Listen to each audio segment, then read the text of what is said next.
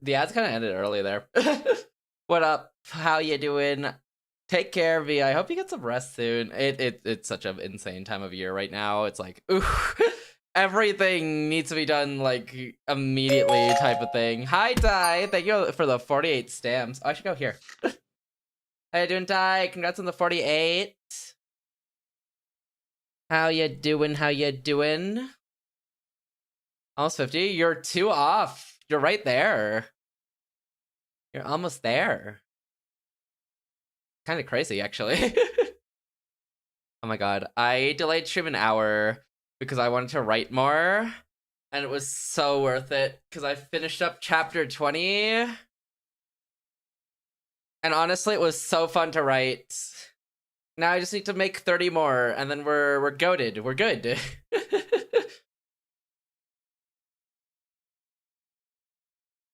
I feel like there's a chance I might be able to get done in like 40 to 50 and not over. I think there's a fair chance I'd get done somewhere in between there, but it does not look good for a December release, but maybe like a January release. I mean, we're gonna making a commission pay. Oh, hoo, let's go. Yo, how's it looking? Hopefully it's going well. Making pages is so much work. I remember I was trying to make a card just so I could like have a thing that links to everything I have. And then after like 4 tries, I decided, you know what? Actually, I'm good, and gave up.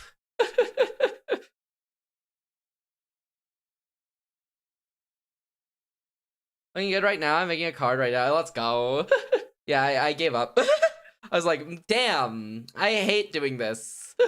And then I quit. I said, you know what? Twitch link's good enough, honestly.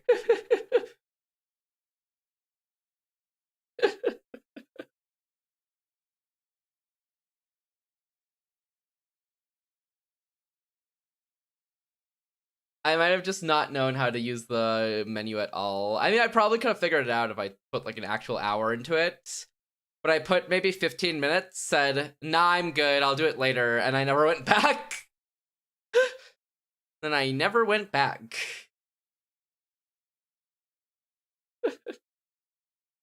Looks pretty understandable. Maybe it does.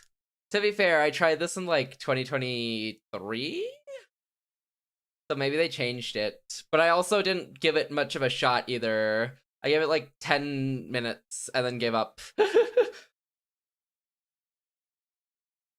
I gave it 10 minutes and then was like, yeah, I'm gonna go bed rot now.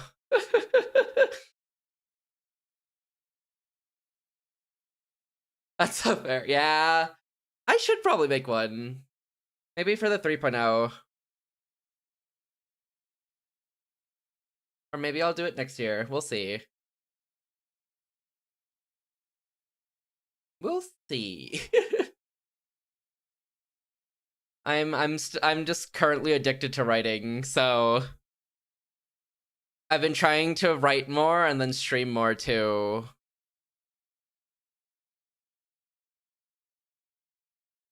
God, I have no more hope in this game. I think we're cooked. I think we're as cooked as can be in this game.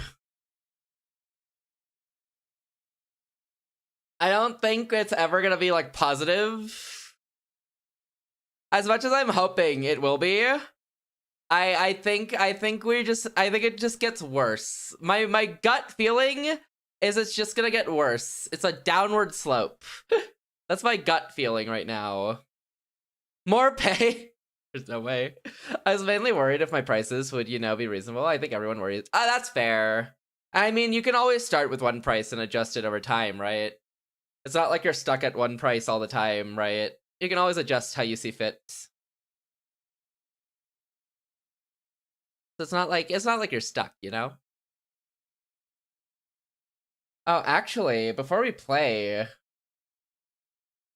you know, I posted a little image of it, but let's see if I can pull it up or not.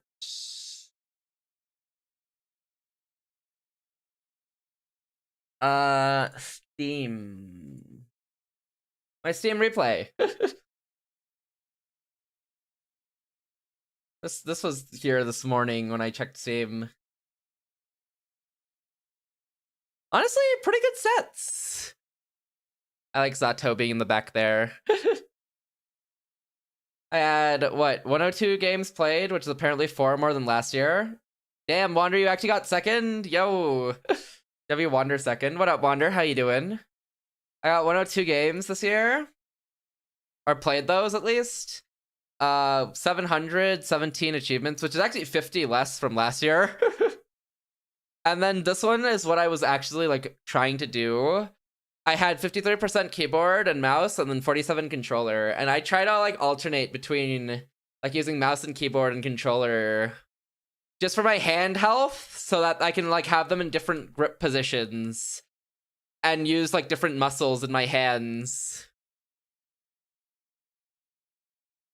My top game was Silksong, which is wild because it came out in September. But 17% of the time of my playtime was Silksong. 6% was Repo, with 39 sessions. 39 sessions of Repo is insane. And 13 sessions of Steins Gate Zero with 6% of the playtime as well. Steins Gate Zero was hog. Long as heck, though. 717, 102, and my longest streak was 18. Alert. I don't believe you. Have a good lurk, Wonder. Have a good lurk, Wonder. Decola. My longest streak was 18 days, which apparently was at the start of the year. I'm surprised it was only 18 days though, but I guess I played games off of Steam as well once in a while. 43% of my games were new releases as well. 10 on Classic from 8 or more years ago. What was that? What would be in the Classic category? Oh, Shenmue. Shenmue and... I actually don't. Shenmue and what? Is Apex 8 years old now? And then recent favorites, the percentage you played in the last 1 to 7 years. Not bad. My highest is visual novels, which makes sense. Metroidvanias is pretty high. Souls-like is surprisingly high. Precision platforms high. I need psychological to go higher. This is my genre. This should be up there, you know? I swear I subscribed to more workshop items because I played Black Ops 3. Yo, thank you for the follow. Looney Wolf. Looney Wolf. I hope I said your name right. Please correct me if I didn't, but welcome in. Thank you for the follow. I appreciate it. Thank you, thank you. Top played, Silksong. You did? Let's go. Good to hear. I hope you're doing well today. I hope you're doing so well today. Yeah, highest to Silksong. 79% of playtime in Hollow Knight Silksong. It was in September, and then 21 in November. Not bad. 7-day streak. Not bad. 32 achievements. Also not bad. I hope you're doing well today. Repo. 6%. 39. Wait, what was the word for... Oh, it's here. You and your friends laughed, screamed, and profited in 2025. Okay. 6%, 39 sessions, 3-day streak. Yeah, March, April was like Repo peak. And then I started getting more burned out of repos, so it got less in May, and then more or less in June, and then like 1 session on October. I don't even remember this October session of repo, actually. October? Repo? What was October repo? Oh, was it? Shoot, was it? What's up to stopping by? Hi, Minus. We're just looking at my Steam overview before hopping into Soundless. Or Steam Recap? One of those two. One of those two names is right. I think this was when Synchro hosted a lobby, if I recall right. But I hope you're doing well, Minus. Steins Gate Zero. Yeah, this was the start of the year. February, March, April, May, June. Damn, Steins Gate Zero lasted a couple of months, huh? Fair enough. Banger game, 100% of achievements too. Apex. January, February, March, May, June. I actually don't know why I played Apex in January, February, March. Why did I play Apex in that time? Was it for... What was it for? Oh, was it the Final Fantasy collab? It might have been the Final Fantasy. No, that wasn't this year. Or was it? I think I do remember, actually. I'm surprised I played this much Apex during this time, though. But then May, June was tournament practice stuff, so that makes sense. Claire Obscure, Expedition 33. Yeah, that's fair. That's fair. Only my 5th game, but honestly, banger game. I played this for hours on loop, dude. Hours on loop, actually. Crazy how much E33 I played in that like one session to beat the game. Those were long streams.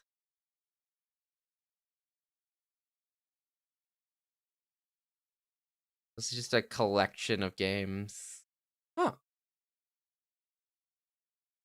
Stellar Blade. Yeah, that's fair. That's neat.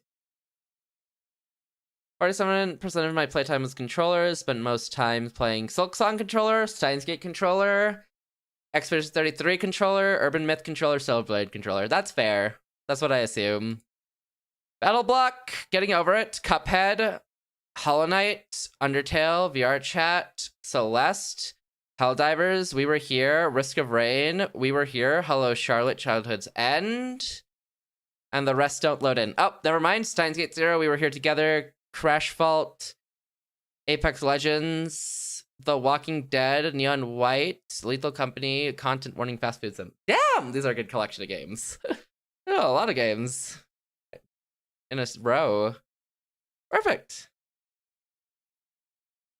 Damn, I did play a lot of games this year. Shift at Midnight was a banger, though.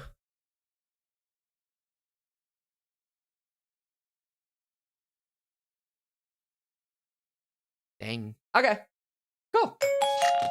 Yo, Kaiser, thank you for the dailies. How you doing today? All right, let me get rid of this. How you doing, Kaiser?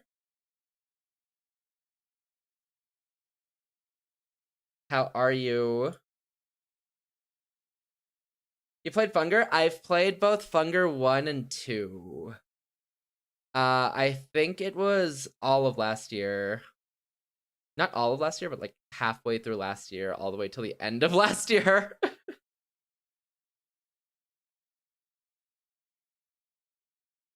Pretty cool games. The lore behind Funger, after I started getting into it after the fact, man, the lore is cool. The lore is really cool. Today's been one of those days. Ah, that happens. Take care. I hope you have a good. I hope you can get some rest in. But yeah, no, that happens, dude. I'm doing well. I relaxed most of the day because I didn't really feel like working on stuff, even though I wanted to. But I was just like, I'm just gonna lie in bed for a little bit. Which turned into most of the day. But that's okay, because I got up before stream and wrote out the rest of chapter 20. And now that's done, so now I can end stream and maybe start working on the next one. Mood. It is definitely a mood. It's one of those, like, winter moods as well. Because when it's, like, winter, you're just like, I actually just want to be in bed. Actually just want to be in bed, actually. I feel that. It's something about the winter for sure that like just makes you want to be in bed more. It's probably the cold for sure. Sometimes you just need exactly. You just want to lie down for a little bit longer, you know? Hi, Earless. I hope you're doing well today. The winter vibe just feels so perfect for like lazing about, you know?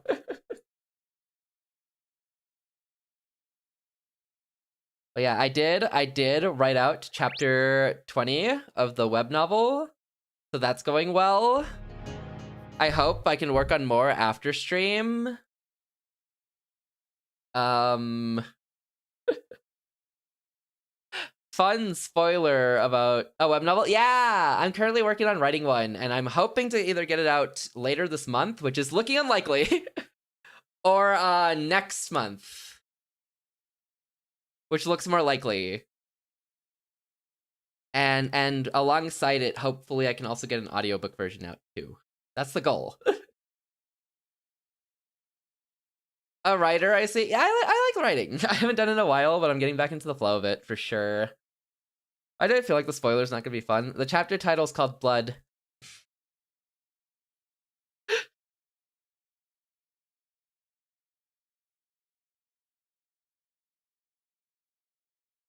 God damn it!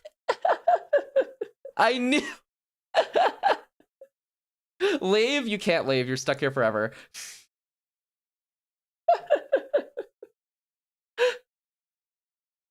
I have been noting down Kaiser's favorite characters just in case I ever need to, you know, get rid of one. Just in case. But yeah, that should hopefully be out in like November, or sorry, not November.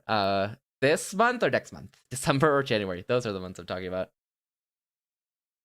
Decided it was gonna it's gonna be the end of it. Don't worry, Kaiser, you're gonna be so happy. I still actually need to draw the cover though. This is like the very rough of the cover I have so far. And I haven't touched it ever since. But this is what I got so far. I'm gonna draw in a little background, a little bit of more shading. Background will look something like this. And yeah. Where would I be able? Oh, so it'll be on both on the web. That's crazy. The goal is to have it both on Royal Road and Honeyfeed. What up, Jay? How you doing? So one of those two. And then the audiobook version should be on a Patreon I'll set up in a couple later. But that one will be at like a $10, $15 charge. Mostly because it'll be like 20 hours of content. That's crazy. Hi, Jay. How you doing? But yeah, I'll probably update more info about that on stream. But the fastest way to ever get info about stuff in terms of like projects I'm working on is the Discord or Twitter. Well, maybe the Discord's even faster, but yeah. Those two are normally the fastest way to get those. I shall stick around for it. Thank you! I appreciate it. I appreciate it. Thank you. Hopefully I can get it out soon. I just have to lock in and work, you know? Just need to lock in and do a work day. It's easy, it's simple. But today we're playing Soundless. And if you haven't seen the pinned message, this game contains depictions of extreme bullying, religious and domestic abuse, cults, gore, and torture, and disorienting and surreal scenes. Player discretion is advised. I used to not have this warning on the first stream, which was like, it was a little bit of bullying, but it wasn't too bad. By the second stream, my main character was being taken out behind the schoolyard, stabbed multiple times, and beaten up. So I decided, maybe I should put this warning description. It might be a good idea. So that's why that's there now. Sounds like playing League with You're Not Wrong. Good things take time, this is true. But I also want it to be out so I can work on the next volume, you know? You know? Once I get volume 1 out, I can start working on volume 2. Chillin' reading a novel myself at the moment. Very sophisticated one called Teenage Mutant Ninja Turtles. This man still has not started either of the things I sent him, huh? What are you reading in Teenage Mutant Ninja Turtles? Dark stuff? Yes, this game's really dark. Also really weird, because what we discovered last time in this game was so in this cult town where no one's like out, or like no one's allowed to really leave or anything, there's like this little underground area under the main church's like altar that when we follow down leads us into the back rooms, essentially, where we found two of the characters talking about escaping and becoming free or something along those lines. Strange. Don't know what that's about just yet, but we're probably gonna find out. Other than that, we have existed. Our existence is treated as terrible, and you know, we killed the holy woman on accident because she was beating us up, so we pushed her down the stairs on accident, and she died, which then led to the whole town hating us and like beating us up, unfortunately. Two new holy women arrived. One of them became our friends. The other one doesn't really talk to us. And that's kind of our life. I think we're just going around with our new friend, learning about friendship for the first time in, I think, our character's entire life. On Kindle? Oh. I think the only book I bought on Kindle was the Five Nights at Freddy's book. The first one. The first FNAF book is the one I bought on Kindle. Pretty cool book. All right. Was it good?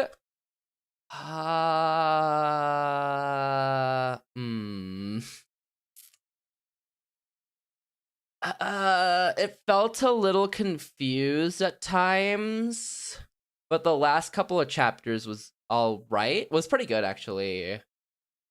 But up until was kind of average. Nothing insane. Nothing insane, I'd say.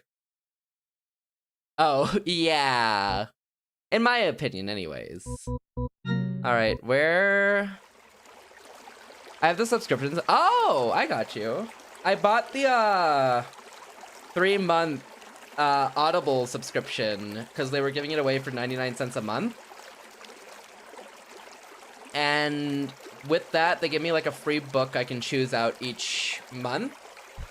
So I've been slowly collecting the 86 audiobooks. What kind of stories do you like? I like psychological tragedy style stories. But once in a while I can also like fantasy stories as well.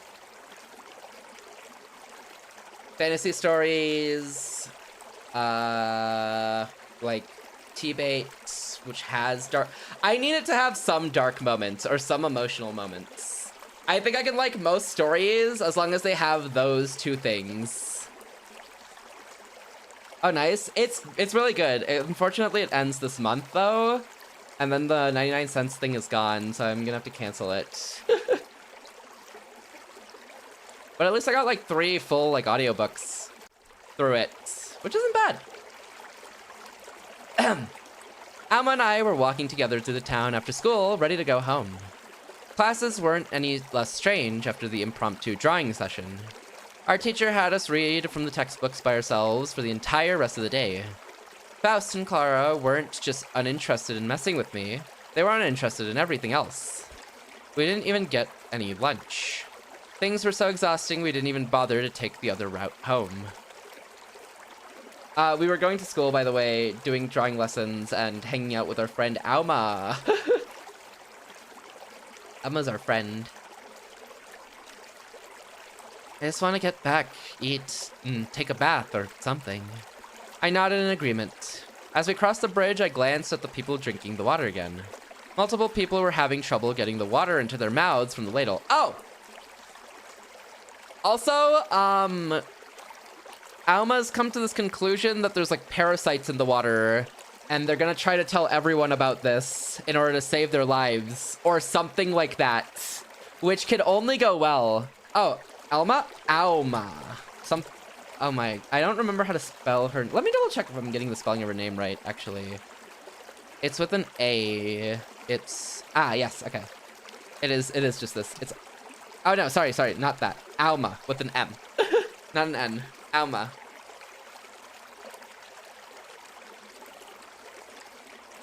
Oh, yeah.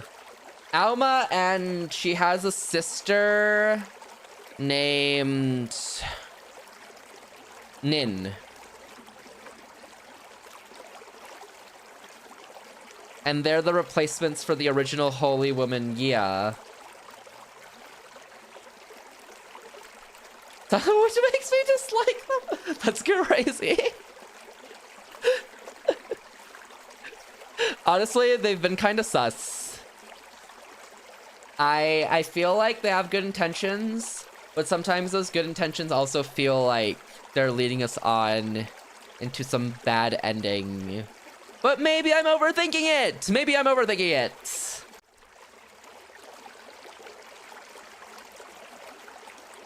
I expected that sort of mistake from the elderly and little kids, but adults and teenagers too. He makes us watch that anime. It's for League of Legends though, Kaiser. Stay strong.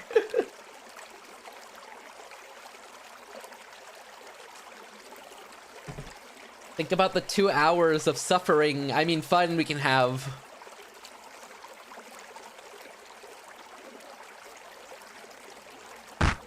Oh, ooh, You're so right, yes! Someone bumped into Alma. She almost fell over, but I quickly stabilized her. Someone bumped into Alma. Make her a juggler! Wait, Kaiser, then we're gonna be suffering.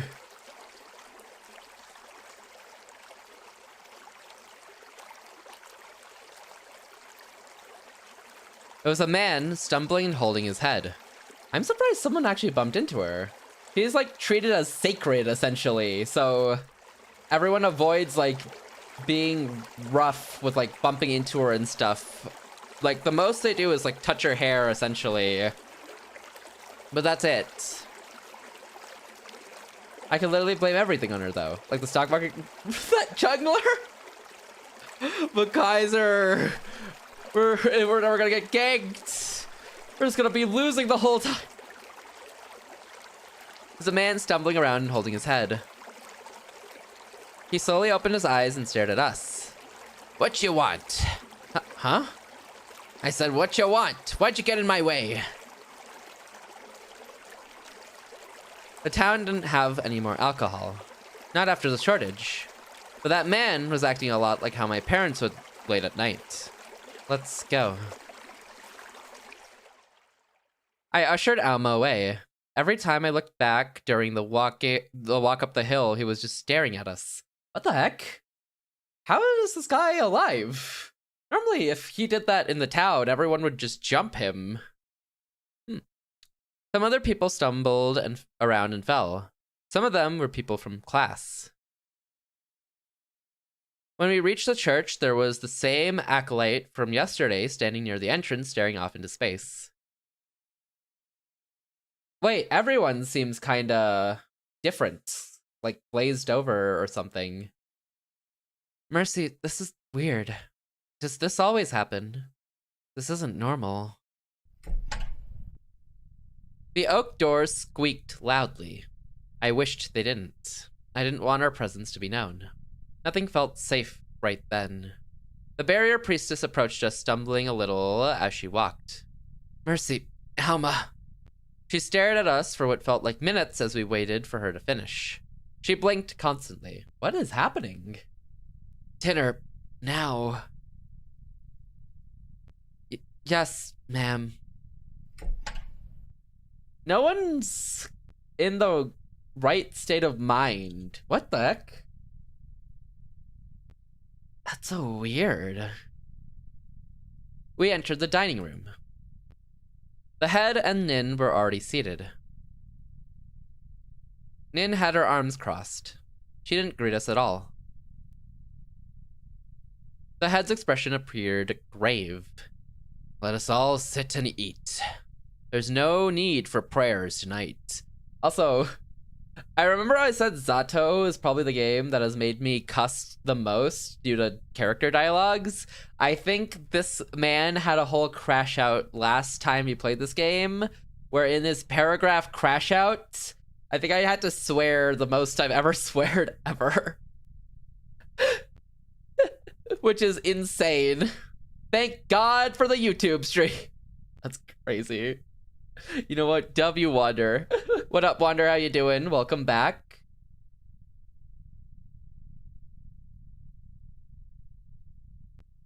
Let's all sit and eat. There's no need for prayers tonight. Huh? We all sat and dug in. Halfway through our meals, the head spoke up. Thanks for the dailies, Wander. Congrats on the 67 stamps. The 6-7 stamps, even. You're only getting me to say that once, by the way. Anyways, thanks, Wander. Halfway through our meals, the head spoke up. You three. We stopped. Have you noticed anything strange lately? Alma and I glanced at each other nervously.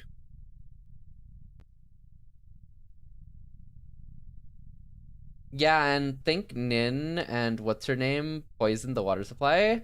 Oh, you think Nin and Delilah poisoned the water supply?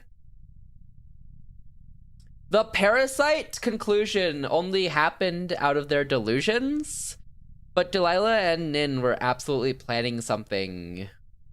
And there is something definitely wrong with everyone in the town right now. And you are right. The only, point of convergence that they really have is the water source. So it actually, you could be very right in the fact that they did something to the water supply, because Delilah was carrying a big sack or bag with her over in that area, right? Alma and I glanced at each other nervously. Nin crossed her arms again, eyes shut. The river is an odd color, sir. Is that so? Thank you for being honest. You may go back to eating. Even the head was acting differently. It was getting harder to keep my food down. Weird. Did he drink the water? Hi, Masa. Welcome in. I hope you're doing well. He doesn't drink that water, though, does he? Or does he? I mean, they all have to drink the water. Thank you for the dailies as well, by the way. Congrats on the 48 stamps. Thank you, thank you, thank you. When we finished and left the dining room to head upstairs, the head called out to the twins. Nin, Alma, I need to have a chat with you. Alma and I looked at each other nervously again. Yes, sir. I headed upstairs as Alma followed the head with her sister. We didn't say any parting words. We were too nervous. Oh, everyone's afraid of what's going on, and honestly, I don't blame them. There's something going on, and I don't know what it is.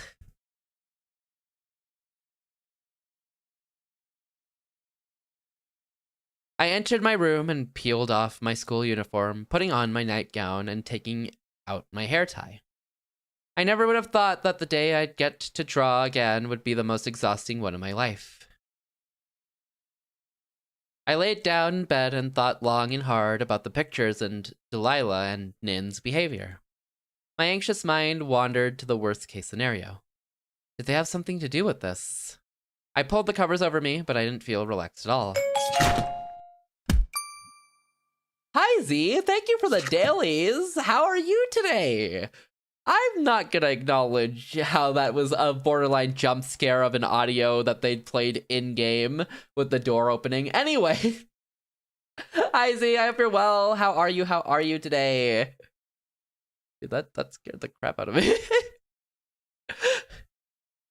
She slammed the door open and I saw her scared her wide-eye expression. And I'm like, damn, I'm gonna get killed today. Hi, Broke. Thank you for the dailies. Congrats on the 56 stamps. I'm okay. How about you? I'm doing good. I had a very sleepy day. but it was, I still got some work done. I finished writing a chapter 20. I even came up with a great name for it called Blood. And now after I end stream, I'll probably write a chapter 21 before bed. It's going well. I'm locked in. But I'm glad you're doing okay. Good to hear. That is good to hear. Nice. Thank you. Thank you. It's going well. What up, broke? Hope you're well today. Going well. I'm almost done the second arc, and then I can start on the third arc, and then I think that's it for volume 1. And then volume 2 can start on the fourth arc. Mercy! I jolted up in bed. Alma had suddenly slammed open the door and ran towards my bedside. Oh, this could only go badly.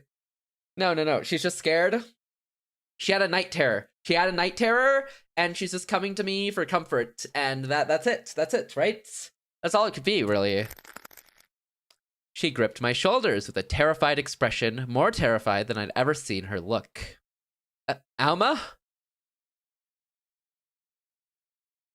Tears welled up in her eyes and her voice choked up. I'm doing good? Hey, good to hear. Mercy, we have to tell everyone tomorrow, please.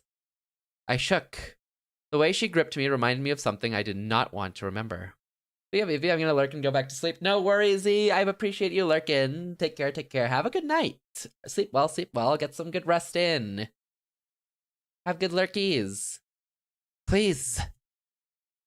Okay. I promise. Just please let me go. Emma's hands slowly lost their grip and slid off my shoulders down to my elbows. Her eyes were puffy and red. I wondered what could have possibly transpired in the past 8 minutes to scare Alma so much. It's been 8 minutes! Had the events of that day gotten to her? Good night. She left the room sniffling. What the heck? She just ran in, jump scared me, and left. Like Foxy from FNAF. I hid under the covers. The air was so heavy. Why are you so stupid? What? Alma to me each time I say I don't want to tell the world. He's like, how could you be so stupid? We have to tell everyone about the parasites. When I left the church for school, Alma was standing near the entrance. Was she waiting for me? My heart fluttered at the thought. Good morning. It's nice to see you smile again. It really is. Where's Nin? She went ahead of me without a word, like she did yesterday, too. Things must have been so difficult for Alma then. Alma had helped me so much. I wondered what I could do to help her in return. She leaned in and whispered, her breath tickling my cheek. But that's okay. I have to tell you something. What is it? Alma placed her hands on her hips. I'll tell everyone about the curse when class starts. That soon? If Delilah and Nim want to kill us to keep the word from getting out, then we have to act as soon as possible. We're jumping to the conclusion that Delilah and Nim want to kill us? Isn't that a bit of a jump? You're right. Alma was so smart. She was so much smarter than I was. Uh-huh. We walked down the hill past people staring out into the horizon. Now people were barely moving around compared to yesterday. Oh, wait, no one's gonna have a reaction to this, right? Alma said it, so it must be true. Are we just believing Alma? I wonder if there's an Alma simp. No one's gonna even react to this. We might drop this bombshell, but I don't think anyone will care if they're all like this, right? I whispered to Alma. Did they drink from the river again today? Again already? They should have. We crossed the bridge. People turned around slowly and stared at us. They didn't move, like statues. All they did was stare. Stare, stare, and stare. When we reached the school, I glanced at the path to escape. No, I had to stay with Alma. She's already finding a way out. Oh boy. The bell rang unceremoniously. Alma and I walked into the class side by side. Students stared and stared at us, just like the people outside. Mercy, ignore them.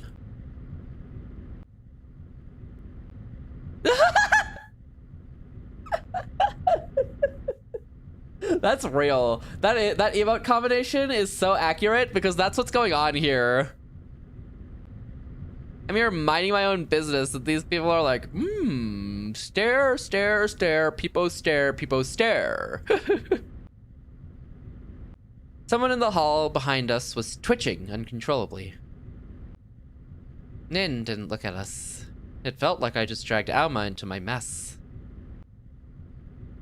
The ticklish sensation of a beetle's wings brushed my fingertips. Oh, the beetles are back. Oh, the beetles are back. Oh boy. We took our seats as the teacher walked in, her roll call in hand. She looked horribly unwell. Her face was red and sweat dripped from her brow. I gripped the edge of my desk. Everyone. The teacher swallowed so hard I could see it from here. Miss, are you all right? I'm fine. I ate too fast this morning, is all. Thank you for your concern. With a shaky breath and shivering hand, she took the pencil on the podium and positioned it over the roll call paper. Before she could say anything, someone's head slumped onto their desk. It was some random student I never bothered to learn the name of. The kid behind her reached out and tapped her back.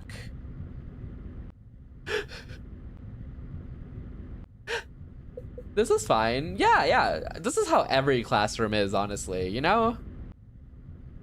She didn't respond, people muttered uneasily. You know, this is like every classroom when you take away the iPad. This is it. It's just accurate, honestly. They're just being true to life.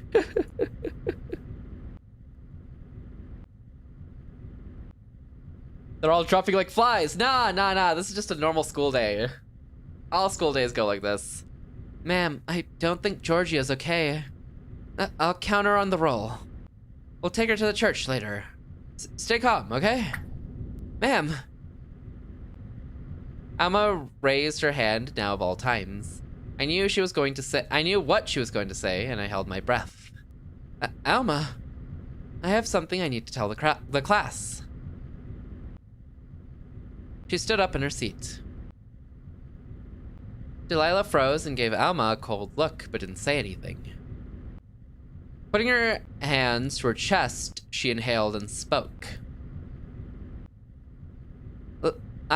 Lately, ever since I descended upon this town, I have seen alarming things. Nobody said anything. Time froze. Laughter came from the 8th grade classroom behind us. A raindrop hit the pane of the window closest to me. Was it going to rain? Right now, as I look into the class, I see the forces of darkness, and I think... You! Nin interrupted her, getting out of her seat as well. The class didn't gossip at all. You contaminated the water, didn't you? Oh. Okay. Alma and I froze. One by one, people in the class got out of their chairs, mechanically looking straight at us. Everybody shook and twitched abnormally. The laughing in the next classroom over never stopped. Delilah, Clara, and I were the only ones still seated. Everyone, calm down. No, Delilah, we're not calming down. I slowly got out of my seat and stood next to Alma, who only looked at what she had done without saying a word. The student shuffled to Nin's side in an inhuman manner. You've betrayed this whole town. You betrayed their hopes for your own selfish reasons. I can't take this anymore. I'm stopping you both, now. What?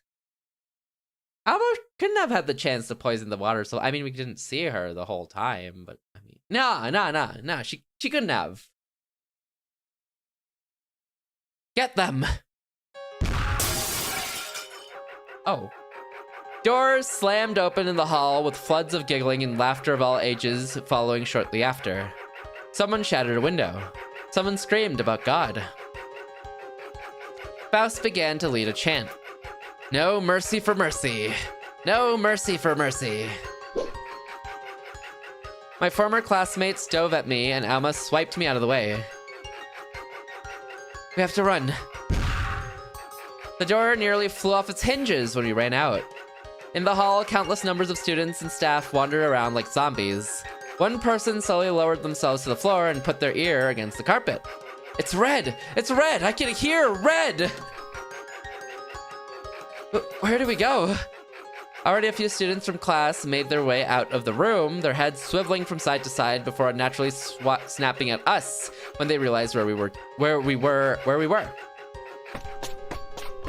What is happening? Did she put like mind control things in the water or something? Alma gripped my hand and took me further down the hall, out of the entrance and into the courtyard. Also, banger OST, by the way. Right when we reached the sink, someone broke through the window in front of us. His body was covered in scratches. As he slowly lifted himself off the ground, the glass under his palms broke further and pierced his skin. Mercy. Alma squealed and stepped back. A few more kids got out through the window, not bothering to break off residual glass on the panes. A 12th year screamed when a piece sunk into her thigh. Get it out! Get it out! Hurry! Hurry! They're gonna get in my blood! I don't want them in my blood! I don't want it in my blood! No! No! The kids who were coming after us stopped and stared at the girl in a moment of confusion. They couldn't seem to focus on more than one thing. Suddenly, someone grabbed my free hand. Over here! Hurry! Delilah! Don't just stand there! Follow me! I didn't have a chance to stop her. I grabbed Alma's hand in a confused daze. The three of us ran back into the school in a daisy chain. Alma tried to wring her hand out of my grip. She was surprisingly strong and managed to tear it away. I urged Delilah to stop. Why are you taking us back into the school? Be quiet and trust me. Why? I know a place to hide. Nobody has the coordination to capture us right now. Stop panicking. Alma's mouth clamped firmly shut. What is happening? She didn't object anymore and let me take her hand. We entered the first floor where the primary school classes were running past a gaggle of children rolling around on the floor and giggling into the classroom closest to the entrance. Inside, Clara was pushing all the chairs to one side of the room and leaving the desks on the other. Miss Delilah! Good work, Clara. Delilah slammed the door behind us and set one chair underneath the doorknob and started shoving the rest of the chairs in front of the door. Hey, look! Our teacher stared at us through the window. Her hands and face pressed up against the glass so hard her nose flattened against the pane, bending in a painful direction. Blood spilled out of her nostril and slid down the glass. More and more students looked inside. One was looking around for something behind the crowd. Delilah didn't wait to find out exactly what they sought. Damn it. She roughly pulled the curtains around and ran over to the back of the classroom, kneeling in front of the tall wooden baseboards. Her fingers gripped the edge of the large rectangular moldings on the baseboard, and slowly it came off. My mouth opened in shock. A secret passageway in our school. Miss Delilah, I think they're trying to come in through the door. I know. Stay calm, just stay calm. Clara just pointed out the most obvious thing. Hello? She's like, Miss Delilah, the door! I think they're trying to enter! It's only a guess because they're just banging on the door and everything, but I think they're trying to get through the door! Clara? Emma gripped her hands together so tightly the skin on her knuckles looked painfully taut. Delilah set the detachable moldings aside. A dark void rested beyond the few inches that the room's lighting could hit. Everyone go in, one by one, and don't stop crawling until you can lift your head. She spoke with a lowered voice so the people trying to get inside couldn't hear. Clara ducked and quickly crawled in first. She didn't even bother trying to be courteous, not even to the holy maiden right next to her.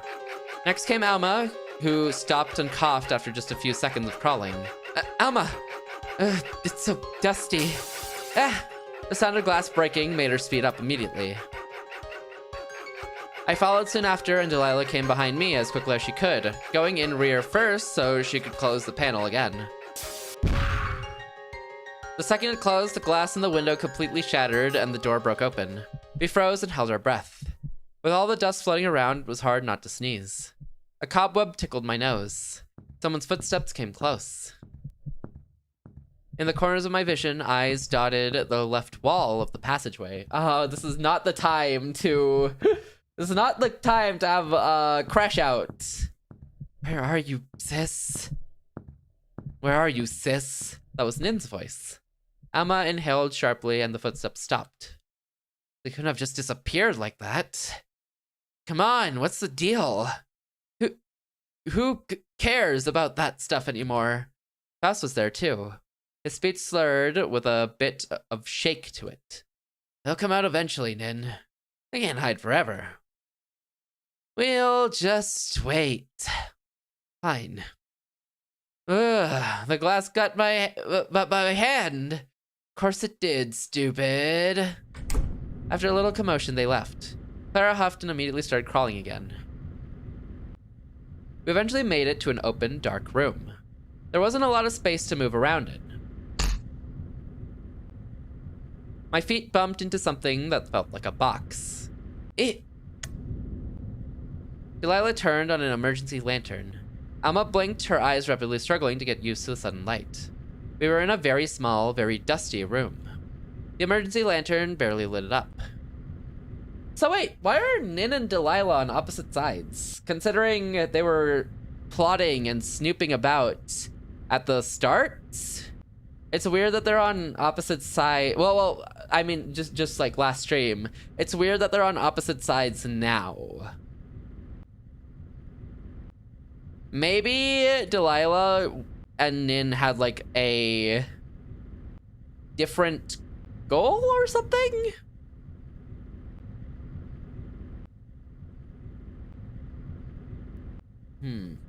Maybe Delilah and Nin had like a different plan or something. And this is just its own plan. And the way it's like panning out is essentially like...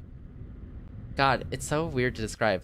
It's essentially like Delilah and Nin had a plan. Nin went too far and Delilah's like, yo, I'm not chill with that. You're going too far. And then turned the other way and was like, all right, we're doing something else now.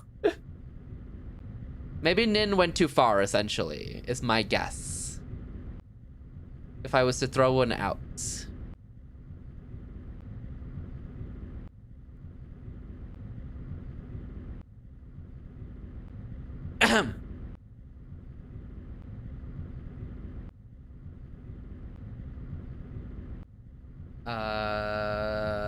The emergency lantern barely lit it up. I could see there were holes where there could have been windows. Miss Delilah, where are we? Also, why does Delilah know about this? I guess, okay, actually, I shouldn't even be surprised Delilah knows about this. Delilah knows about like all the secret passages, because she knows about the one in the church, she knows about this one. I'm sure she just knows all of them and has them all in hand.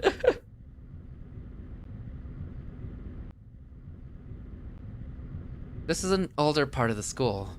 The classrooms here used to be a staff room, and they would crawl through the hole here to manually ring the old school bell. Now it's just an unused storage area. The box I knocked into had cans of food and a few meal packets. There were cans of water as well. I've been storing supplies in this place for 5 days now in case anything went wrong. So that was why she had that bag of stuff before. Okay, so she didn't poison the water supply at all. She just had a bag of stuff to store here. Wait, then who poisoned the water supply? Nin herself? Maybe Nin poisoned the water supply and Delilah was simply doing something else? Or maybe Alma actually did poison the water supply. And Nin has been in the right this whole time. And we're just unfortunately dealing with W gaslighting on Delilah's part.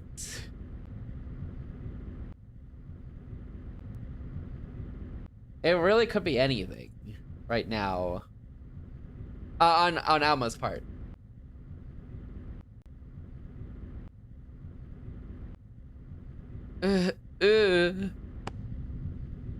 Alma sat down, curled up on the floor, shaking hard. She made small, terrified noises.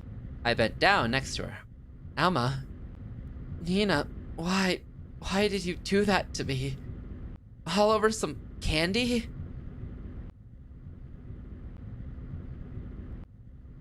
What's she whining about? Claire's voice shook a little. Mercy, maybe you should leave her alone for now. She'll need some time to process what just happened. Delilah put her hands under my shoulders like a loving mother. I got up and backed away from Alma as she sat there, shivering every once in a while. Her sobs filled the room. Everybody seemed uncomfortable. I'm sure everyone is terrified. I'm sure everyone is tired.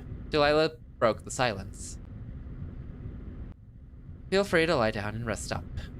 The floor isn't as comfortable as a bed, but it's better than finding out what everyone would have done with us had we stood around. Claire nodded obediently and immediately rested in a corner. I got down on the floor and tried to sleep. Exhaustion hit me quickly, like always. Alma's whimpering petered out as my mind slowly faded into the darkness. So we got ads starting in a sec.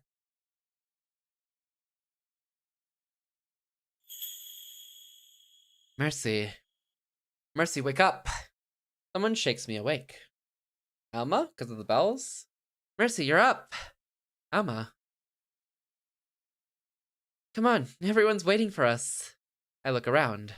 We're still in the same dusty little room, but Clara and Delilah are nowhere to be seen. She grabs my hand and helps me up, and I shyly crawl into the passageway with her. I don't know if I trust her. This is very random. I can hear chains moving around in the classroom. Alma pushes open the panel door and lights fill the small entryway.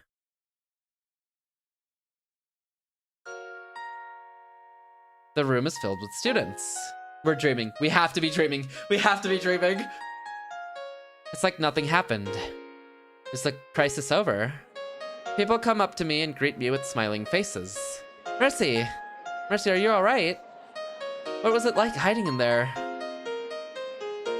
Nina approaches me with a... Oh, pause for ads. What? We have to be dreaming.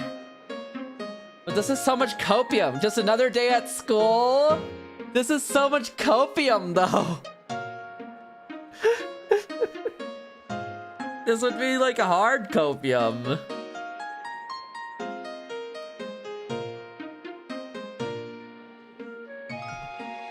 This is Asya levels of coping right now, Wonder. Spin? You're just happy that there's another happy drowning-esque theme in this game, aren't you? That's what you're really happy about, aren't you, Wonder? I guess it's not drowning-esque. This is way more chill than drowning-esque.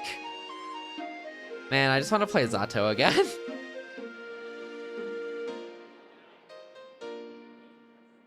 Nah, swimming's bad. Oh yeah, sorry, it's called swimming. Sorry, it was just so similar to drowning, I thought it was drowning, you know?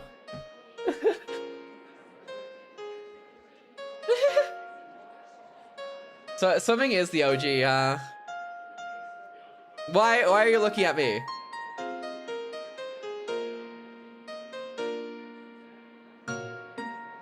Why are you looking at me? Come on, Wander. Zato is so good. I should do weekly Zato streams. Once I beat the game, I just start again from the start.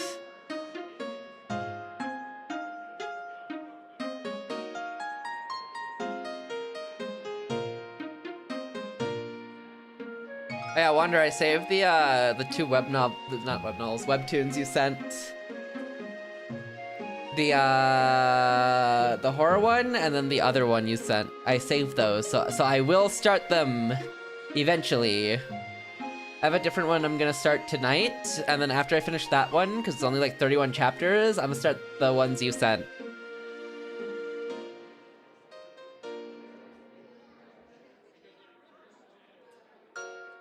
I got you, Wander.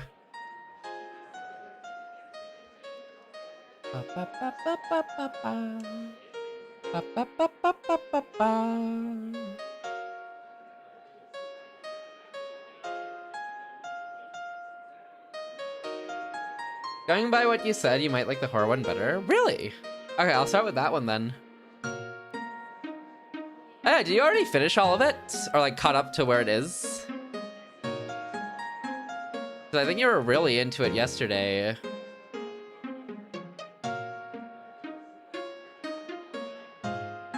I caught up? Yeah, that's how it goes, isn't it? That's really how it goes.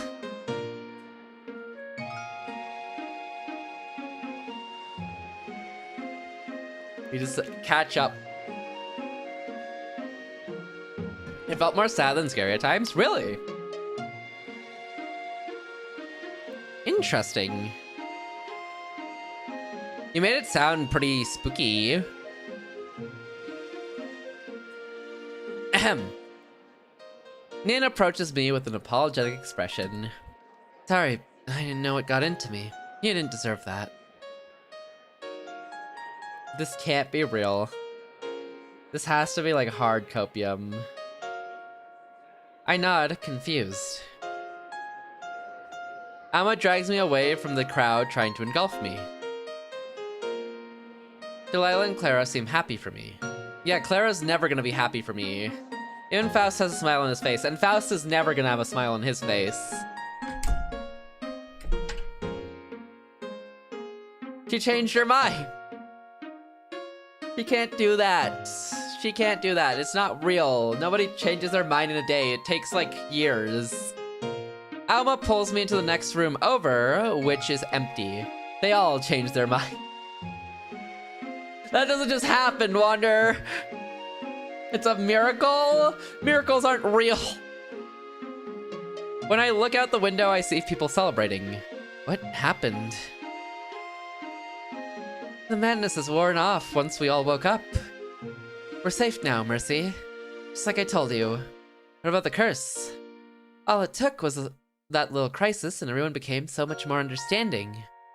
They know what you had to go through now every day. When we're done here, the head wants to personally apologize to you and work on purification as a real team. I can't respond. I don't know how to respond. This feels like a dream. I'm not going to get hurt ever again. Near the window stands Alma. She's toying with the hem of her skirt, smiling joyfully down at me. The sun shining into the room makes her glow like a goddess. Oh no, we've lost the plot. Alma, isn't the weather beautiful? She twirls around and flips her skirt up more. I blush. What is she trying to do? It's very pretty. We found the plot. No wonder we've all lost the plot. Are you talking about the weather too, or? Me. She stands there, lovingly lifting up her skirt until I can almost see something. Hey, Mercy. Before we go to see the head, I want to talk to you about something. I gulp. What is it? Oh, it's nothing special. It's nothing that special, but I was wondering if you could. Huh? I said I was wondering if you could. What are you talking about? You and me in the room with only. Alma, what are you doing? Ink spills out of her mouth. We haven't lost the plot. She hasn't lost the plot, Wanderer? Mercy, do you like me? Are you... Ink... No, ow! Something's wrong. No, everything's fine now. Just come to me. Now. Despair! We definitely lost the plot. Oh, wait, we're awake. Oh, wow. Mercy. I abruptly woke up in the little room. Clara was sitting right next to me, and she jumped in surprise. What's wrong with you? First, I get barely any sleep, and now you're freaking out about random stuff. I ignored her and looked around. Delilah was nowhere to be seen, but Alma still remained in the corner. She had stopped crying. Crawling over, I looked at her tear-streaked face and tried to wipe the dry tear trails away. Alma. She pulled my hand away and buried her face in her skirt. Wait, she pushed my hand away and buried her face in her skirt. I didn't know what to say. I curled up next to her, the gravel of the floor leaving bigger imprints in my skin the longer I sat on it. Nobody moved, only staring at the lamp. The sound of something scraping against the wall outside caused me to jump. Someone was crawling in. Calm down, it's just Delilah. I instantly relaxed, but the calm was soon replaced with feelings of frustration. Clara wouldn't stop talking to me like I was a child. Sweat poured down her huge forehead, all the way to her chin, her face red. Huge forehead was not necessary. Why did she think she got to talk to me like that when she looked that way? Delilah's head poked out from the entrance. She had taken off her jacket like everyone else, leaving only her dress shirt and tie. Yes, Wander? What's wrong? Hot, isn't it? You can take off your jacket, Mercy. It's not as if there's a class to return to. Alma lifted her head up. Clara perked up and scooted over a little as if to say, sit by me. Miss Delilah, what's it like out there? I can only peek my head out into the hallway. A few children and their teachers are still roaming around the school. They've completely destroyed the classroom we came in. From all the windows I've seen have been broken.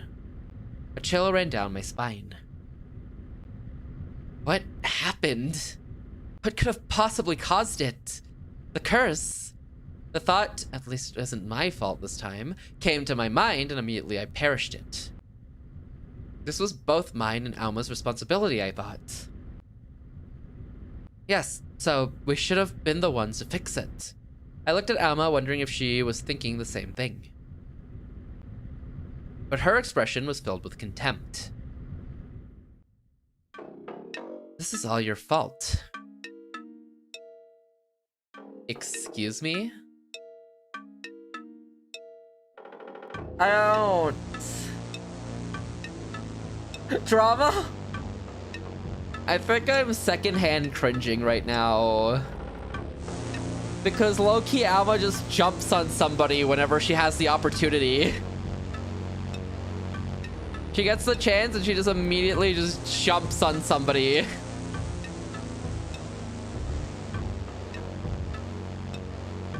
Alma spoke in a voice not unlike the scary voice from my dream. There was no calming smile and no cheerful light in her eyes. I don't know what you and Nina did, but it's definitely all your fault. You knew something was wrong with the water, too. That's why you're lucid. What did you do? I did realize something was wrong, yes. So I didn't drink it. But to be quite honest, I don't think you have much room to talk when it comes to the matter of what caused the situation. Shut up. It really is drama. I actually, man, I wish I still had popcorn for this. Clara scrambled to stand up next to her beloved master. Hey, don't talk to Miss Delilah like that. I don't care if you're a holy maiden, whatever, a holy whatever or not, you... Clara. I'm sorry. Alma stopped hugging herself and stood up, coming face to face with Clara. Don't speak where you shouldn't, you little shit. Damn! Who's Alma? Alma's personality did a 180, a hard 180. Little shit. Why are you so alert anyways? Do you not drink any of the water too? Why? Maybe you're a little smarter than you look. My blood ran cold. I didn't know what to do. Alma, stop. Shut your mouth, Mercy. This is none of your business. I shut my mouth. Okay, Mercy! Wow, that's great. I'm sorry. Alma, I know you're upset. But this is misplaced anger. Directed at something more productive instead of trying to start a fight in an already stressful situation. Alma's the main character now. The way I backed out, the way Mercy backed down, like her spine wasn't even connected or a part of her body. Yeah, Alma might as well be the main character, you're right. How do you think I feel? Right before my eyes, black roots grew at Alma's feet, wrapping around her ankles and securing her to the floor. Blooming from a bud on a branch came forth a beetle. Its little black shell slid open, wings bursting forth and buzzing around. I've been tossed around ever since I showed up here. I wanted to hurry up and get out of here, but now it's impossible to escape, and on top of it all, I have to hide in some maddening hot little crawl space. How's that my fault? Delilah struggled to stay calm, crossing her arms firmly. Alma's hand twitched. You know exactly how it's your fault. I do. Yeah, you... Shut up, shut up, shut up! I've had it up to here with your crap. In that moment, Clara shoved Alma. I froze up and rushed to the other side of the room, crawling away in the hopes I wouldn't be seen. You want to see what I'm made of? Alma straightened her back. She looked much bigger than she usually did. Clara cowered. Wait, Alma's kind of cool though. Enough! Alma, you're probably starving. Eat some food to see if that will calm you down, okay? Was Delilah to the rescue again.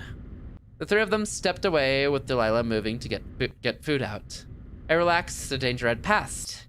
I didn't try thinking about anything. I just wanted to eat. Mercy is as though we are in a third-person point of view, watching the plot unfold. That's what being Mercy is like. It's like we're in a storyline where we're watching from a third-person point of view, and everything's just unfolding around us. Mercy is the fly on the wall of this plot line. Second-person POV? I guess, huh? That would be more accurate. Yeah, second-person POV. That's what Mercy is. Being Mercy is being a spectator. Designated spectator who occasionally gets stabbed. I didn't know what time it was. The only windows there had been boarded and bricked up after all. They were what? We ate, we slept. I woke up first. I still hadn't processed what happened that day, or was it the day before? I picked at my nails until only stubs were left. I didn't like sitting still. It felt like someone was going to get me any minute. Hi Masa, I hope you're doing well. Thank you for lurking. Someone was going to find us eventually. I was sure of it, even if the door blended in well with the rest of the wall. Someone will hear us bumping around or arguing in here. Maybe someone will sense our presence. Maybe someone here is a double agent reporting to the other side. Maybe Delilah's still trying to kill me and this is part of her and Nin's plan. I glanced at her sleeping form near the lamp. She seemed so peaceful. Too peaceful, compared to the others. Clara was still sweating and Alma's lips were pursed tightly. But Delilah looked just like a baby. I stared at her silently. Yes, it all makes sense now. My eyes wandered to the water tanks. I wondered how heavy they were. No, I couldn't have done something like that. And I knew asking Alma to do it was off limits too. Getting down on the floor, I crawled through the tunnel until I hit the end. I strained my ears for any signs of life beyond the fake molding. Silence. I almost moved to open the molding, but quickly stopped myself. I can't just believe that someone isn't there because I can't hear anything. It's possible that if there is a double agent, and that double agent's name is Delilah, she's waited for this moment. Meaning that someone she's aligned with that's mad enough to wait in silence until we wake up might be just beyond this slab. Meaning Nin. I bit my lip. That's, honestly, in her situation, I guess that makes sense to overcomplicate that thought more. I don't think I'll be getting fresh air tonight. I started to back out of the tunnel when my rear met resistance. Ah, a familiar voice. The tinkling of bells followed the impact. Just behind me was Alma. She was rubbing her head. Alma, I'm sorry. What's wrong, Mercy? Do you not want to go out? The evil voice was gone. Normal Alma was speaking to me. I'm scared. Why? That someone like Nin will be out there. It's okay. I don't think anyone is out there. Really? Yeah. I trusted Alma. She would never betray me.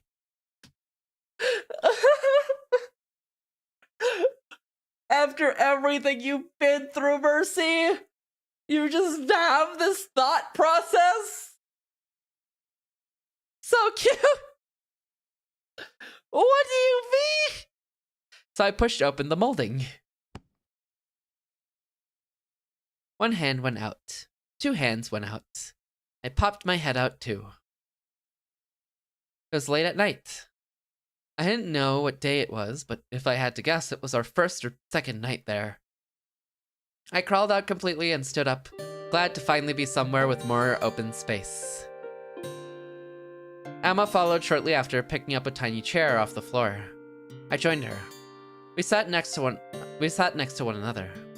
It felt strange to sit in a chair without a surface or a pew in front of me, much less a chair that was too small for someone my age. The whole moment felt completely alien. There was broken glass on the floor, scratched up walls, desks and chairs scattered throughout the room, and strange chalked scribbles on the board. It was a scene of mad vandalism.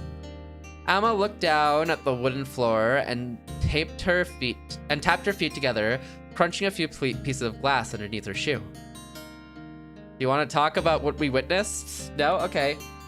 This is horrible. Sorry for earlier. I was confused and upset and couldn't control my emotions. It's okay, Alma. I forgive you. The air felt awkward between us. Should I tell her about my dream, about the black roots? Hey, Mercy. She spoke first. I'm concerned. Concerned? I don't think that everyone in that room is on our side. I thought so too. Alma smiled with glee. Really? She turned a little to face me. Uh-huh. Her posture mirrored mine exactly. Alma's face quickly went from happy to grave. As you know, Delilah is suspicious. And Clara would do anything for Delilah. It's just the two of them against the world. Wander, I think you're coping more than I've ever seen Asya cope in my life. I think your cope is more than I've ever seen from Asya.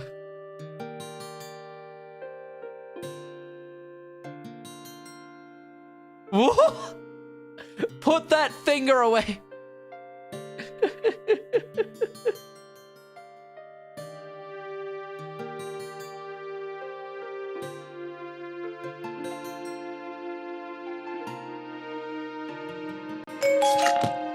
Thank you for the dailies, Demi.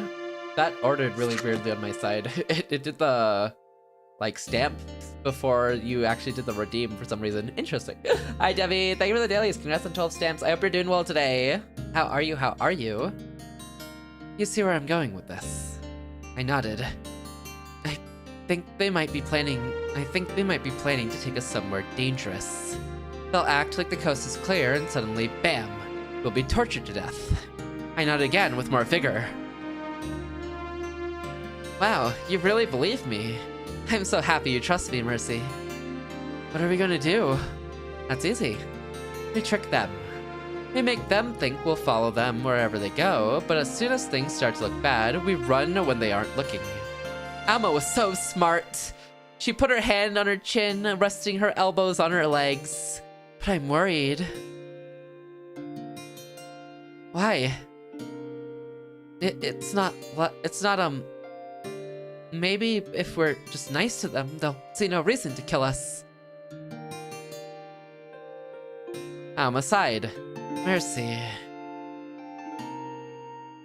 You're worried about that motto, right? Do unto others and so on and so forth. I nodded. Alma was so smart. What is this reverence we just have for her? Doing good, ate some pretty good burrito. What's burrito? Burrito? How do you say it? What's that? I've never heard of that before.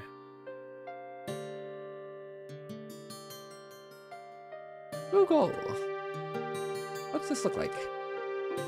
Oh, taco. Birria?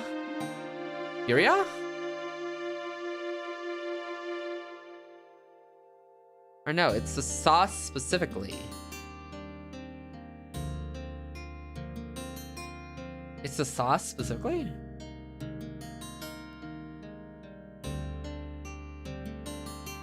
The stew. Oh. Interesting. Interesting. Ew, I see it. Oh, that's cool. Oh wait, this looks bussin'. Yo, I hope you enjoyed it. This looks so good. If that's true, then you have the right to betray them like this. You have all sorts of rights. You even have the right to kill them if you want. Kill? Shh, yes. Don't you get it? What do you even owe these people? Everyone here has fed me and clothed me and given me a roof over my head. That doesn't mean anything. They're supposed to do that. Take care of you. None of your reasoning makes sense, Mercy. I held my head in my hands. What was I supposed to make of that? I've been taught my whole life that was how it is. And if I didn't owe them anything, why did she suggest we tell everyone about the curse? Are you tired, Mercy? Now that you mentioned it, my eyelids felt heavy. I must have only slept for a few hours. Alma was so smart. Come on, let's go back in. I'll put the chairs back where they were. Okay. Pinky promise? About our plan. Alma held her pinky finger. I tilted my head. Pinky promise? You don't know what a pinky promise is. Jeez, there's still so much I have to teach you. See, you hold out your pinky like I am, and then we lock them and shake. I did as she said, and we pulled our hands away. Alma gave me a smile with a hint of mischief in it. Now that you've done the pinky promise, you can't break the promise or you'll get stabbed in the eyes with 1,000 needles. Huh? I sat up straight. Let's go now. I ran a fingertip along one of my eyelids before following after her. You know who Alma reminds me of? She reminds me of Higarashi's Rika. At least the rough vibe she's giving right now.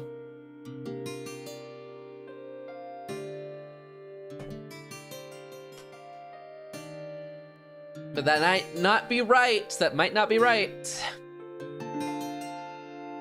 What a weird way to promise something. We also don't know what a pinky promise is because of how removed. She does, though. Screams? We woke up to screaming. It wasn't anyone in the room or even anyone in the school. It was a muffled din made up of about 60 or so people, loud enough to reach the little room. Nobody moved. What's going on out there? Nobody leave. The screaming and shouting kept going for a good 30 minutes. The entire time we sat in fear. Slowly the voices reduced in number. Screams of joy? Well, we'll never know, because we'll never see it, you know? Soon it was quiet enough that we couldn't hear it anymore. Nobody said anything. I'll make some food. Don't let it get to you. We're safe here. Despite Delilah's attempt at comfort, our entire group seemed so disoriented. Delilah placed the self-heating unit with the main course in it against the slack of boxes. It expanded significantly. My stomach gurgled. Was it breakfast or was it lunch? Either way, my hunger didn't care. Clara munched on hardtack,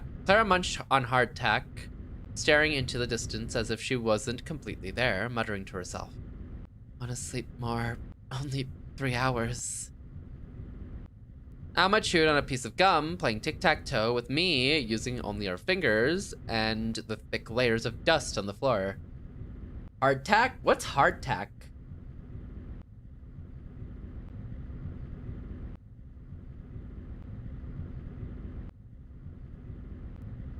Hardtack. Oh. Interesting. It's like the most basic form of bread. This is like what you eat for like rations, right? When you're rationing out food or like don't have a really like easy access to food. Nearly inedible by itself. Survival bread. Ah. Flour, water, and salt. Cheap way to create long-term survival in camping. It's unedible by itself because it's very dry, I'm assuming. And you probably need like something. Gotta soften it with a liquid. I got you. Interesting. I've never had hardtack, I think. Like, visually look kind of like saltines, though. Like a really thick saltine.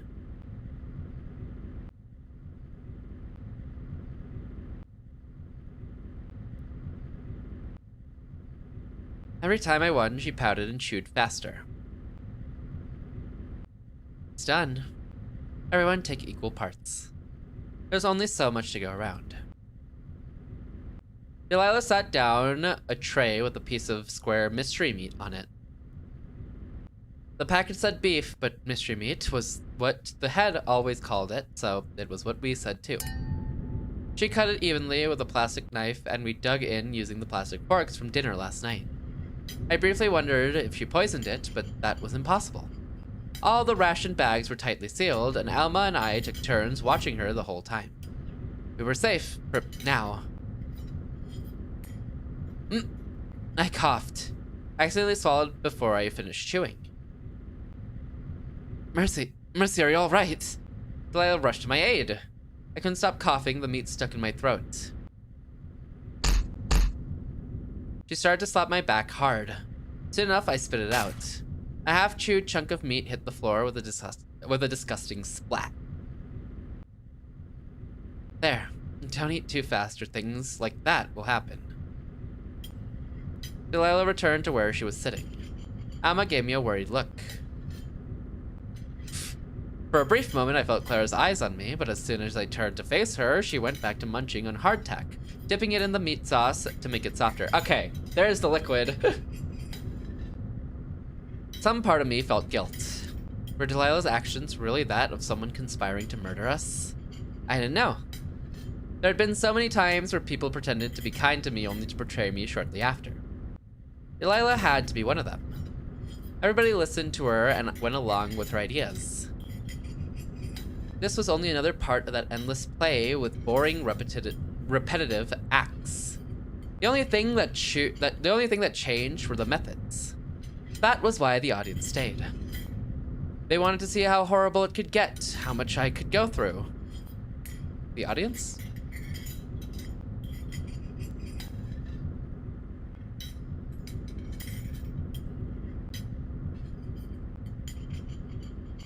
Everybody listened to her and went along with her ideas. This is only another part of the endless play with boring repetitive acts. The only thing that changed were the methods. That was what? Got it. Understandable. The methods that she's being bullied by, essentially. Mercy. Huh? You're just staring at your fork. Are you okay? I'm fine. I snapped out of it and finished my pathetic meal, which Delilah prepared. The one that Delilah did not poison, but would probably poison later. I went to my corner of the room with a small cup of water, drawing circles in the dust. It was so hot in there, I felt like I was suffocating. There was nothing to do. It was getting so boring, the thoughts in my mind were gnawing away at my brain matter like moths to old robes. I've seen old holy women's robes infested with bugs. They like to eat cloth for whatever reason. My mom tried to explain it to me once, but I never bothered to pay attention.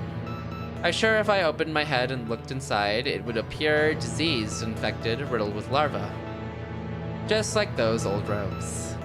I thought Alma was a cure, but she only soothed the pain. Yes, even if we made it out alive, I was certain my bugged mind would kill me shortly after. Was there any hope for me? Alma prolonged my lifespan. Alma gave me hope in a town full of people who wanted to watch the larva fester. Alma gave me everything I needed. I clasped my hands together and gripped so hard my knuckles felt like they'd burst out of my skin. Nobody was paying attention, they were all still eating. I stared at them. I wondered what their heads looked like. One by one, I imagined their appearances. Oh god. We are imagining something. Clara's was small. It was minuscule and pathetic looking. It could only comprehend the things the world told her to do. It built a special section specifically for processing whatever Delilah said. She was the perfect accomplice. If one was special enough to earn their own section, she'd probably follow you to the end of the earth. Of course, there was a unique bit for me too. All of her anger towards me was in there. She'd follow me to the ends of the earth too, but for different reasons. Even in her death, her corpse would shamble along after me. I was certain of it.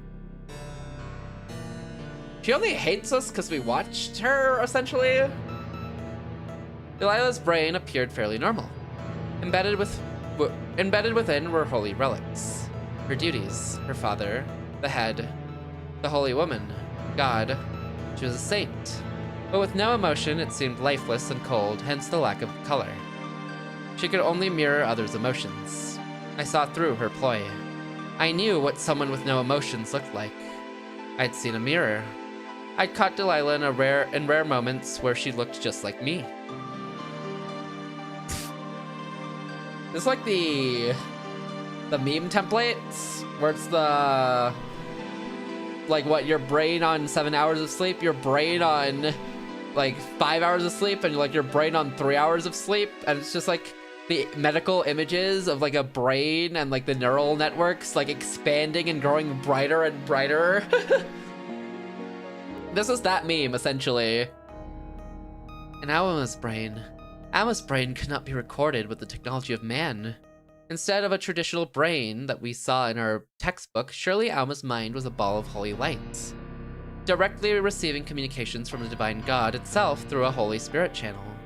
We refer to this particular channel as ANGEL, or Alma Networking Grid Electronic Ley Line. If you look closely, you could see the holy line of God emerging from her head into the sky through the roof. What is this Alma glaze? Number one glazer. Delula? It's not even delusional about herself. It's delusional about Alma. She's like the number one ranked glazer. Number one ranked competitive glazer. Did regular humans have God's holy line? We prayed all the time, but I never saw the holy line. Was our connection bad?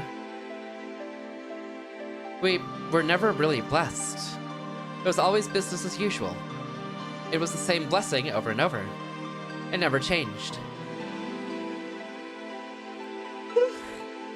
The head didn't petition for an upgrade. I wonder if God's holy line was in my head too. If God's holy line was in my head, then he wouldn't answer. I'd been begging for salvation for so long. What had I done wrong? How long did I have to be cursed?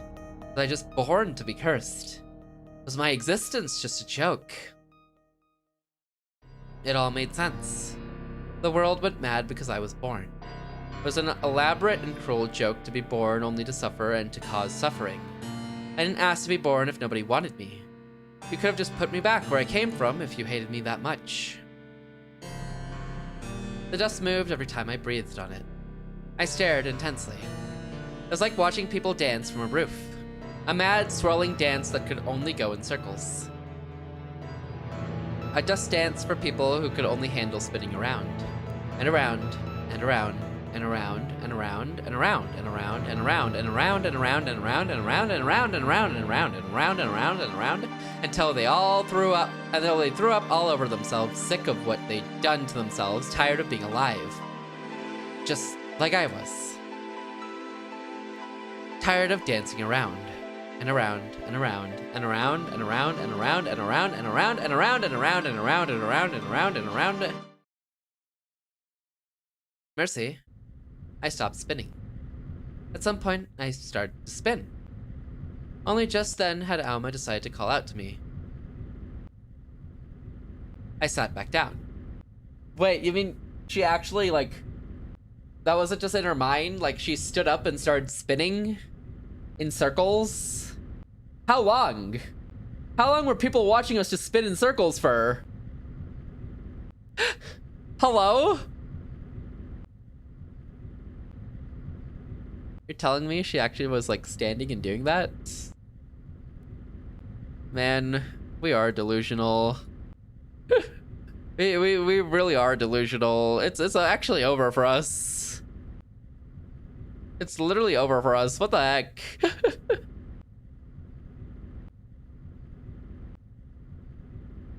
How much time had passed?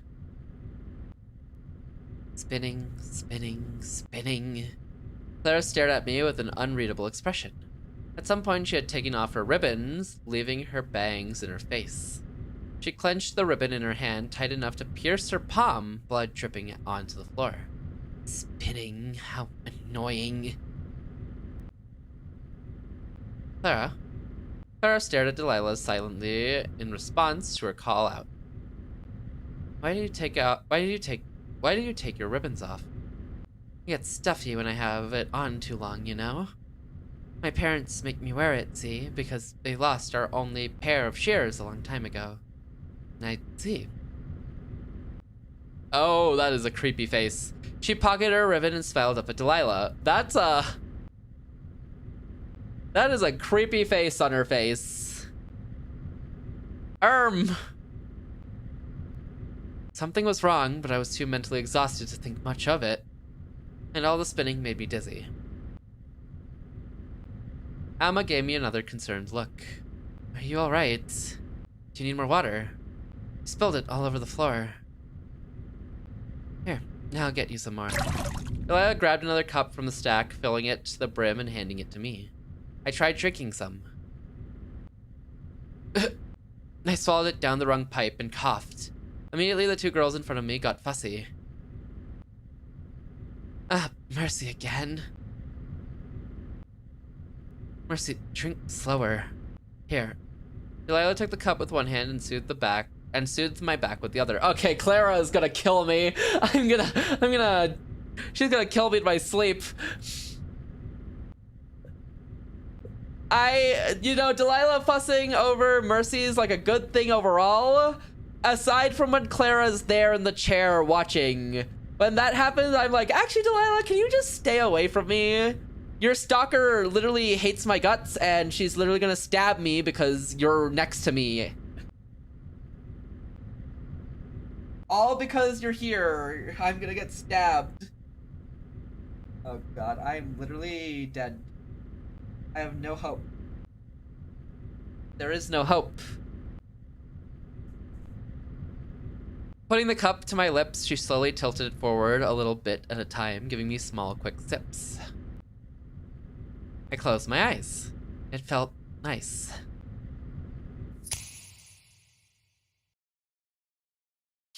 thief. I opened my eyes. A metallic snipping sound came from the corner opposite to mine. Delilah stopped tilting the cup immediately. We were halfway finished with it too. Amma turned around, allowing me to see that corner.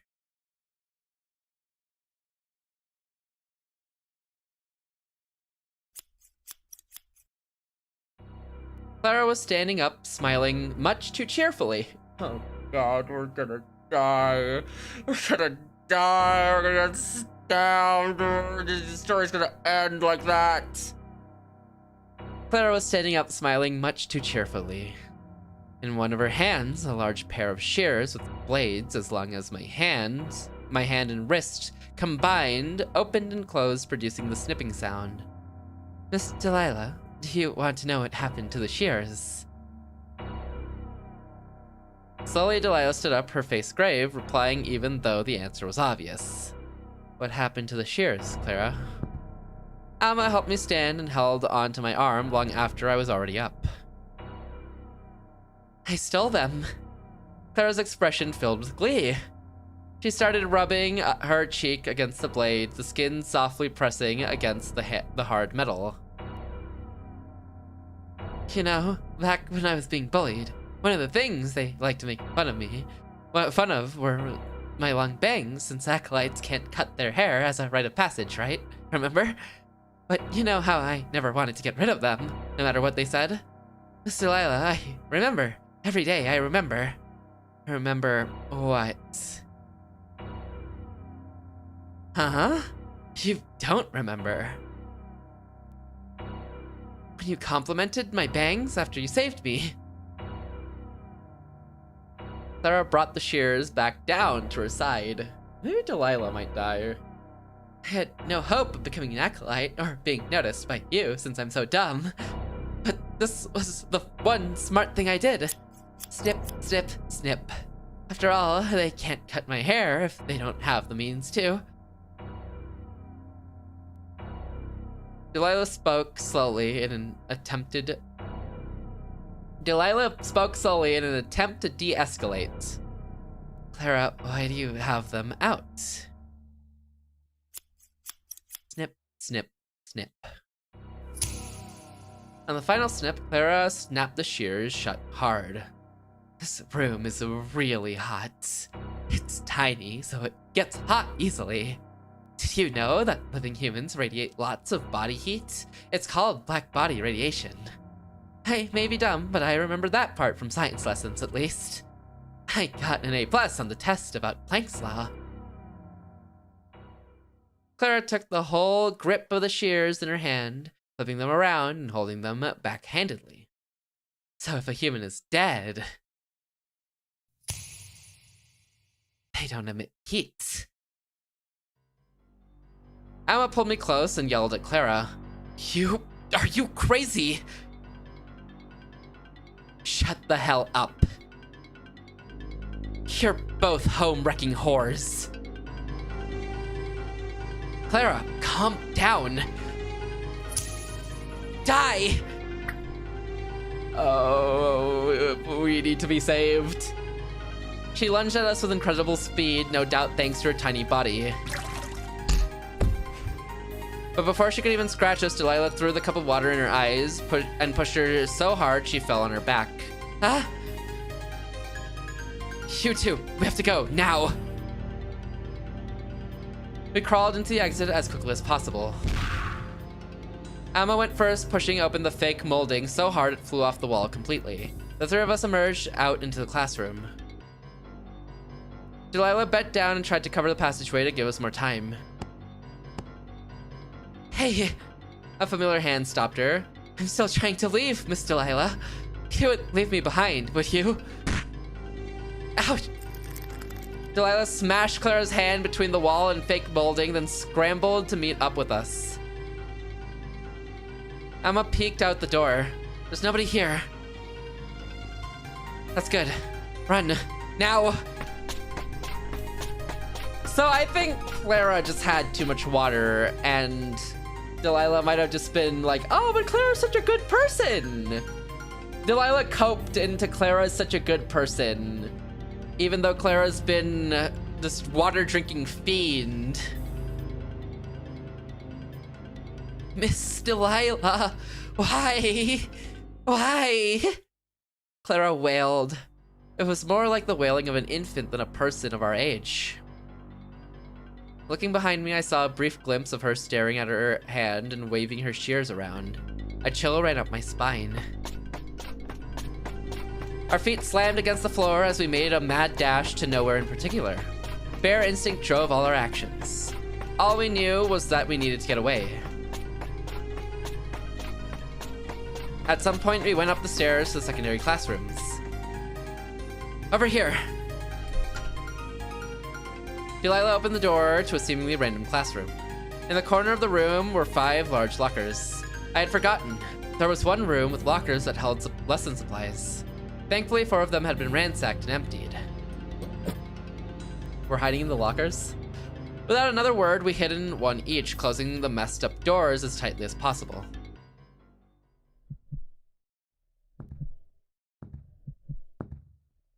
I heard footsteps. Calm down, calm. Slow footsteps, but certainly not quiet ones. They were heavy, like the footsteps of someone who could barely walk. Everyone, where are you? Snip, snip, snip. I'm really sorry.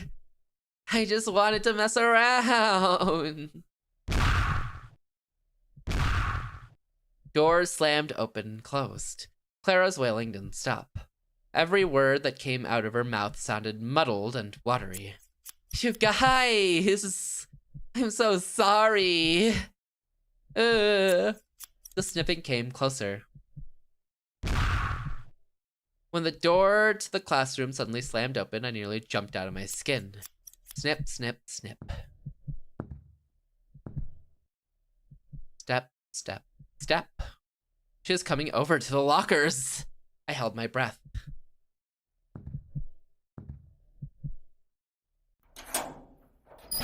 She just frame one opened my locker, didn't she? Hi! What, do you think I was so dumb I wouldn't figure out you'd be hiding in here? Ah! Clara went in to stab me right in the eyes. I ducked and attempted to slap it out of her hands. Her hand flew a little ways away, but the attack didn't knock the shears out. You're really weak, you know that? Pathetic brat! Mercy! Delilah came out of the locker without Clara noticing. She grabbed Clara and pulled her struggling form away from me. Let me go! Let me go! Let me go! Let me go! Let me go! Get out of here, both of you! Clara stabbed her beloved Delilah in the arm. Not even Delilah had the willpower to resist that kind of pain. She staggered back, letting go of Clara. Miss Delilah, I won't forgive you for that, so... Emma darted out of her locker and grabbed my hand, heading for the door. Delilah's cries made me stop and turn back. Oh! Oh, wait, she's committed to killing Delilah. Oh. Clara stabbed her right in the shoulder, digging her shears around before pulling out. Stay there and be a good girl. This crazy bitch has lost her mind. Mercy, we have to go. Like I'd let you. Like some sort of monster, Clara came at us at an incredible speed, arms limp, flapping around. Her eyes were bloodshot and her tongue stuck out of her mouth without a care. Emma ran as fast as she could with me in tow. My legs were so weak, I felt as if they would fail me any second. Foxy jump scare? You see? You see? She's the FNAF Foxy! She has shears, which is almost like a hook, you know? Broken glass from the windows cracked under her feet. Now Emma slipped. I came tumbling with her, my body landing on top of hers. In that moment, I felt my entire body seize up in shock from the pain. I struggled to get off her. Mercy, it hurts. Idiots, idiots, idiots, idiots, idiots, idiots, idiots! Stay right there! Ignoring Clara, I rolled off Alma and looked above me. We landed right below the trash chute. Using the walls as support, I stood up leaning against the chute. Hello? But I didn't have time to run. Clara was already there.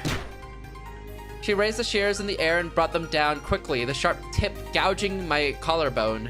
I felt cold. Felt sharp. It felt like an intrusion. Just like the poles did. I froze up. The intrusion left my body and Clara prepared to stab me again. That's right. Hold still. I'm the winner here, Mercy. Feel what I've felt all these years. Every single time Delilah protected your pathetic ass. You owe me. I'm going to die. Alma? Mercy, what do you owe these people? Something surged up from within me. Oh my god, is it my spine? Before Clara could bring the shears down again, I grabbed her wrists. Huh?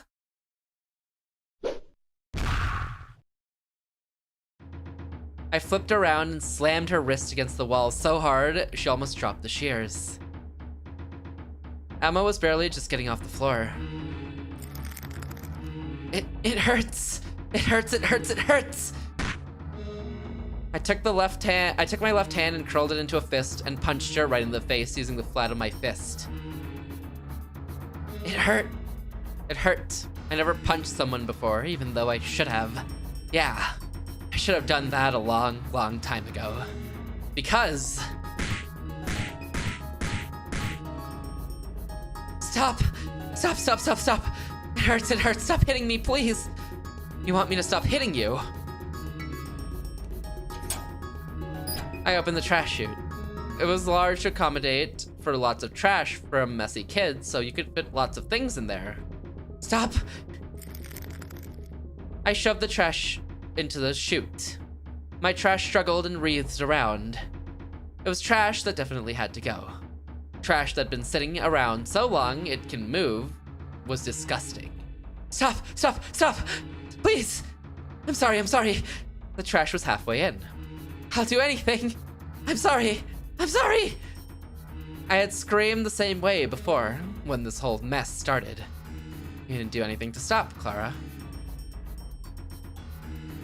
Alma came next to me, placing a supportive hand on my shoulder. This is too spooky. Wrong! Lock yourself in. See, we're finally shoving Clara into the trash chute.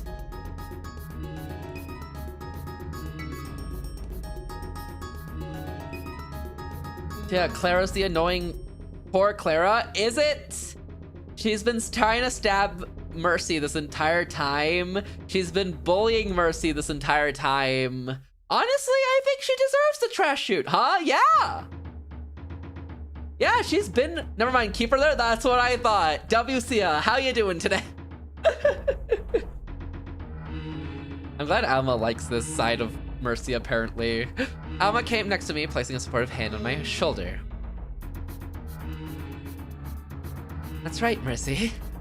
It's good to take out the trash. It'll make you feel better. Good, are you? I'm doing good.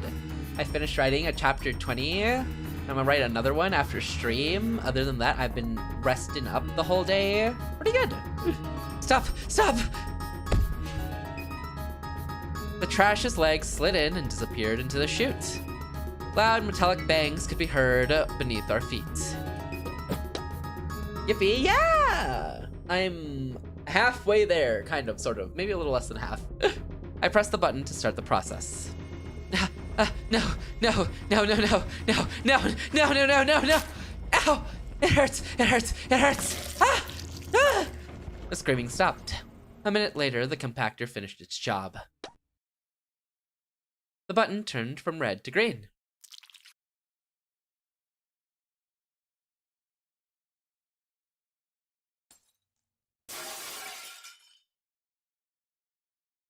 I felt sick.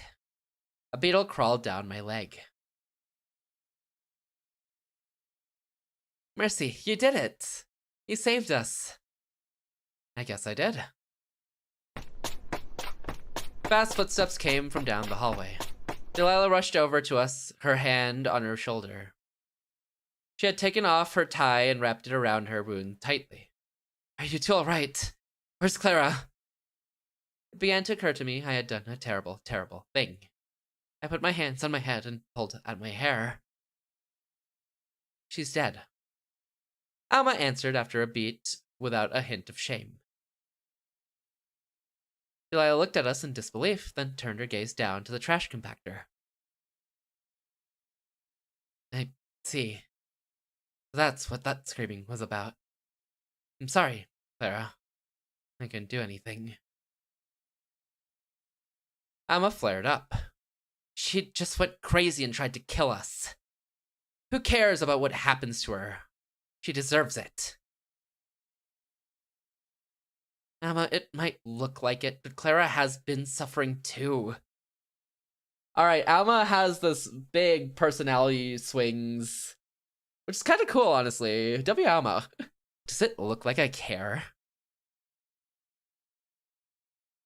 I'm sorry. I didn't think she'd do this. I kept asking her to try and get some air so she wouldn't break down from the heat and lack of sleep, but she was too scared to leave. Wasn't Clara the name of the little girl in Ghost Pia 2? Yeah. Yeah, I think it was. The blonde one, right? The one that the outlier, essentially.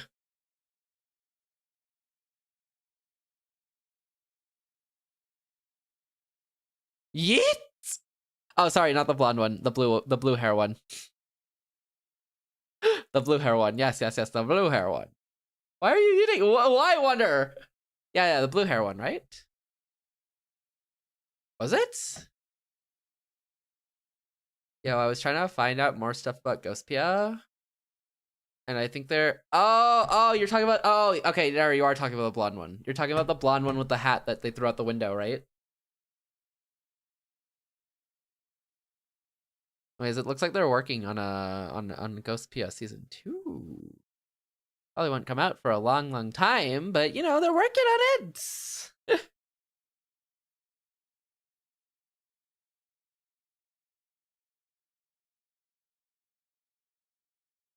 It ain't coming out. No, it'll come out, Water.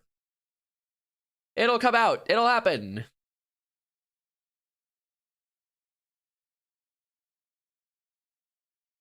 Alma didn't seem convinced. I didn't know what to do.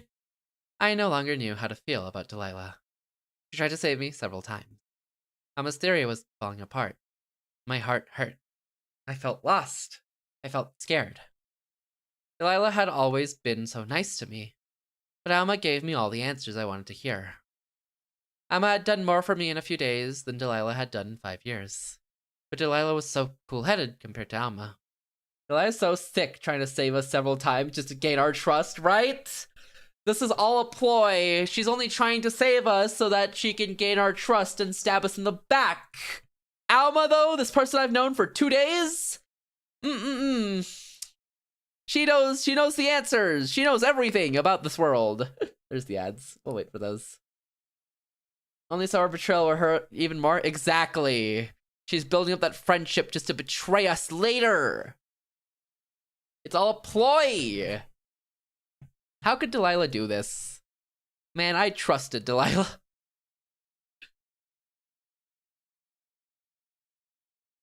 I trusted Delilah.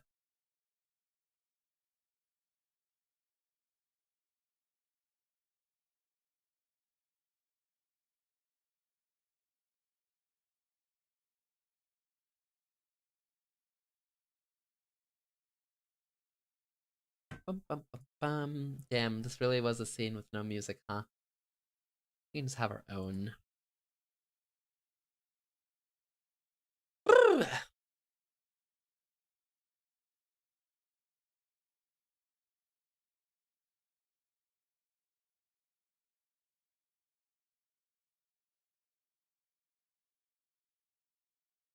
I don't even know where this game's going anymore.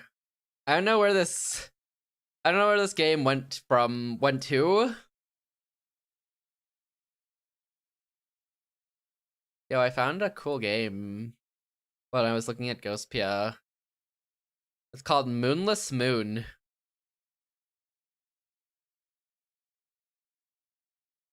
This looks so pretty.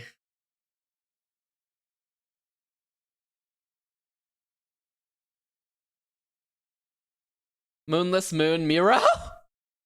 When night falls, she wanders into another world. Moonless Moon is a text-based adventure game following a girl as she travels through a variety of different worlds. That sounds sick. I'm saving this. It's like Silksong and Needy Streamer Overdose. I have no words. I have no words.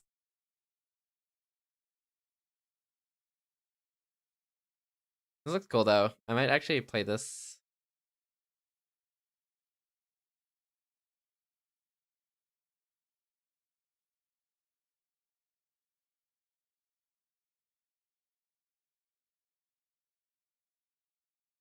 Please adhere to the following guidelines when posting gameplay videos and images related to the full version of Moonless Moon. Do not use excessive editing or processing that prevents others from correctly grasping the content of the game. Do not extract individual elements included in this game, such as background music or character images. Do not distribute for profit. However, the normal monetization of videos on sites like YouTube is allowed. Do not combine it with content that is contrary to public orders or morals, or combine it with illegal information. Do not make posts that include modifications to the game, data mining results, etc. Do not reprint videos or screenshots created by third parties without permission.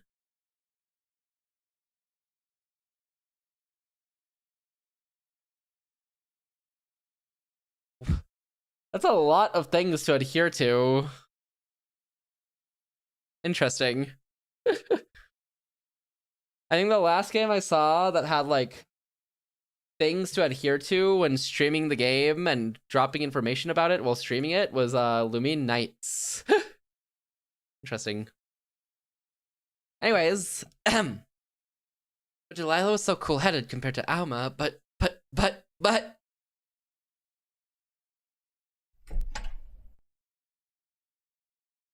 in the end, I remained silent as Delilah led us back to the classroom.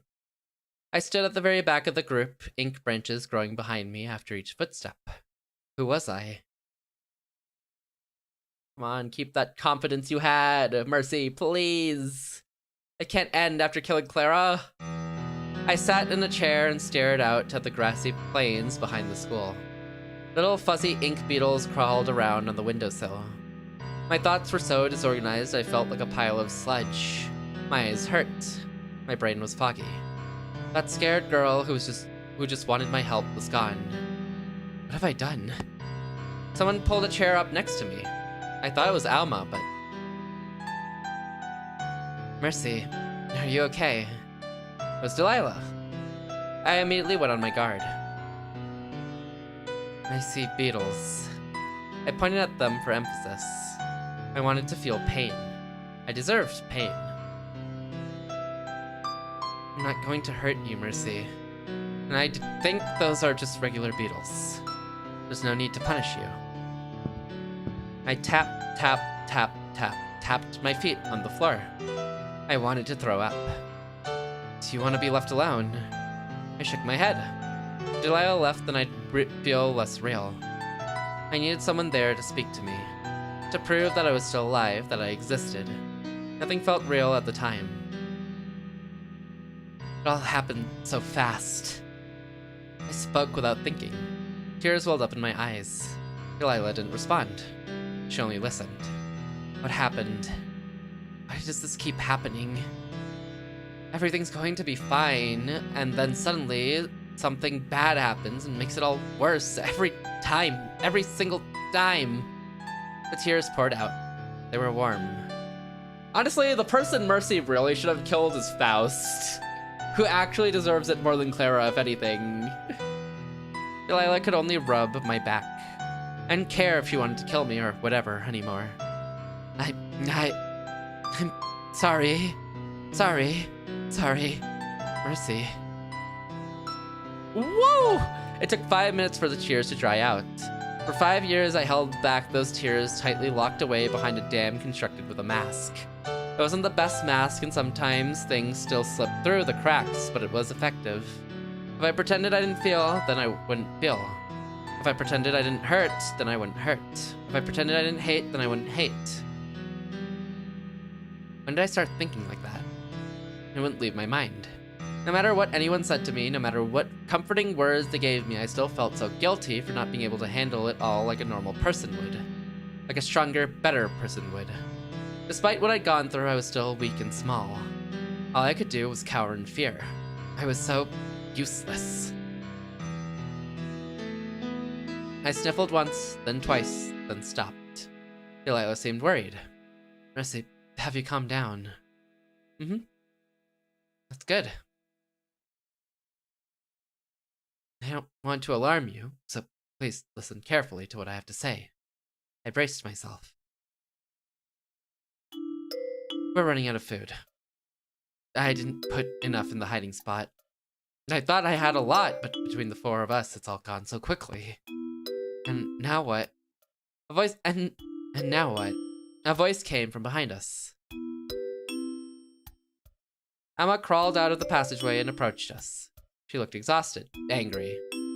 Delilah appeared irritated herself. We have to go to the church and get more.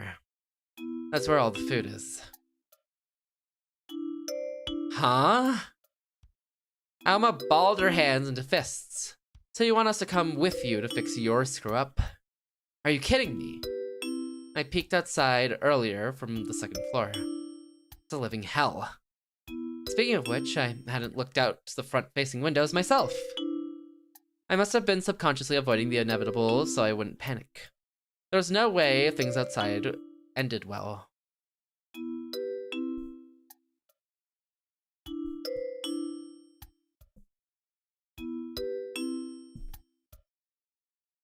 Hold on, I'm trying to tighten my mic so it doesn't like fall. There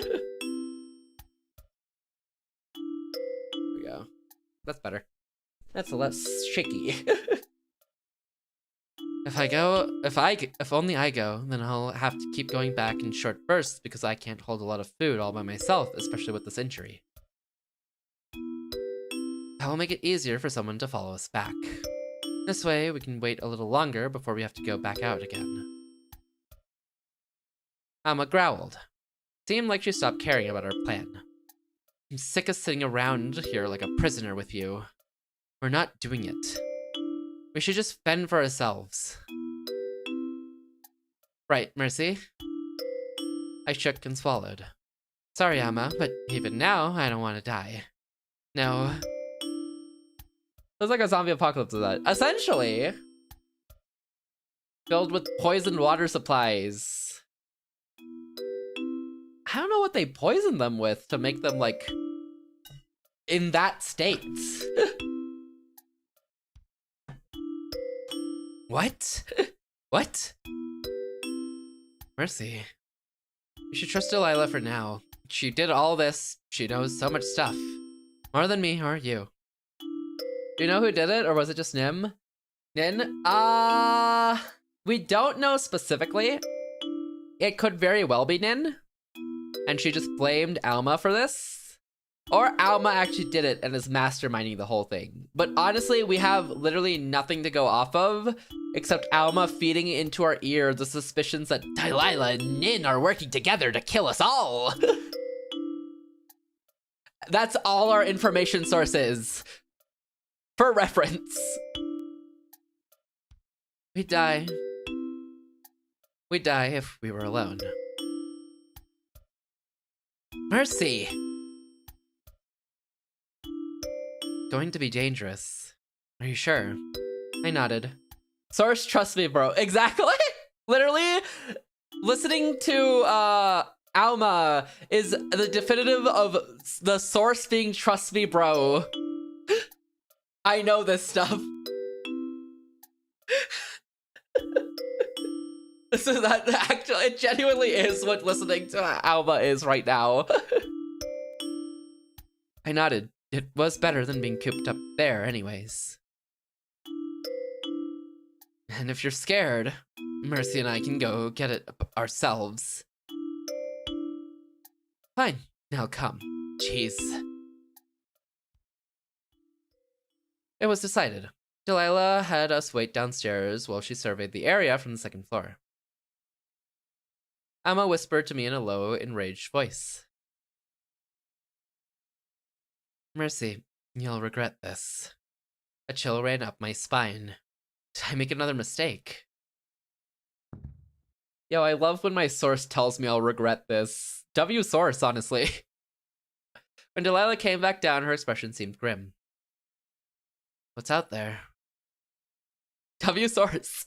I love when I'm Google searching things and I'm like, actually, I don't prefer Google search 1 to Google search 2, actually. And then Google hits me with, you'll regret this. Better if you see for yourselves. You'll regret this. She led us to the front entrance. Delilah placed a hand on the door and took a deep breath. Don't panic. Saying don't panic makes people want to panic. My eyes! Delilah pushed it open. My eye! Oh. Oh. Dead. People were dead?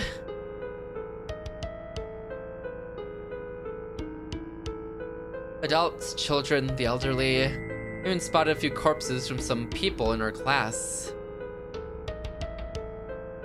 Oh. Oh, wow. The further up the hill you looked, the more corpses there were. Some of them were bloody and bruised, like there was a struggle, but others lied there, their expressions permanently contorted into ones of extreme pain.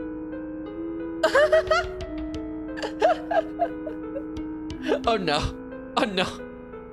It seemed like only the youths really struggled. The little kids and older people gave up at some point. This is horrible. I know. Was this because of my curse too? I could have prevented this. It was all my fault. Delilah suddenly pushed us behind the school building. In the distance, there was chanting. People were still alive, but who? It was possible that Delilah saw them from the second floor. The chanting came closer and closer. A group of students were heading down the hill.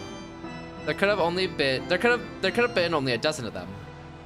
Are we about to join a cult? Well, we're in a cult town. So technically this whole town is cult-like. I think we've just someone's poisoned the water supply and everyone's dead except a certain few people. Chant, chant, chant. I don't know if I want to go to the chanting. Hi, Rose. How are you? How's the dark tide? A dozen people were left alive out of 150. No mercy. We're alive. Everybody else has to die. I don't think we want to go to that chanting. Burn the witches, drink the Kool-Aid. I don't want the witches to burn. They help us so much, please. This is great. I shot 1 or 2 people. Yo, shooting people, W. Wait, I mean shooting 1 or 2 people, W. Nice, I'm glad you had a good time. That's when I saw them. The poles. Every single one of them had a pole. Oh, ours is the same pole they stabbed Mercy with last stream. Each pole was covered in blood. And at the front of the crowd stood Faust and Nin! Alright, everyone. Let's start searching the building. Those 4 couldn't have disappeared. They're no demons. Faust did this. There was no doubt in my mind. No longer was his language slurred. He seemed completely lucid. Faust did this?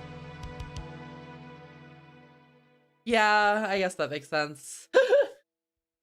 I mean, I guess he was set up that way, huh? In fact, his step even had a spring to it. It's bad. If he's stumbling all over himself, that's one thing, but this... I held my breath. Oh. We also shoved Clara down a trash chute and then had her burned and compacted alive. Pretty cool, honestly. Nin stood next. Can we do that to Faust? Nin stood next to him. Excuse me? Yeah, so you know, Clara was trying to stab us with shears because we were cozying up to Delilah. So, you know, we threw a spine and then shoved her into a trash chute and engaged the burning and compacting part of the trash chute. Are we supporting a cult? No, she was just trying to kill us, honestly. So we did it first, you know? Because we were cozying up too close to Delilah. Slay! Exactly! Literally, though, in this sense. Literal slay.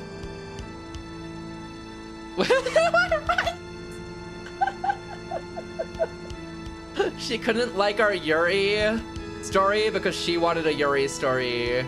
So we had to make sure that she was dealt with because our Yuri story is superior. I'm dead. She didn't seem pleased. Wait, did I not want any of this? I'm telling you, I'm not mad anymore. And I don't care. They're stragglers. Either they live or they die. That's the new rule around here. Just leave them alone, Faust. Let them stay here. Oh, so you know they're in here. I'm curious, Nin. Could it be you've known the whole time? That's bad. That means you've been lying to us. I didn't know. Isn't it the logical conclusion? If we can't find them anywhere else, they have to be here. Unless they ran out into the fields and I said that's where we'd stop caring. Wait, unless they ran out into the fields and I said that's where we'd stop caring. But you seem pretty nervous to me. I'm good at reading people, you know. It's something you need to survive in this shithole of a town. Well, I mean, needed before we took over. I don't think we can get away from this. I mean, how? Our only solution is to leave the town, right? I don't think we win any fights here. Nin. If Nin knew where we were, then was she just pretending to look for us all along? Why? The little crowd approached the entrance. Delilah ushered us further behind the building. We hid under the windows so we wouldn't be seen. I hid under the windows of the first year classroom we'd been hiding in. Some people went right into that room. Their voices traveled out the shattered window panes. Man, this place is a mess. There's branches sticking out of the cracks in the chalkboard. Did we do that? I can't remember. What if we just kill the leader guy? I think if we try to kill the leader guy, the others will kill us in the process? Also, we don't know what he poisoned them with, so... His goons? Yes, his goons will kill us in the process, Wander. We also don't know what he poisoned them with, so maybe they'll still be loyal to him after. Because whatever he poisoned the town with had them, like, blanking out, jittering, shaking, and turned into essentially zombies. Ew, there's a bunch of beetles around here. They seem fairly lucid right now, though. Hey, come check this out. I still feel like it can't be Faust. It is pretty direct if it's Faust. Isn't he too dumb for that? I don't think we've seen his intelligence at all. The only thing we've seen of Faust is him bullying us, stabbing us, drowning us, and then getting beat up at his home. And that's the only thing we've really seen of Faust. More people gathered in the class. I could hear their footsteps. How's this part of the wall like that? That's a little hole. There's a little hole. The three of us looked at each other, eyes open in fear. Delilah mouthed an oh no. She motioned for us to start crawling away in my direction. I started moving as fast as I could. Wait, I hear something. Something like grass rustling. You just hear that? That could be the wind. That was definitely Faust's voice. Someone walked closer to the window. Don't move. Don't move. Don't move. That was just your imagination. And you're anything. You're stupid. What do you mean I'm stupid? Do you want to piss me off that badly, Nin? Saying that because you are. The two of them started a meaningless, loud argument, loud enough for us to shuffle through the grass without being heard. Nin saved us. Okay, so Nin's on our side? Why'd she immediately jump to accusing Alma for poisoning the water supply? What is Nin's goal here? We broke into a run out in the fields as soon as we were at least 5 feet away from the school building. Our aim was the top of the hill. We're gonna have to find a new hiding spot. Why didn't you close it before you left? You were the one who got out last. Their bickering was starting to make me feel sick. Please just get along. Honestly, they are fighting a lot. They've argued like at least 4 times since we've been in hiding. We reached the church, stepping around dead bodies as we made our way to the entrance. I tried not to look at them. Alma anxiously glanced at the school from our vantage point. Delilah opened the door and peeked in. You know, this really turned from a story about bullying and cults into what the heck is happening? We're trying to survive an apocalypse at this point. That's what this has turned itself into. I mean, maybe there are casually. It happened like very casually, actually. Because we were drawing. I ended stream last time I played this game with them having a happy moment drawing, saying, oh, we'll tell the town about the issues going on with the water supply tomorrow. I ended the stream on that. And I started stream today, immediate zombie apocalypse. Post-apocalyptic survival story, literally. What happened? What? How did this happen? Delilah opened the door and peeked in. The coast is clear. You two stay here while I get the food. It's like I started a brand new story, except just with characters I know. This might take a while, so if they come here, hide somewhere. Okay. I do have to wait like sitting ducks. Delilah left before she could hear Alma's complaint. We stood at the top of the hill. The sun was setting already. You know, those zombie nightmares really sneak up on you.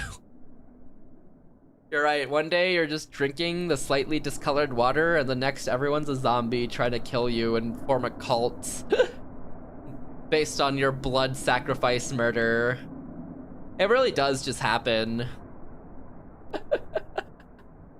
It just happens sometimes. The story really started off today with, yeah, everyone felt a little drunk looking, or like, you know, a little like their eyes are glazed over, but it's probably fine. We went to sleep and then Alma's like, oh yeah, we're gonna tell the town tomorrow for sure. I don't know why she was crying about that, but she walked into our room crying and then left. And then we went to school, instantly get blamed for poisoning the water supply, and then everyone's like fidgeting and jerking around like zombies, and then we just have to hide for 5 days.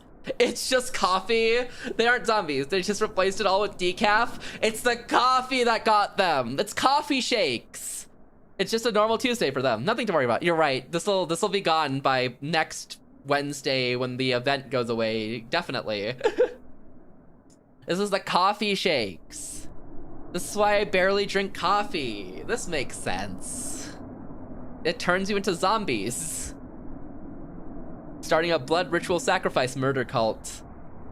You know, I really thought I wasn't following the story correctly until you just recapped it.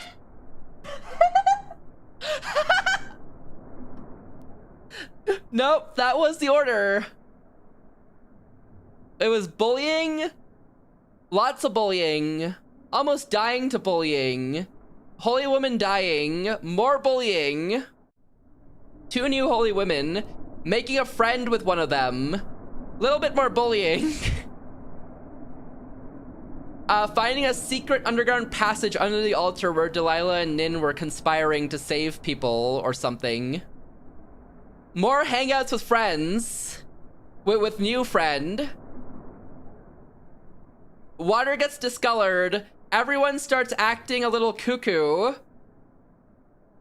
we go to class, immediately get accused for the water supply poisoning by Nin, and then are spending our lives surviving from these jittering about people trying to kill us like they're zombies. And then Clara goes crazy and tries to kill us. Everyone's arguing. Clara goes crazy and tries to kill us. We kill Clara by throwing her down a trash chute. We're out of food, so we're trying to leave. We see the cult, everyone's dead except like 12 people, and it's led by Faust, who's still trying to kill the 4 of us apparently. Well, now 3. And that's where we are. This sounds like a fever dream. Okay, I feel like 2, right? The writer hit the quota for the slice of life and was like allowed to write his horror story. He's like, all right. I know you guys want me to make a horror. I know you guys want me to make a slice of life. So I'm going to write a slice of life. Did half the game a slice of life and said, oh, look at this cool thing where there's this back rooms under the church altar and they're conspiring. Oh, pretty cool. Now check out the zombie story that I'm about to drop on you. What was the area under the altar even meant for? Why are there zombies? The writer said it's time to cook. He cooked. How did this happen? How did any of this happen? We stood at the top of the hill. The sun was already setting. From here, we could see even more dead bodies. I couldn't see the head or the family heads, but if Faust really did take over the town, I was sure they were dead too. I looked away. I couldn't handle it. I leaned against the wall of the church and sat down in a spot far away from any corpses. Alma joined me. She crushed a few beetles crawling on the ground, making them splatter their black insides all over the gravel. She spoke quietly. Mercy, do you still like me? Huh? We're back to slice of life. We're back to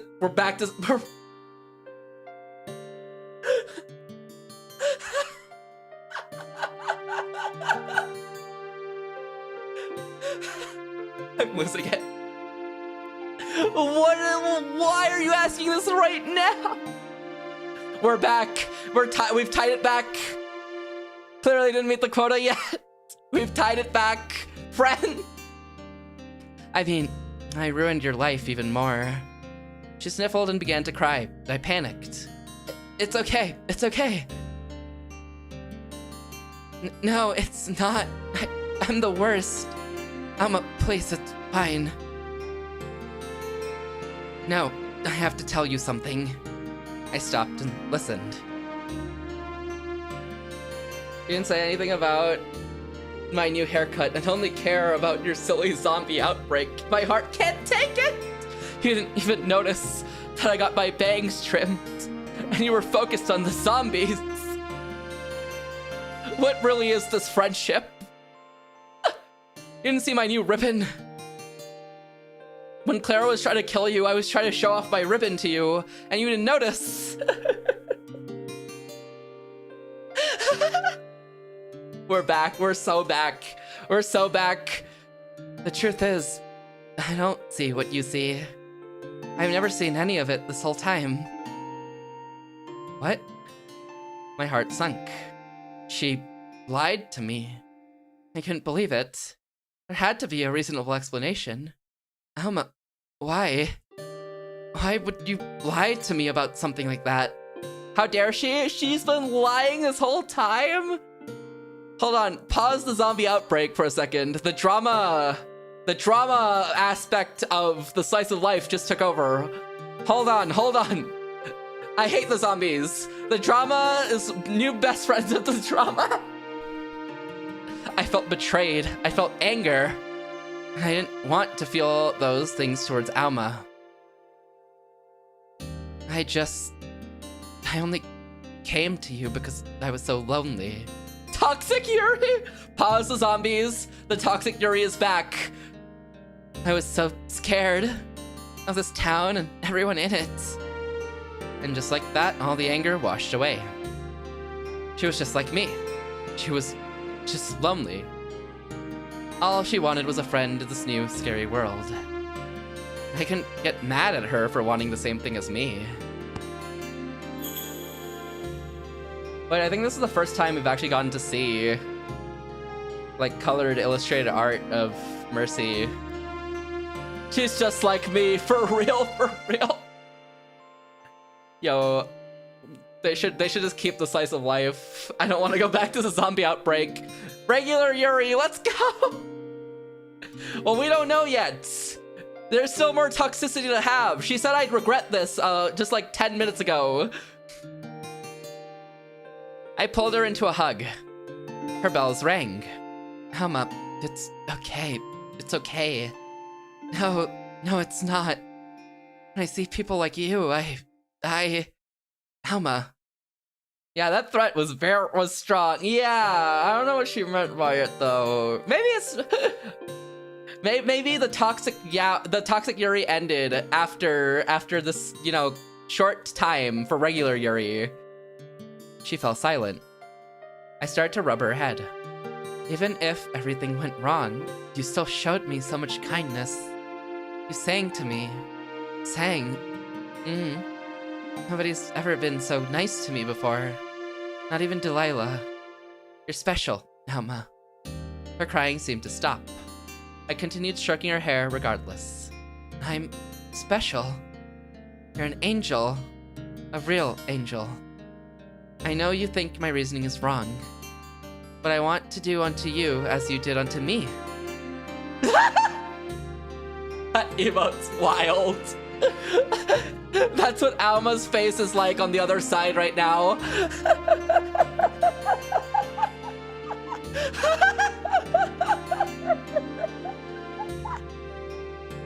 That's Alma's face on the other side right now. This is the best I can do.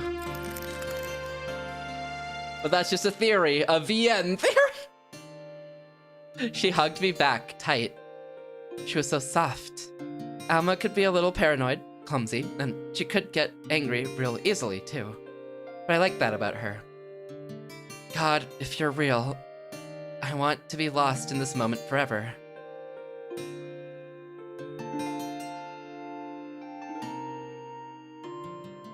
Are we alive?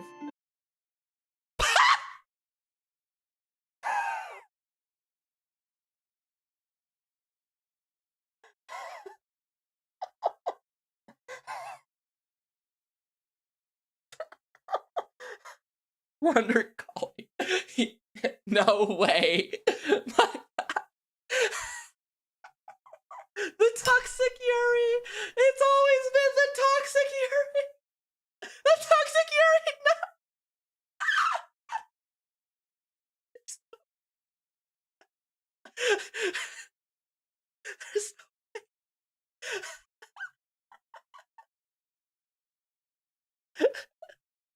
She's evil. I mean, she has been snapping this whole time. Surely the red text means good things. Maybe she's normal. Maybe she just speaks like that sometimes. I knew that threat was too strong. She was scheming. She's been scheming. No, it's just red text. Come on, it can't mean anything bad. Look, she's just really happy. Technically, the signs were there the entire time. No, Wonder, you were the one coping for her the most. Mercy, thank you.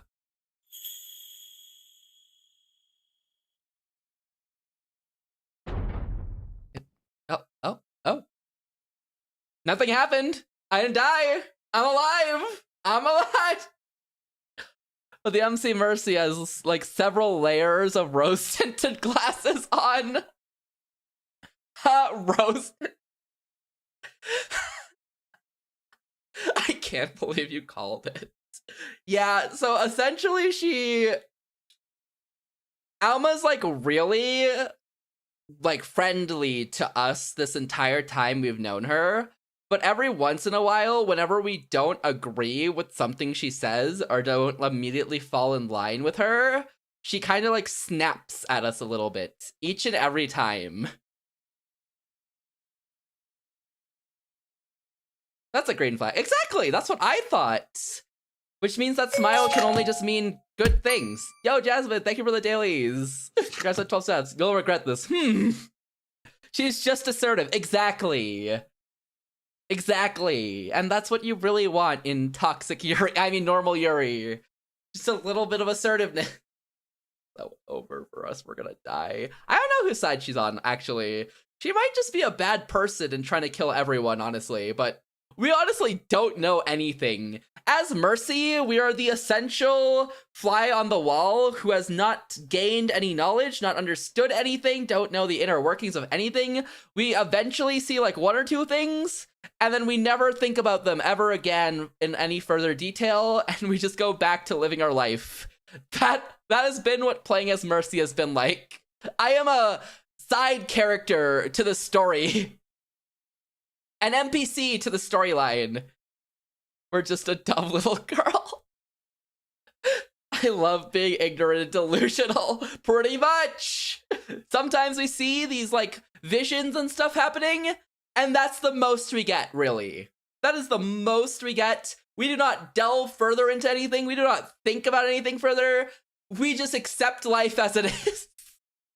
In big bold letters, normal Yuri, the small fine print, toxic Yuri. Well, of course, you can't tell them it's toxic until they find out, you know? And then they can find out, and it'll be so painful. Huh? Alma pulled away from me in a panic and scrambled to her feet. I joined her, staring into the cracked open doors of the church. It sounded like something heavy closed shut in the distance. Was Delilah okay? Let's go see what happened. We approached the church's entrance. Let me go! Two people came over and hooked their arms under ours. Mercy, Alma, how good it is to see you. I just need to know if she's the lock us up type or the stab us type before I make my choice to be on board. I don't know which she is at all, actually. Maybe she'll tell us. Or maybe we'll die and never know. It's one of those two, really. Do you think we wouldn't hear you three running away? The grass crunches pretty loud, you know. Oh, it's them. They turned us around and we faced the crowd of survivors. Faust smiled. When did they get here? Nin ran past us and went into the church. Alma glared at her as she passed by. Mercy, you'll regret this. Could it be Delilah really has been trying to kill us? We're taking the Mercy you'll regret this part as this? As it's Delilah's fault? You know what? Fair enough. Fair enough, really. Fair enough. Again, my heart broke into tiny, tiny little pieces. No, I fell for it. I'm going to get us all killed. Our toxic GF is innocent. Exactly, she would never lie to us, ever. In fact, she never did lie to us. We just assumed whatever we want to assume at this point. Down bad, apparently. I don't understand Mercy's thought processes. I felt beetles crawling up my leg, up my spine, into my pores. You look upset, Mercy. That's the most emotion I've ever seen on your face. What changed? Oh, I know. You were the one that shoved poor Clara in the compactor, weren't you? Oh, they know. How do you know about that? The inside was covered in blood. When we looked around your hiding spot, we found a ribbon. It doesn't take a genius to figure it out. Alma tried struggling out of her captor's grip. Let me go! Let me go! What are you going to do to us? That depends on what your answer is. Faust bent down, getting right in my face. How much do you agree with the term survival of the fittest? That's the wonderland I plan on creating here, now that it's all mine. If you can't handle that sort of world, I understand. You're a weakling after all. I'd just like to know if you want to die now or later. Don't talk to me like that. Faust, no, don't smile. I don't need your usurping face right now. What happened to the head? We don't know. He might be dead. Based on everyone else being dead, he's probably dead. But, you know, he has a lot of secrets of getting away from stuff, so he might be alive. Anger bubbled up inside me and exploded. Faust ruined everything he touched. He always butted in and tried to make things worse for me. Why? What did I ever do to deserve this? Faust chuckled. Oh, mercy, mercy, mercy. Seems like no matter what I do, you never really seem to get it, do you? You're weak. Everyone in this town is weak. My parents were weak, our classmates were weak, even the group was weak. Sounds like the head's dead. And I proved it to them. Despite all their struggling, I proved to be the stronger one in the end. And that's because they never want to accept the truth. The truth. The truth that no matter how much you put it. The truth that no matter how much you put it, there's no way a god exists. Protect us. Kill the bad things. Be nice in the hope other people will be nice to me. It's all bullshit. God never did anything when my parents beat me, no matter how much I prayed. This tie has an upside down cross. I think the whole area has upside down crosses, to be fair. It is. The whole like area and groups symbol has been upside down crosses. They had one in our God isn't real, so instead I kill people to prove the point. You know, he's proving it. I don't know how it proves it, but he sure is proving something. I don't know what he's proving though.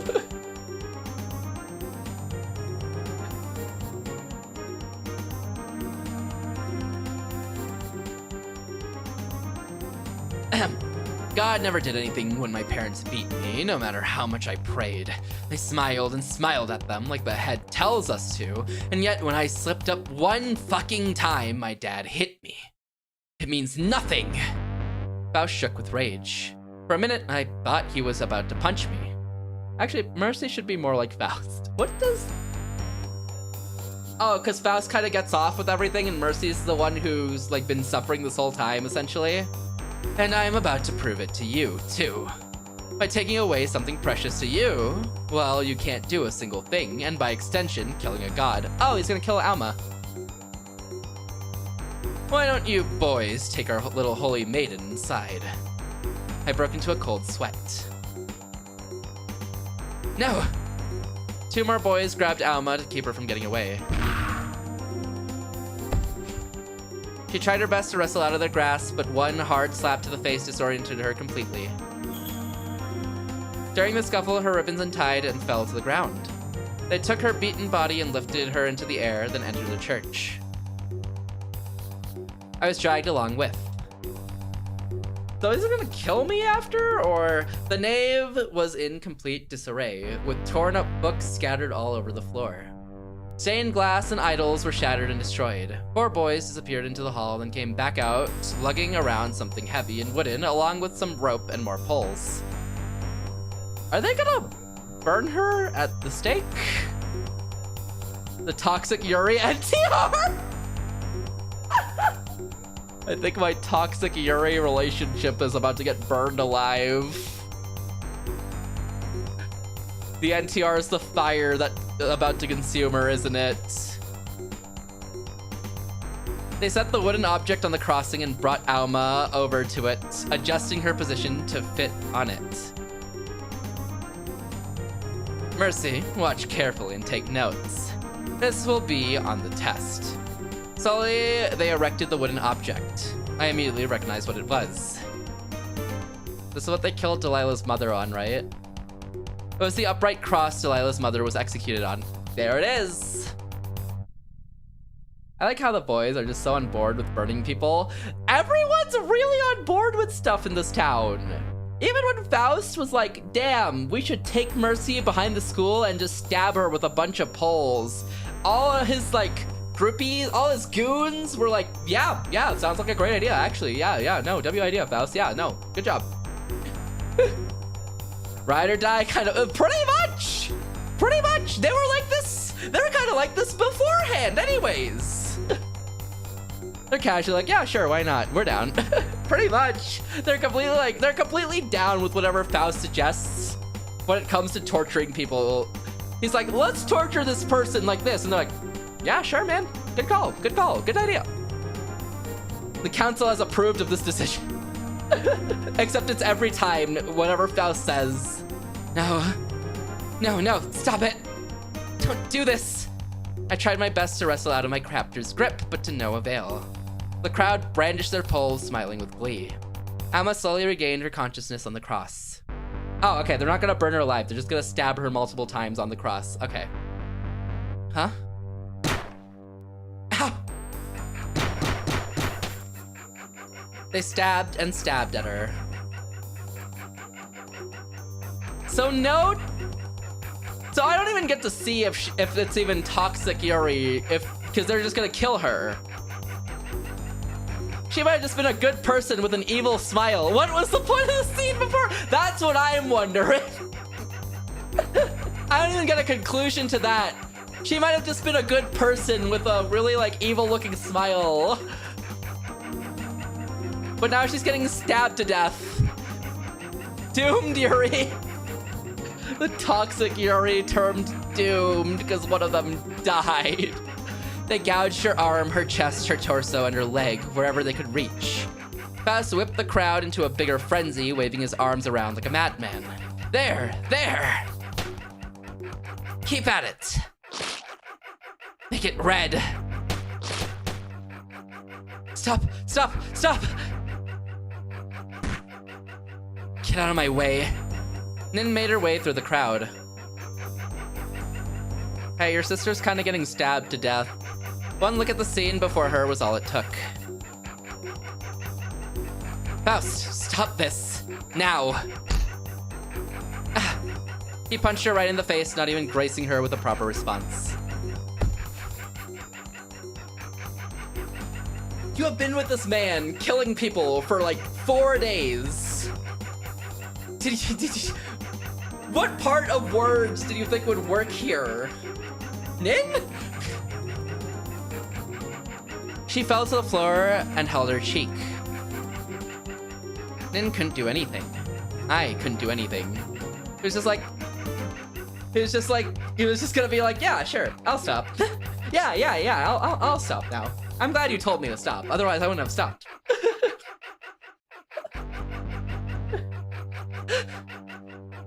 Why is everyone like just useless? Where's Delilah? I couldn't do anything. It hurts. It burns. Just please stop. I don't like this. No more. Sorry, but like, why is that kind of funny? Her just expecting everything to pan out and not. I remembered Ia's death. Useless death. I remembered Clara's death. Meaningless death. Death. I remembered Delilah's mother's death. I remembered my parents' death. We actually don't know about her parents' death. We only know they went away. He said, oh no, wait, we were told they died in like a car accident, right? He said, I'll promise not to take this too far, with his fingers crossed behind his back. He would be the one to cross his fingers. Don't add Alma to that list. Please, stop it. Please. No more screams. No more pain. Doesn't feel like it's stopping anytime soon. Alma eventually stopped struggling as her arms slowly started to come out of their sockets. Her breathing became incredibly shallow. Nin didn't look. She couldn't. The crowd laughed and laughed and laughed. Their excited shouts were deafening. Stop it! The beetles crawled all over my feet, branches growing near everyone else's. Stop! Stop it! Oh? A light went out. The crowd stopped temporarily. Danger, keep out. Joke's on you, I can't read! And probably, honestly, the way she approached the situation, it probably is like that. They muttered among themselves, confused. Then a loud, booming voice rang out.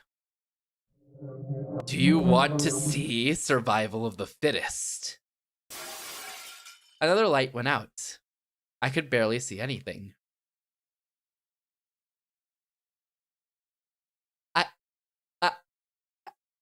What?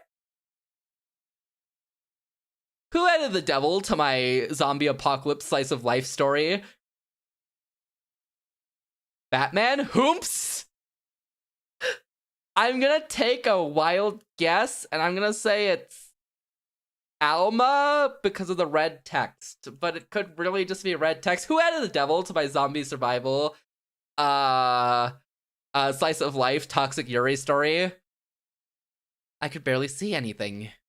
In the darkness, Alma's eyes turned red, an inhumanly wide smile on her face. There it is. Then I'll show you survival of the fittest. Black ink spilled from Alma's eyes and mouth. That emote is too accurate. Doomed demon Yuri. How did this happen? It covered her face and replaced it with a smiling face painted in white. The last light went out, leaving us all shrouded in darkness. The ground beneath us rumbled. Nobody said anything, and our breath caught in our throats. I heard something fall over. Just then, the wall to our left collapsed. No, something broke through it. The light from outside shined on what that thing was.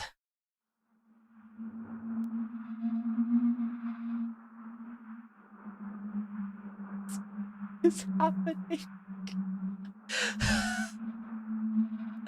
What is happening? Does it have a sheet music halo? What is this? What is that thing? Fade, what are you even reading? I don't know. I don't know anymore. I don't get the soundless part. Sesame Street is attacking? Oh my god, they added Sesame Street. Is that gone? I hope so at this point, honestly. Who added God to my zombie survival demon toxic Yuri slice of life story? There's a large blob-like creature with two poorly crafted hands. It looked fake. It was two-dimensional, like it was made from paper. It crushed two pews and stared out at the crowd, observing it with its massive eyes. Nobody said anything. What the? Faust stepped forward and poked it with his pole. It opened into sheet music. It's just more sheet music. What is happening? Yo, have a good night, Hess. Kind of reminds me of the computer from Hitchhiker's Guide to the Galaxy. I never watched / read that, but interesting. Slay, I guess. It's gonna slay us all, maybe. Lightning fast, it opened its mouth. Faust jumped back in surprise. Inside that mouth was an endless void of sharp, sharp poles. Those are poles? Oh, I guess they're kind of poles. Papery, two-dimensional poles. Those poles slowly started spinning.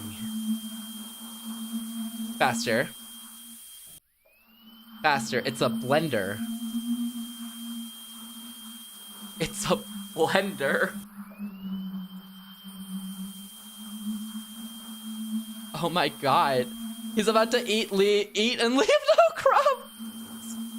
He's slaying. How did we get here? I don't know. I can't even recap this stream. I don't know what's happened. It's gonna give them the sign. This is just Blood Sea. I see clips of Blood Sea, and they're like insane. But I'm gonna watch Blood Sea. Is Blood Sea like this? Not asleep before whatever the hell this thing is, because becomes my new sleep paralysis demon. You don't want him as your sleep paralysis demoness. Look at him. He's perfect. Have a good night, Hess. Thank you for the cat tie. Faster. The speed of the rotation caused things to start moving towards it, into the maw. Let's see, has a bunny demon that just blends people. Really?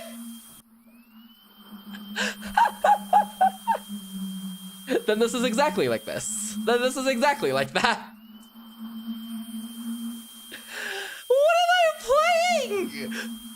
What happened? The first two streams followed like a really linear story that felt like it was progressing normally. What happened today? Did I open the wrong game? Think I've seen that clip? I've only seen the clip where like the one person jumps up into the air and then they just get like bullets unloaded into them. Or I think there was one at the shrine where the guy was like, I'll save you or something, and then he just gets bullets unloaded into him. It sounded incredibly mechanical despite being only paper. Caught off guard, Faust tripped and fell on the ground. He couldn't get up no matter how hard he tried. What the? Hey, stop, don't do this. It slowly dragged him in. He clung to a pew for a short while, only for his fingers to slip. I wish Mercy killed Faust, honestly. It's when the bunnies invade the town, right? It's like a bunch of bunnies. Is it a ton? Get sucked up! He's going in the blender. Ah! Faust landed in its maw. His screams were cut short as his body was torn up and contorted within seconds, disappearing into seemingly endless rows of sharp paper balls. It is a lot? Okay, so it's not just one big one. It's just a team of them. Everyone started screaming and running away. He ate and left no crumbs. He's not done yet. He's going for he's having a 20-course meal. I looked for somewhere to run to myself as more people were sucked in. Mercy. Delilah? The 20-course meal is crazy. He's just hungry, you know? You know, sometimes when whatever that thing is reincarnates into a world, they're just hungry. Also, we might have ads in a minute or two, so look out for those. I will pause the story whenever those start. What is happening in this game? What did I... Wander's right. What am I reading?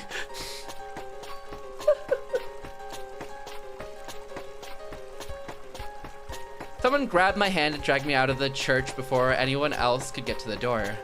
They took me far, far away from the church to the middle of the town, right on the bridge. The person turned towards me. Nin! Nin! Not that I care for you, but Delilah told me to protect you in case anything happened to her. Where is she?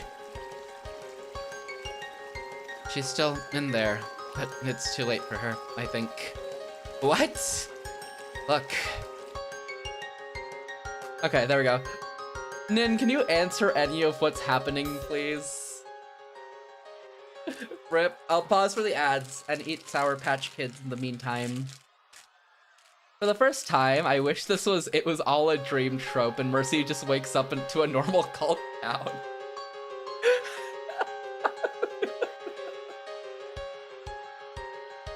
I actually agree.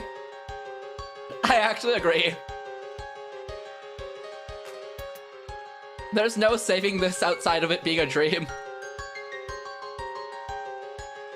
That is the only way they can save this. It has to be a dream at this point. Because nothing followed this progression. What even happened today? These hands of mine have been dirtied for a long time now. Linny, you coming to face me now doesn't faze me at all. Hell, I welcome it even. Linny, thank you for the sub. I appreciate it. My mouth is stuck with gummies. I appreciate it. Thank you so much. Thank you, thank you, thank you. Thank you so much for the subscription. Thank you, thank you, thank you.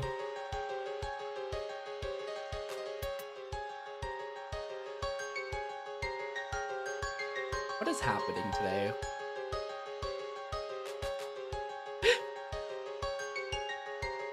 I really opened this game thinking, wow, I can't wait to see like more Mercy bullying. Maybe Mercy standing up for herself. And finally, like, you know, growing a spine. Instead, I got whatever that thing was.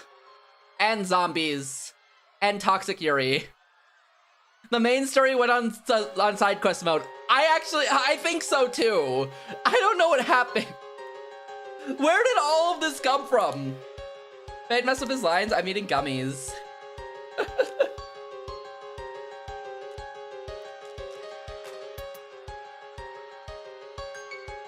I'm eating Sour Patch Kids. You're not sharing? Move.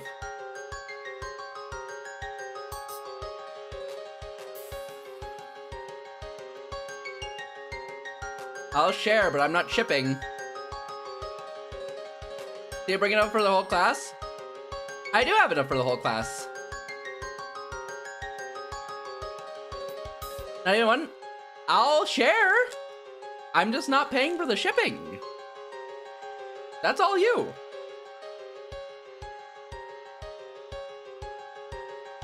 That's all you guys.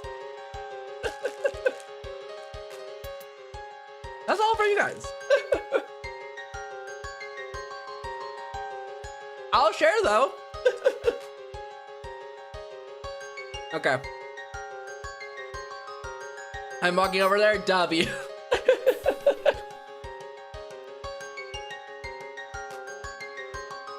Nin motioned to the church with her lips and the tilt of her head. Nin, I need you to start making this make sense very soon. You're the only hope. The back of that thing was huge. It took up a significant portion of the wall. It broke through. As it continued to suck things into its deadly maw, the entire building collapsed. The entire building? How big was it?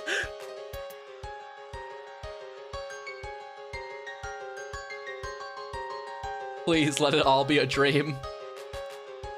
From where we were standing, we could see the 6 people that made it out of the church. Not one of them looked like Delilah or Alma, for that matter. Nin explains, this all started from the aliens from another plane of reality. It's not even aliens from space. It's from another plane of reality at this point. That's what we've reached. I ran in to get her help, but I couldn't find her. Wherever she was, it was probably where the food was. A disgusting gurgle bubbled up and spilled out of my throat, along with something else. The vomit that'd been threatening to come out of me finally left. It was comprised of partially digested mystery meat, hardtack, and ink. Why? Ink? Nin gasped while looking up at the sky. I raised my head. There's more sheet music. From the thing, which had split open like an egg, came millions upon millions of paper angels. They held hands together as they floated into the sky. Soon they covered up the entire sky, darkening the town like rain clouds. The survivors, Nin and I, watched in horror. The paper angels descended at breakneck speed in a huge flat swarm. They flew straight at the survivors near the top of the hill, decapitating them all in quick succession. One tried to run only to be killed from behind. They barely had a chance. The angels turned around and came for us. Nin and I both jumped off the bridge into the river to avoid the attack. They swooped over inches above our heads. We laid low in the river as they kept trying again and again to kill us. The river turned a dark black. Beetles floated down with the current. I heard Nin gasp. The river. She can see it. Okay, so at least we know for sure there is supernatural in this story. You're right, we didn't know before, but now it's definitely confirmed. Unless we wake up. Now, without a shadow of a doubt, it is absolutely confirmed. What is happening? How did I get here? When I started stream today, I did not think any of this was gonna happen. I couldn't have predicted any of this happening. In no way could I have predicted any of this happening. Truly a fever dream? Absolutely a fever dream. I think in no universe could I have predicted any of this happening. She can see it.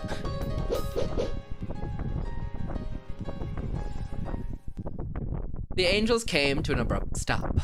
I sensed a presence near the edge of the lake. You didn't see the paper angels coming? No. Or Alma turning into whatever that was, or whatever that was breaking down the wall, or the zombie apocalypse. Heck, the most I could even think of would have probably been Alma's betrayal. And it wasn't even a betrayal because she just got stabbed until she was like, I'm gonna kill everyone now. I lifted my head. They started combining to a solid 3-dimensional form. The shape meshed together into Alma. Hi, Alma. Sis? You two. Come here. She smiled at us. What the actual? I'm gonna die. To God or something. She smiled at us. Nin and I got up out of the river and approached her cautiously. Angelica, what happened to you? This is my true form. Your true form? Mm-hmm. This is how I'm going to save Mercy. What do you mean, save Mercy? Save Mercy? Oh, no, absolutely not. No. So I'm the cause, really, because she's trying to save me. I'm losing it. Nin grit her teeth so hard I actually heard them grind together. She stood in front of me, holding her arms out protectively. You were never going to save anyone other than yourself. That's how you always are. Is that so? I know how you are, Angelica. Every time you find someone vulnerable, no matter how many times Mama and I tried to take you to counseling, if one thing went wrong in our lives, you'd go searching for a new victim to relieve your stress with. Was our support not enough for you? Alma? Alma, is that true? Alma didn't reply to me. She moved forward. Toxic Yuri! She just wanted to fix us! She just wanted to fix everyone! She did no harm! Except the harm she caused to like 30 people by slashing them open and cutting them to pieces. But other than that, she did no harm. She was just trying to fix us! Nin looked back at me. Mercy, you need to run. Now, get away from this town. Why? That was valid. That was valid. They stabbed her. Okay, yeah. No, they deserved it. What's about to happen to us and Nin is about to not be very deserved. I love the trope where the nice one turns out to be evil and the mean one turns out to be good. Yeah, and then the nice one turns into this demonic sheet music flesh puppet thing that goes around eating people in a 2-dimensional space. That part too, right, Wander? Not valid. That's uncalled for. Yeah, for sure. No. Hold on. If she saves me, though, it'll all come around to being good. She just has to save me, right? Why? Are you stupid? Can't you see? There's clearly something wrong with her right now. If you stay here, you're just going to get hurt. You know, small fry, I don't understand your mind. You told me you didn't like Mercy, but here you are, protecting her from a threat that doesn't exist. Delilah asked me to. Those rose-tinted glasses better be thick with 4 C's. Make it like 10 C's at this point. Those things better be like binoculars. Delilah is dead. Delilah is dead. You don't have any obligation to fulfill her wishes. I mean, Alma turned into an angel. Angels are good. You see? You see, if we just keep coping on this line of thought, we might live. You're right. Even so, I know this isn't good for you, Angelica. You're never going to get better if you keep relying on... Shut up. You don't care. In a flash, Alma grabbed Nin's neck and pushed her to the ground. She gripped tighter and tighter, never letting go. Nin struggled and hit Alma's back, but Alma punched her to stop her from fighting back. Nina, don't misbehave. Alma, Angelica, and Nin, Nina. Yes. Yes, yes, yes, yes.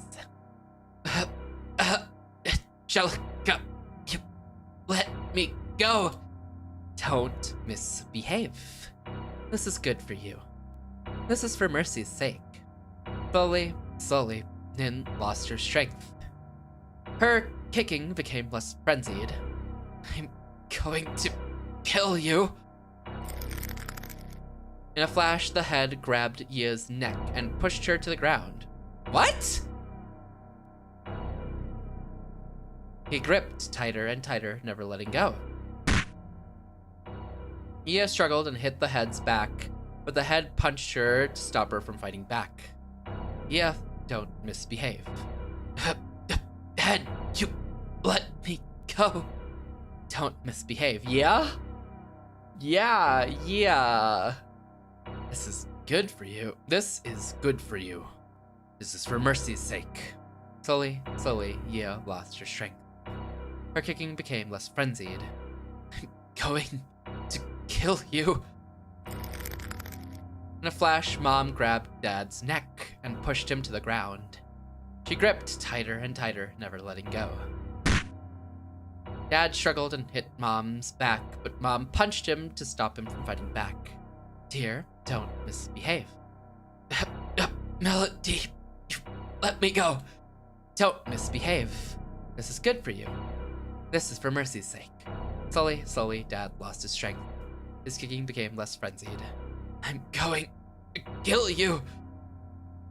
The threat of "you'll regret this" is starting to be a lot more threatening. I think we should have just listened to her at all times, honestly. In a flash, Alma grabbed Nin's neck and pushed her to the ground. She gripped tighter and tighter, never letting go. Nin struggled and hit Alma's back, but Alma punched her to stop her from fighting back. Dear, don't misbehave. Melody, let me go. Don't misbehave. This is good for you. This is for Mercy's sake. Slowly, Heyyo lost her strength. Her kicking became less frenzied. I'm going to kill you. Oh god, they're all merging together. In a flash, Mom grabbed Dad's neck and pushed him to the ground. She gripped tighter and tighter, never letting go. Dad struggled and hit Mom's back, but Mom punched him to stop him from fighting back. Yeah, don't misbehave. You let me go. Don't misbehave. This is good for you. This is for Mercy's sake. Slowly, Nin lost her strength. Her kicking became less frenzied. I'm going to kill you. This is no time for psychosis, Mercy.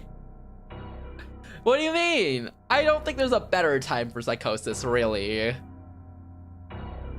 a flash, the head grabbed Heyyo's neck and pushed her to the ground. He gripped tighter and tighter, never letting go. Heyyo struggled and hit the head's back, but the head punched her to stop her from fighting back.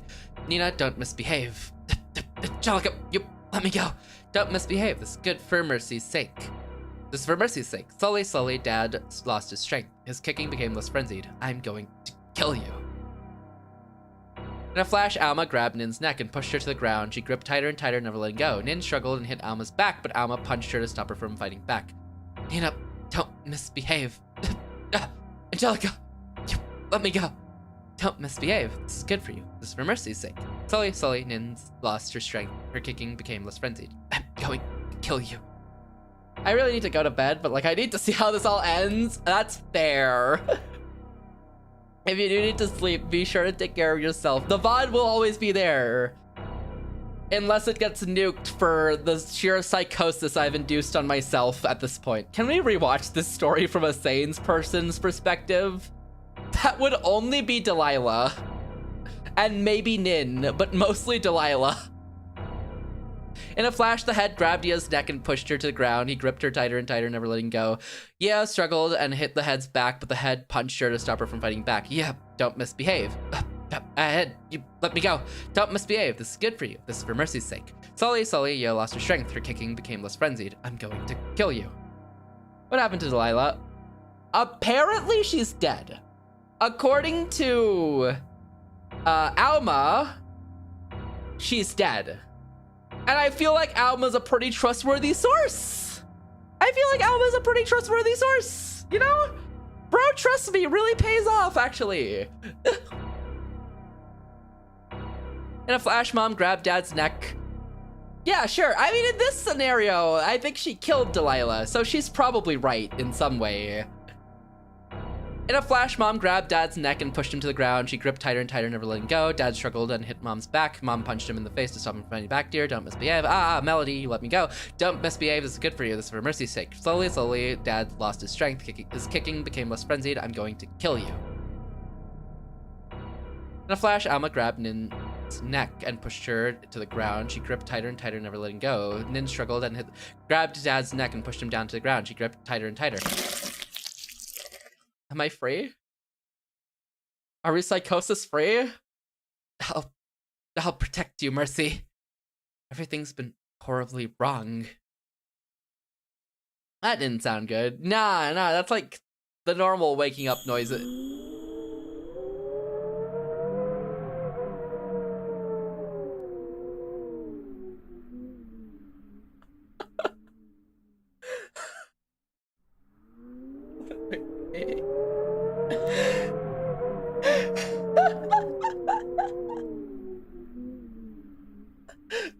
Biblically accurate angel! It's one of those paper folded ones. What am I playing? What am I reading?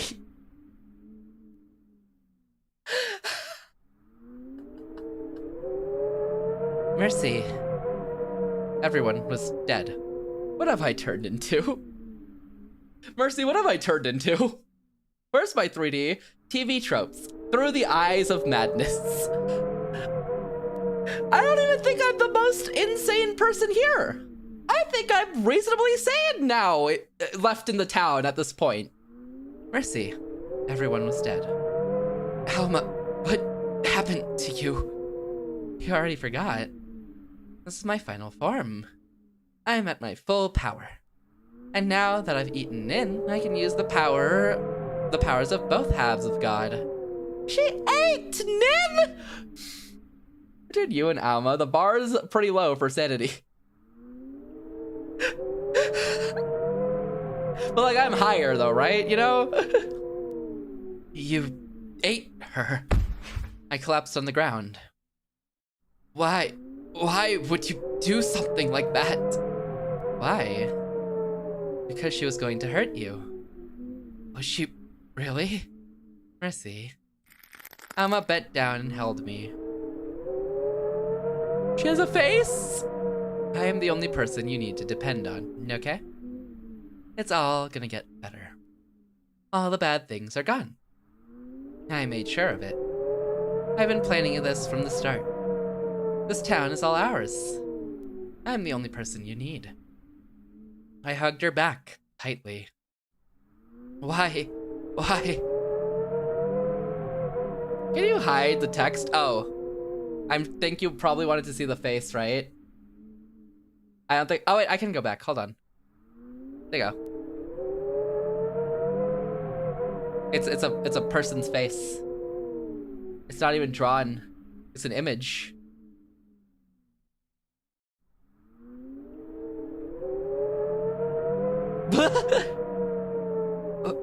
Why? Her face card's declining. Let's get married, Mercy. It is toxic, Yuri! It all cycles back! Toxic, Yuri! It all cycles back! But we've only known each other for a few days. It's always toxic, Yuri. It never ends. It's been toxic, Yuri, all along. Let's get married. There's no such thing as non-toxic, Yuri. You're so right. Didn't you say you'd repay me? I want to marry you. That's how you can repay me. The fine print was always there. The fine print never leaves. Stay with me forever. You're never gonna leave me, Mercy, okay? Or I'll kill you. Clapping and cheers came from nowhere in particular. Alma was scaring me, but she held me so tight I couldn't run. She was so good at hugging. I wanted to sleep. Maybe everything would be fine if I ignored it. She's coping through it. In our town of San Roque, 4 beggars were having some fun. The crippled man danced, the mute sang, the blind man watched, the deaf man listened. Oh, it's this song again. In our humble town that we proudly called our own, people slaughtered insects called gnats. From the fattest of these bugs, when cooked and drained, came oil that filled 9 vats. In our town of Malabon City, there's an old man whose fire boiled in a paper pot on a paper stove, and for fuel he used cold water. Yo, son, thank you for the dailies. Congrats on the 12 stamps. So she's the lock you in the basement and stab you kind of yandere. Only if you leave her. Specifically, mostly it's the lock in the basement, but it's the stab you if you leave.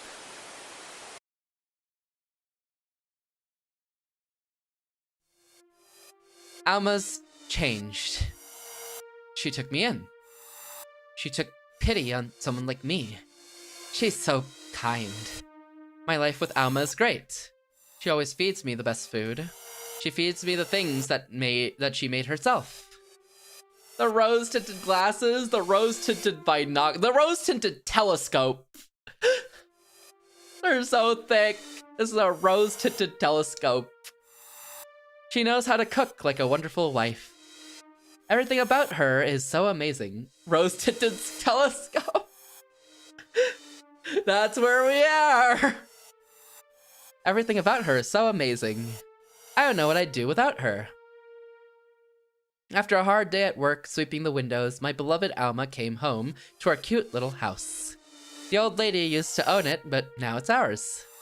She was so kind to give this house to us. The Mita from Misai. I guess that is the closest you can get to what I'm seeing. I hope that nothing bad ever happens. Alma gave me a loving hug with her large arms. Give. I have a feeling she didn't give. What do you mean she's given us? She definitely gave it to us. Just, you know, she wasn't there, it's unoccupied, she's probably dead, but she probably gave it to us, right? She gave me a loving hug with her large arms. Her wings wrapped around me for that extra little chill. I always appreciated it. Alma's so nice and smart. She doesn't have a real mouth anymore, but that's okay. That's okay. Detail schmeetails. No, I'm having lots of fun. Tomorrow will be Friday, so we should get ready for the weekday storms. Who needs a real mouth? Exactly! When we can just understand her anyways. Her eyes turned red. I know you don't like the curtains. They never cover the floors. I know. Alma hits me. It doesn't hurt. I can handle it. Sometimes she just gets upset. That's how she is. I love her for that. She's a complicated person. I think this is more than toxic Yuri at this point. I'll help her through it. After all, she helped me. Upside down smile. I must do unto others as they did unto me. This is abusive Yuri now. Which is just like toxic Yuri if you think about it, right? Oh, it's all loving marriages they like. I take a brisk walk outside the house while the boils. Today the hot breeze is nice and cool. I like it when the breeze is nice and cool. It is a beautiful town, but I can't stay for long. I walk back inside as soon as possible. Alma doesn't like it when I'm gone for too long. Mercy. I look down. A beetle with an eye on its back sits at my feet. Mercy, I don't think this is good for you. What makes you think you know what's good for me or not? Mercy, you have to run. This is why Alma doesn't like it when I'm too far away, when I'm away for too long. I have to go home. Go fly somewhere else. Mercy, I know you want to escape. Go away. Mercy, I love you. Damn, does everyone love me or something? Where was this when everyone was beating me up? Mercy's talking to bugs now, and they love her. I want to crush this noisy little beetle, but I don't have the heart to. It will never understand me. My heart belongs to Alma. I step over it and leave. I told you to stop staying out so long. You're worthless. I know. You're scum. I'm sorry. She says those kinds of things, but it's okay. It's fine. She's a complicated person. I'll help her through it. After all, she helped me. I must do unto others as they did unto me. Have a good lurk, Crimson. The books look good today. I open one of them to the last page and start watching. The worthwhile crime hooks the dragon next to an express shock. The countless appraisal tosses are revenge. The Stockholm Syndrome is strong with this one. Oh, it's like, it's generational on this one. This is insane. Did she ever escape? It's one of those kinds of books. The ones that are really hard to understand. Alma can understand them. She's smart. She slaps the book out of my hand because I am a disgusting freak. What garbage is this? It's good. I like it. You can't, idiot, so stop trying. Okay. I will go to bed then. I am not allowed to go to bed. Why? Why can't I go to bed if you don't want me around? You didn't finish dinner. But I did. I finished it. You have to get your serving yourself. He cautiously approaches the pot and picks up the ladle. Codependency is an unhealthy relationship pattern where one person becomes excessively focused on another's needs, often neglecting their own to feel valued or needed, leading to self-sacrifice, poor boundaries, and enabling destructive behaviors like addiction or abuse in the other person. This isn't that, Wander. Come on. This is a loving marriage. He cautiously approaches the pot and picks up the ladle. Alma doesn't even taste it. She throws it against the wall. Could never, exactly, it could never be that. Well, there goes the food. Oh, this tastes like... At least you tried. Clean up after yourself this time. But I always clean.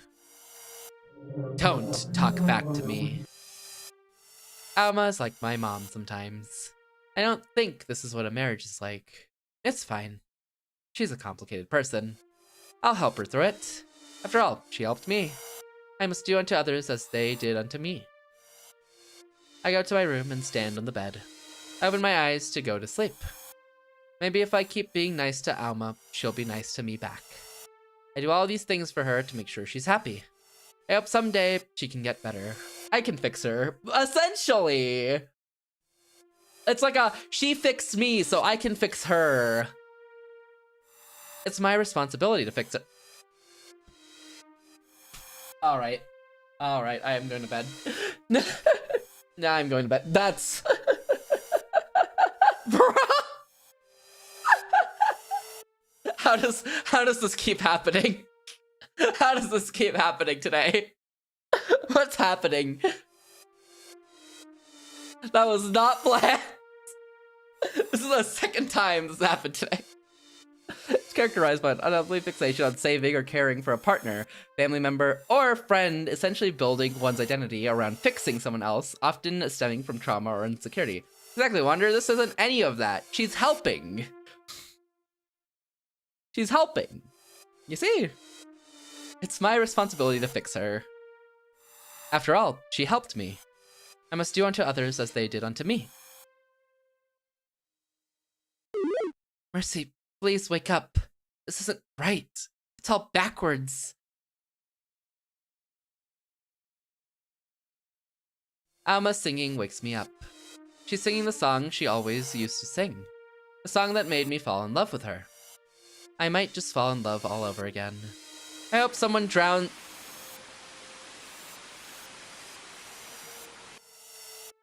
I hope someone drowns me in the river soon. Got it. It's a beautiful song. Thank you. She looks smug. Oh, sick! I love Alma so much. We are married. My life with Alma is so great. Today is her day off. She always works so hard for me. And her eyes are red. I wish you would be a little more grateful instead of sitting around like a useless piece of shit. I hand her my favorite book to please her. I don't like getting hit. She doesn't hit me. My body hurts. Pretty much, Wonder. I clean the walls without asking. Alma makes me stop cleaning them. I'm not cleaning it her way, so it's bad. I have to start all over again. She can't believe she married someone as useless as me. Alma's mad. She hit me.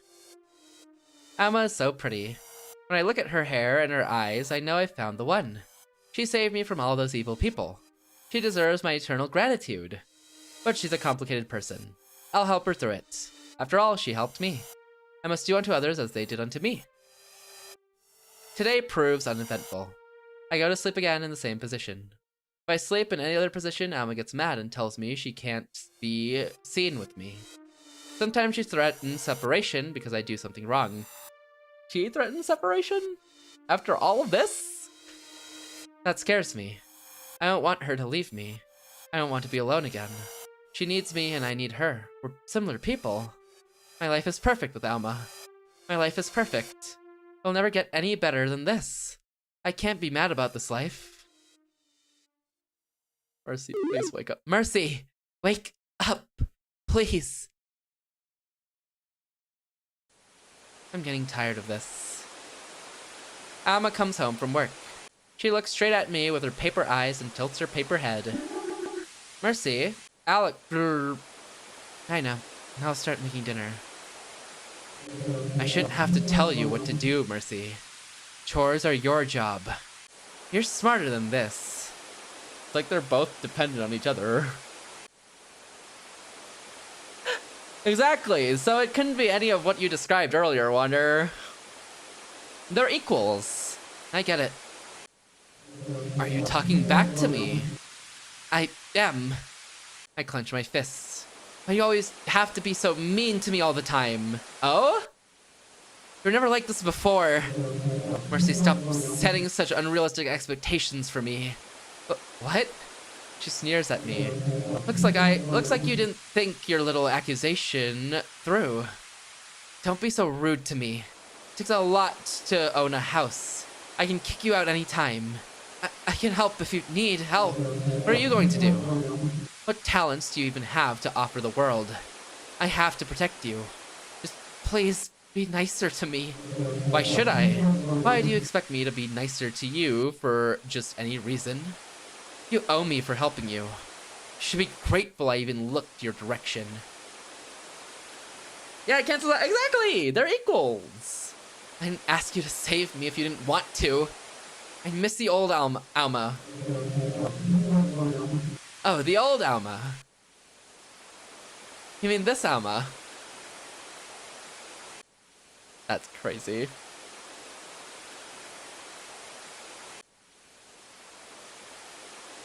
The Alma that bottled everything up. Why don't you try accepting other people have feelings for once, Mercy? I'm not a toy you can play around with. Since you're so useless, I'll cook dinner tonight instead. It'll taste better than whatever you make.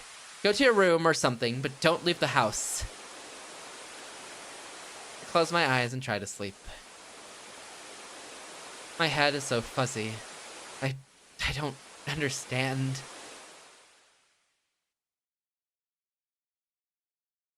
What is happening? Can she even get out of this? It's time for me to go to bed. No worries at all, Looney. I really appreciate the sub you did earlier, and don't even worry, the VOD will be up on here or YouTube. Actually, probably both, actually. So if you wanted to see what happens now, after this point, you should be able to. But thank you again, I really appreciate it. Have a good night. Yeah, I don't think this is gonna make sense anytime soon. I don't think this is ever gonna make sense until I wake up from my dream. But thank you so much for stopping in, the follow and the sub as well. Please take care of yourself. Rest up, have a good night, and take care. Also, yeah, I think I'm gonna come back to another fever dream. Hey, sounds good. Bye, take care, rest up. Surely this makes sense, like, soon, right? Surely I'm at the end of the game, right? I wake up. Alma's gone. The little beetle crawls onto the couch and jumps up and down. Mercy, hurry, we have to run. I don't know how much time I have, but I have to try. I flee out the front door. I have to get out of here. Never again. I'm not going to fall for this again. I'm tired of falling for it. I shoot down the hill, heading straight for the school. Just past the school is that path. Down that path is a place nobody knows. Back then I couldn't escape or risk my death. People run! Even now I risk death. But right now, more than anything, I want to run away. I make it. I stare at the path long and hard. I don't know what to do. It's now or never, so why aren't I moving?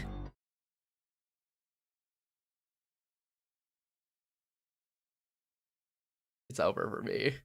Mercy. Oh, she found me. You come home this soon now, dear.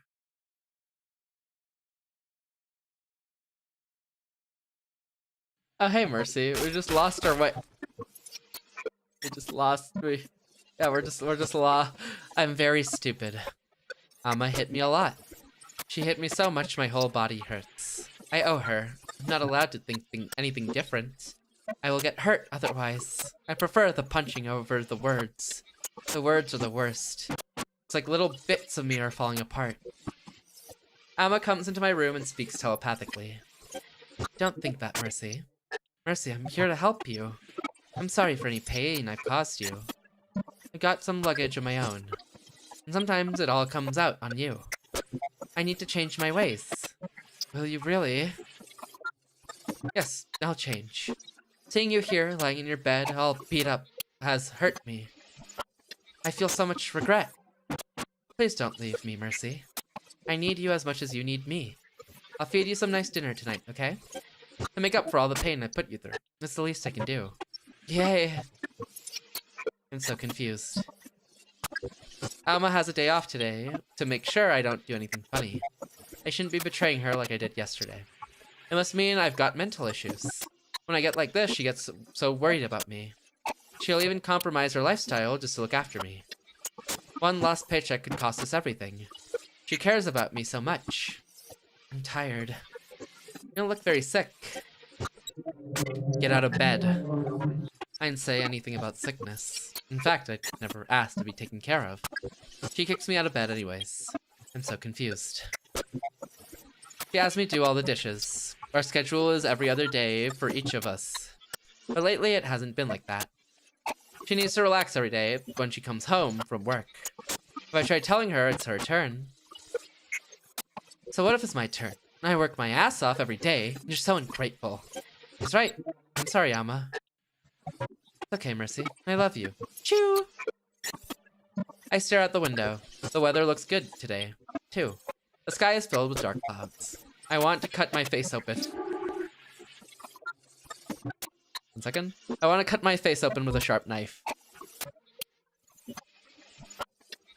Yes, I'm fine. Thank you. She's always checking on me to make sure I'm okay. I'm such an ugly freak. The world... Oh my god, I can't read these. The world can't wait until I finally choke on my food. I love Alma so much. Alma is always looking out for me. I am a useless burden compared to her. Do we never get out? Do we never escape? Today is not a good day. Alma screams at me for putting the books back in out of order. I can't believe we're together. I wish I was dead. Don't say things like that. Don't you realize I love you so much? Do you want me to kill myself that badly? You're just a coward. She never reads the books. I don't know why she cares so much.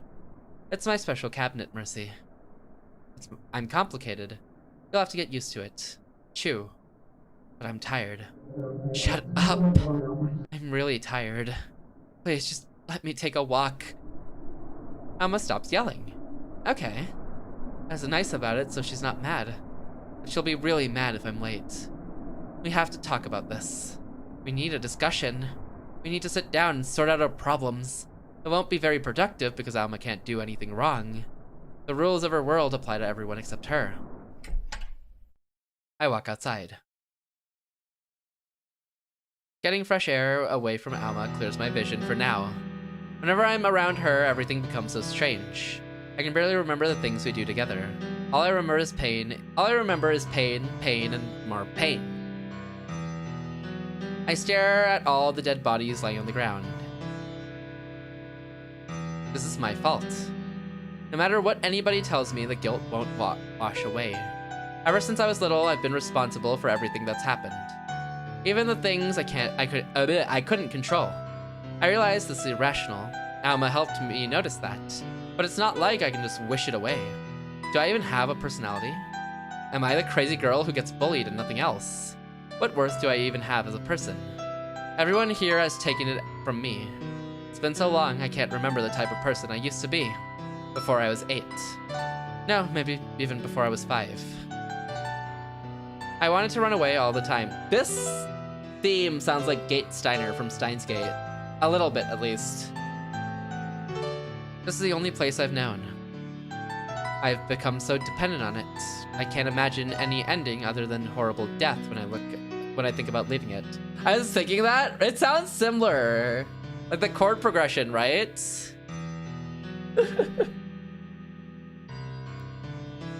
Not that specific song, but Steins Gate in general. I guess. It's something about the chords they're using, I think, that makes it sound like Steins Gate specifically. I know the specific song. I think it was Gate Steiner, but I could be wrong. It's just like one of the general songs, to be honest, during any like sad moment in Steins Gate. Are we near the end, by the way? How long is this game? I can't imagine any other ending than horrible death when I think about leaving it. Because that's what everyone told me. But I think you can change that, Mercy. The little beetle with an eye on its back comes to me again. Please leave me alone. No. Why? Because I don't want to. It's not an excuse. Mercy, you want to leave, right? Do you want me to help you? I can be your escort. I walk past the beetle. Are those beetles making the menu sound? You mean like like in the main menu when I'm actually like interacting with stuff? Like I think in here, like this noise? Or do you mean like in general the noise they're making? Because that is the noise they're making right now. I can be your escort. I walk past the beetle. Oh, never mind, it's not. Okay. It jumps on my shoulder and snuggles next to me. We both know where I'm going. The walk downhill feels familiar. I like it. It reminds me of a slightly better time. I miss everyone. I miss all the people who hurt me. This is wrong. NTR with a beetle? Toxic Yuri, but my character NTRs with the beetle. I shouldn't be doing this. I feel so homesick for a place that never felt like one. Before I realize it, I arrive at the school. To my left is the path. I walk into the school. I let out a bitter laugh. I picked the easier option again. I found a piece of my personality. It's cowardice. The hallways feel long and winding. Eventually I make it to the stairs. I go up to the second floor like I always used to. It's all distorted and dark in here. Beetles crawl all over the walls while ink branches grow through the cracks. My messed up vision strikes again, I guess. No matter how dark it is, I can see the bodies outside in the town. I know where each and every one is. I know how long it's been only Alma and I in this little town, but apparently long enough to memorize something dumb like that. All of these corpses once belonged to someone who hated me. But no matter how delusional Mercy is, everyone is dead. That's true. That everyone's dead no matter what. The fact of the canon event is how dead everyone is. Delilah, Clara, Faust, Nin. The same people had lives of their own, unrelated to mine. Complex guilt plagues my mind. Their deaths were so meaningless and cruel. They didn't deserve that kind of ending. But to many of them, playing with my feelings was meaningless, even a pastime. Did they deserve it? Do I deserve this? Is this justice? For who? There seems to be no easy answer here. Something my tiny brain can't comprehend. I stare at the moon. Before I realize it, tears are spilling down my cheeks. Useless death. Meaningless death.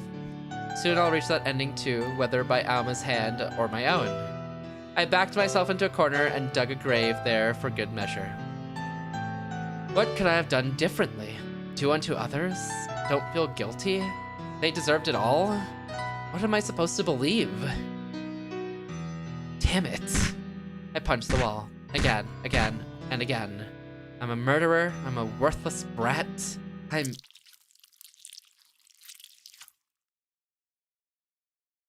You're loud.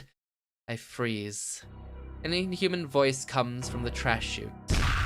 The chute slams open with incredible force, even though nobody's there.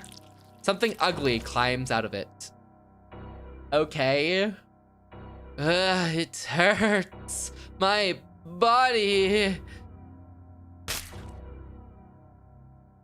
The thing coming from the chute makes its way out. It lands on the ground with a soggy plop. Clara? I take a step back in fear. Mercy! Clara! Mercy! I hurt! Her entire body is elongated and thinned out. Her skin is bruised and bloody. She slowly gets on all fours, preparing to come for me. One of her arms is completely gone, so she has to rest on the stump. Her jaw is all gone too. For some reason, she's in her full uniform. Clara is obscure. Is she gonna go on an expedition? I can't tell what's real or not anymore. Do I run? I want to run, but my guilt pins me to the floor. I deserve this. Mercy. Clara takes one jerk forward and another jerk forward. She scuttles towards me at a speed I can't comprehend. So this is it. I'm at peace. I'm assuming... Where am I? Never mind. I'm not assuming anything anymore. What the heck is happening? Clara fades away, crumbling into black ink. I'm presented with 4 doors. This trope makes a point of obscuring the objective truth of the tale in order to screw with the audience's mind. Sure, we see the grotesque tendrils moving through the neighbor's skin, just like the protagonist does, but who says the camera is telling the truth? And again, there's never any conclusive proof that he's not a monster either. By their very nature, these stories end without any definite decision as to what's really going on. I'm never gonna understand what's happening in this game. Is that what you're telling me? Clara fades away, crumbling into black ink. I'm presented with 4 doors. From behind each door, I can hear 4 different things. There's the sound of the river. There's the sound of the choir. There's the sound of the wind. And there's the sound of a mushy crawling noise, not unlike Clara from earlier.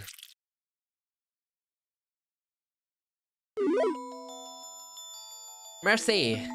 My escort hops off my shoulder and lands in front of me. Mercy, you must enter the doors in order. Okay. I open the door with the sound of the river. Directly in front of me is the river in the middle of the town. On the bridge stands a small doll dancing away in an excited frenzy. Its head is too big for its body and it's covered in blood. Whook! Whenever it moves, an ugly squishing noise comes from inside the sack it's made out of. There's no way a god exists! There's no way a god exists! Ugh. That must be Faust. I really think he deserves to be such a cute doll. Faust turns to me when he hears me still dancing. Mercy! He greets me the same way he always did, in that mocking tone he loves so much. What do you want? That's the spirit, Mercy! I turn to leave. My escort flies in front of my face, stopping me in my tracks. No, Mercy. He has something good to say. Please listen to him. No, Mercy, for Mercy. He just sounds like a broken record to me. Well, people who die from getting their brains blended up can't exactly say new things. We can learn, even from people like him. I grimace. Faust keeps dancing and dancing, not caring about what the world around him thinks. His squishy feet break open, getting his insides all over the bridge. Okay. I don't care. Whatever. Mercy! What do you want? That's the spirit, Mercy. Survival of the fittest. What are you trying to tell me? Survive! But I'm already surviving. Protect us? Kill the bad things. Be nice in the hopes other people will be nice to me. Wait. Protect us. Kill the bad things. Be nice in the hopes other people will be nice to me. It's all bullshit. Ah. You realized all of that on your... You realized that all on your own, didn't you? Maybe I'm just a little jealous of you. But I needed that help. I'm too dumb to figure it out myself. Survive! You're trying to tell me to run away, too. There's no way. I can't do something like that. I'm too... Survive! Mercy! Why are you trying to help me? Da ha ha ha! There's not much else we can do except dance until... There's not much else we can do except dance until all his stuffing's gone. He just happened to come by.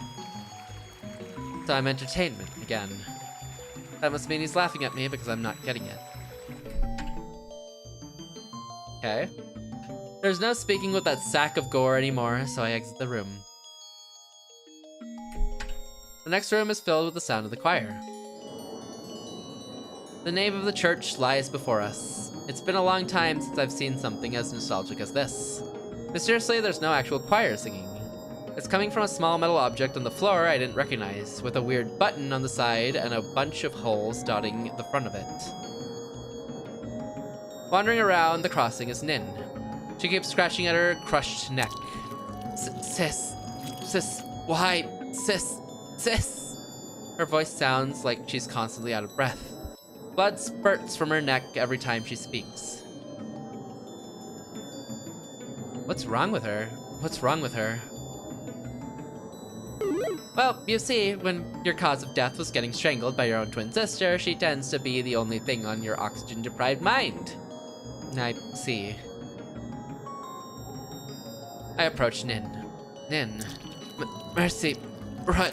Angelica will hurt you. Same message as Faust.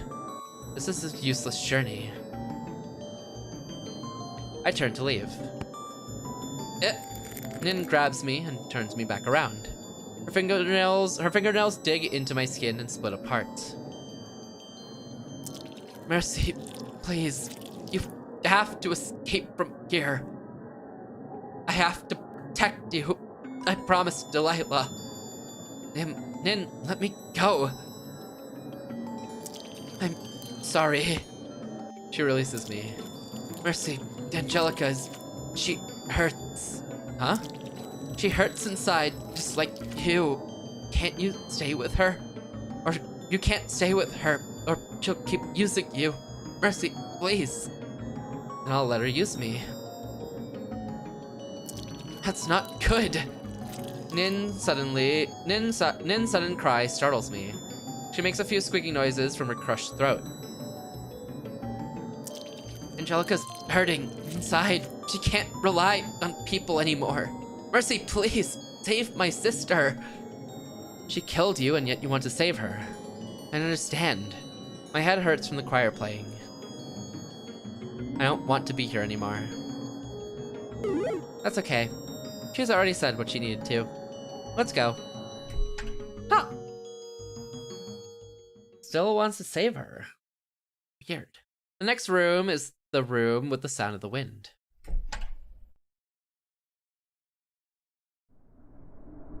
We stand on the hill overlooking the town.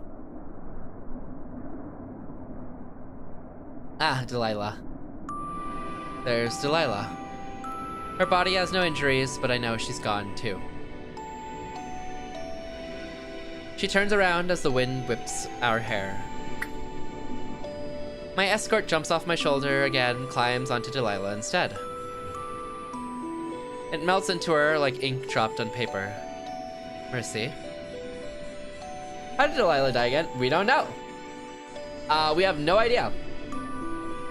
The assumption is, Alma killed her, though, because she was in the church getting food when all that went down at the church. I stand to attention.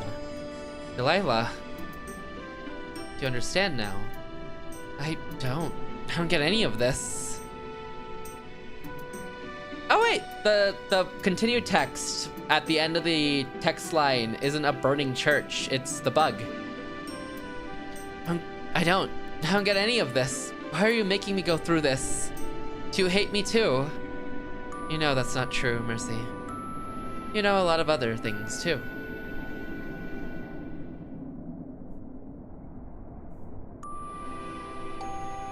What's the real reason why you don't want to run from Alma?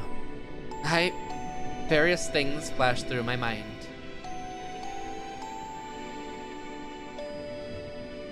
Death. Carnage. Torture. Alma Ball!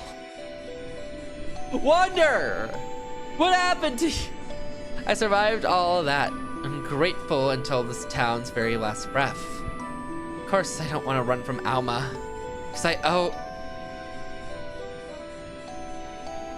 Because you want to punish yourself. The wind blows loudly. You know, staying with Alma is bad, don't you? Because you're the same. That's not true, You know it's not. You know it's true.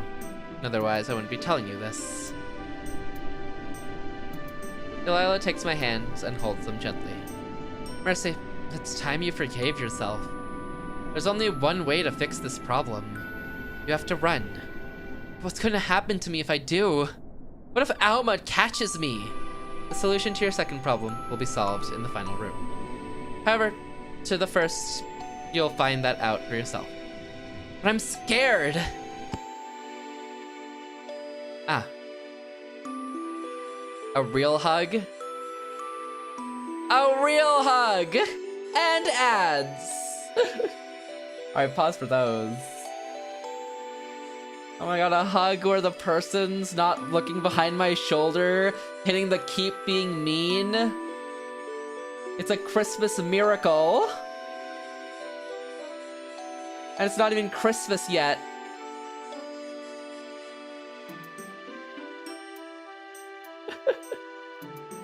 This is good news. Now it's our turn! Not us hitting the Delilah with the keep being mean after everything we've been through, so we're just running a cycle. It's like, Alma's taught us well, Delilah. Now it'll be you who perishes, but again. Not again.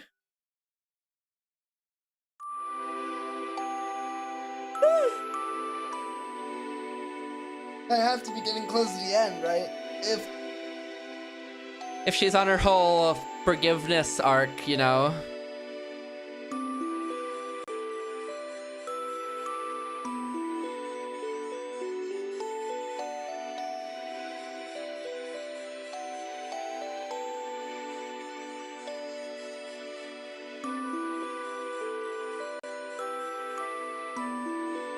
Modern Salem in a remote area.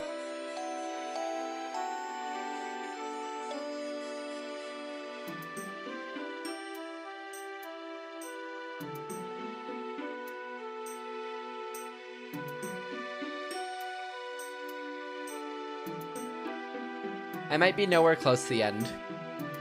Or maybe somewhere close to the end. Maybe I'm somewhere close to the end, actually. We'll see. I don't know anymore. This is nice music, though, at least. At least there's that, right? Dude, how has today just been such a fever dream? Like, this game was insane because of, like, all the abuse she went through, right? But how has it just turned into more of a fever? How does it just become a fever dream? Should I have taken your meds? Maybe I should have. Maybe I honestly should have at this point.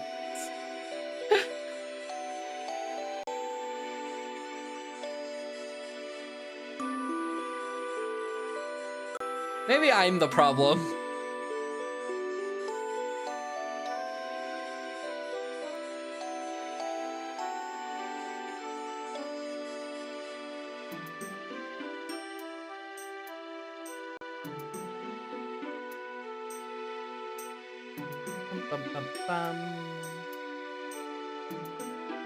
All right.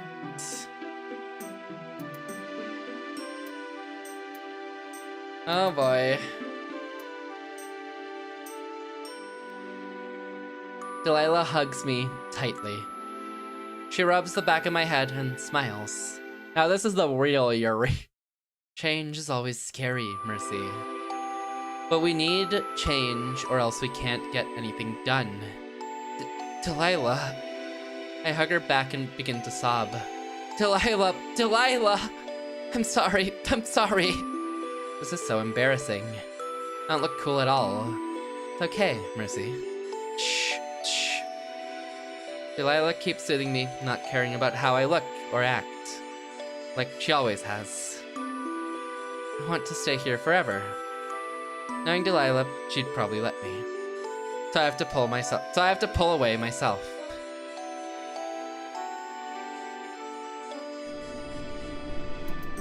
There you go. See? Baby steps. Delilah. I gulp, wiping my tears and sniffing. I've always loved you. But it is no longer the time for that. It has long passed the time for that. And we shall never have another time like this again. It's almost time for you to face Alma. Mercy, I hope someday you're able to escape somewhere far, far away from here. Except for those few days we ditched you for Alma. Except those days, other than that, always loved you. Ignore those few days. You know, they never happened, really. Somewhere nicer. A place where you can start healing. Promise me you'll do that. Okay, I promise. Thank you. Goodbye, Mercy. Every second I spent with you was amazing in every way. Aww. That was a nice moment.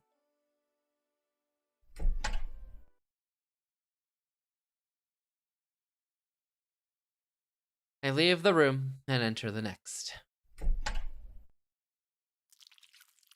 It's the hallway from earlier. Clara crawls around, confused, looking for me. Clara, I'm over here. She stops and snaps her half-intact head around to see me. Her tongue flaps out around and hits her neck. She crawls towards me at a decent pace and leans on her stubby arm to rummage around in her exposed abdomen with her remaining hand. She still have the shears? From her guts, she pulls out her shears. I hold out my hand. Are these why your stomach is wide open? Clara doesn't answer my question, forcing the handle of the shears into my open hand. I'm going back to sleep.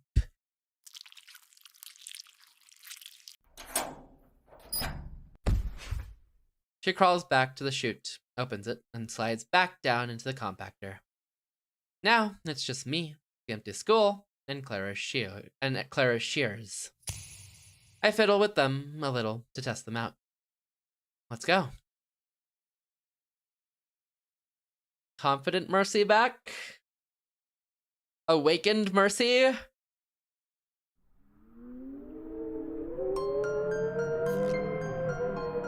Oh wow. I walk up the hill to the church. At the top of the hill stands a furious angel. She wears a mask like I once did. Alma. Mercy. That angel swoops down to me, her ink-stained face grinning at me joyfully. She wants to rip me apart like everyone else did. Turn me into her plaything, make me a way to relieve her own insecurities. Because she thinks I'm weak. I was weak. And because she thinks I'm easy to exploit, I am. Mercy, I'm so glad you're back. What did I tell you about walking around for too long? Mercy. I inhale, and I exhale. I'm sorry, but I'm done being your toy. Alma, I think it's time we started seeing other people. What? This time my words come out a little less confidently. I said, I think it's time we start seeing other people. Her wings flap around in confusion. I don't understand. What are you talking about? Don't be silly. I said, I think it's time we started seeing other people. Mercy, you must be kidding yourself. Where are you going to go? She points at the destroyed church next to us. Are you going to go there? She points at the town filled with dead bodies. Are you going to go there? She points at the empty school. Are you going to go there? She tilts her head, waiting for my answer. No. I'm not going to any of those places. I don't understand. Where else is there to go? Away from here. Inky branches grow near her feet. Mercy, you're being so ridiculous, right? You're being so ridiculous. Tell me why you want to leave so bad. I can fix it, like I fixed everything else. I can't fix it, Alma. Why can't I? Because it's you. Steam comes from her anxiously flapping wings. She doesn't get it at all, does she? Do you want me to look different? I can. Look, like this. No problem. Just say the word and I'll do it. I don't want that. What do you mean you don't want that? The ink trees spread further. Little beetles crawl out of the blossoms blooming on the branches. Mercy, I give you everything you need. Don't you get it? You don't have to leave me. You can stay with me forever. I'd really appreciate it if you'd stay forever. You call me names. I never did that. You insult me. I never did that. You take my things from me. I never did that.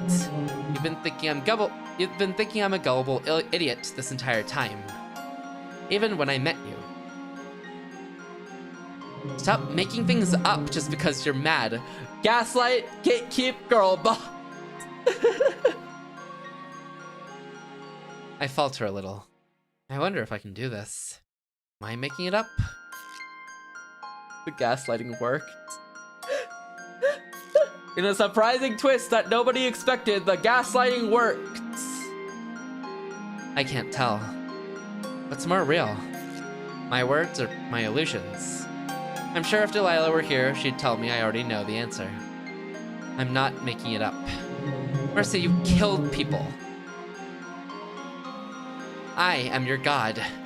This is your only salvation. Are you really going to leave me?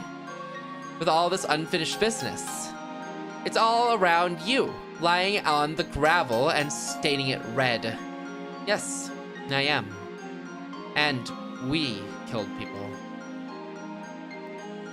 Huh? What? No. No, I didn't kill anyone. That was all you. You're the one who goaded me into all of this. Distrusting Delilah, scaring the town, killing Clara. Shut up! You've been planning all this from the start, haven't you? To isolate me and keep me to myself? And keep me for yourself? I said shut up, Mercy! I've had enough. I'm going to kill you. Alma lunges at me. Before she can reach me, I swipe at her face with the shears. She stumbles backwards in pain, ink dripping from her face. Ah! I take it as my one chance to run.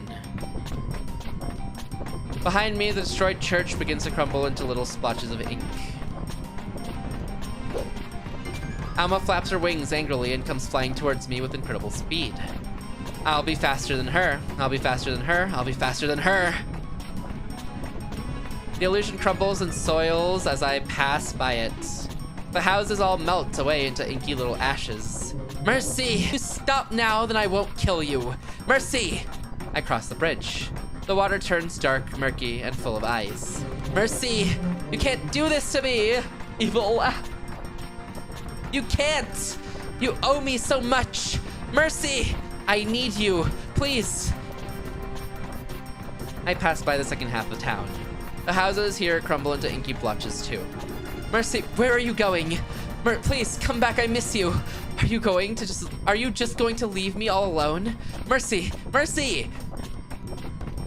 I run down as fast as I can, tightly holding onto Clara's shears, never stopping to catch my breath. My legs hurt, the angel comes closer. I can't stop for even a second. It all comes down to this final moment. The path is just ahead of me. Where are you going? Where are you going? You can't leave. You can't do that to me. Alma's voice becomes increasingly distressed, but at the same time, increasingly human. It almost sounds like she's going to cry. A pang of guilt hits me, and I nearly stop. Don't do it, Mercy! But I have to keep going. Keep going! I pass by the school. Mercy! Don't do it!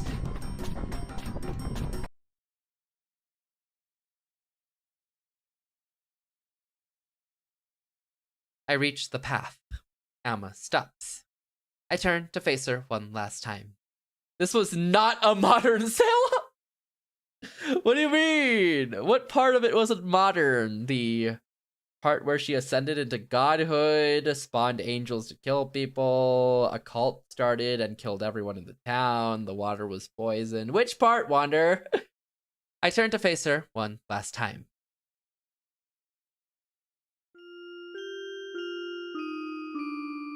Oh, she's dissolving. Behind her, the sun rises, basking the melting inky town in an orange glow. It seems she ended up hurting herself while she struggled to catch me. Her paper body is mangled and stained. She can't fly anymore, much less run. I toss the shears to the ground. I don't need them anymore. Mercy. She holds out her hand to me. This is the Eminem meme where you throw something. Though it's more like she's trying to reach out and grab me. Mercy, please, don't leave me. I'll sing to you again. I'll sing all kinds of songs to you. Alma, I'm sorry. Mercy, you can't, She looks so pathetic. I'd never have thought behind all the scary and confusing things she told me was this crumbling paper angel.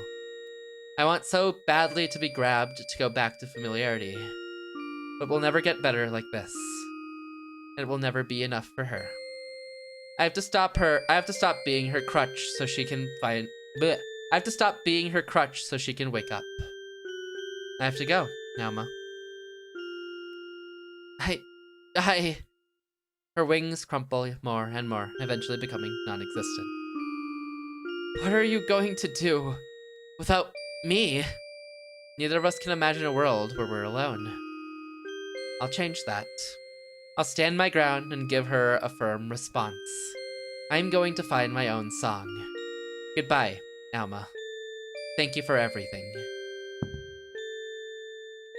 I turn on my heel and walk down the mysterious path. I don't know where it will lead. Even so, I will continue forward. To the future. Singing my own songs. My world is filled with my own song. And it will never become soundless again. Soundless! The name of the game! Eh! What the actual hell just happened in this game?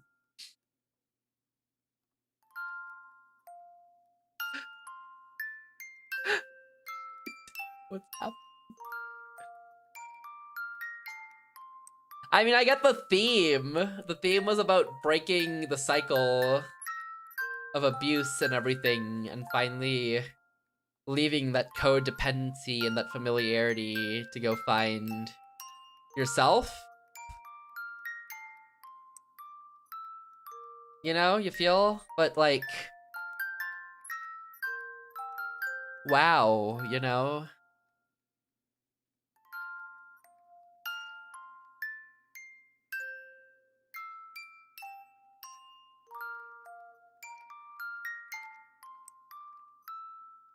Sora Jiatsu no Tame no 101 no Ho'o Sayonara wa Oshiete Madoka Magica Subara Shiki Hippie.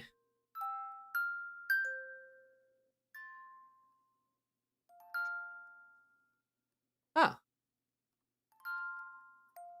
The other was like, never let them know your next move. And then threw God at me. Presented by Milk Plus Visual in Rempe. Finn. Well, that was unlocked post-game content after info. Oh god. After info? I want a refund? It was free. Current date 00. Wait. Enter H for full command list. Current date 00. Status healthy. Megabytes used. Megabytes available. 5. When there appears to be a disk in the tray, enter read to view. Reading disk. What up, boss? Welcome back. Disk loaded. Disk empty. Load files to disk. Executing copy.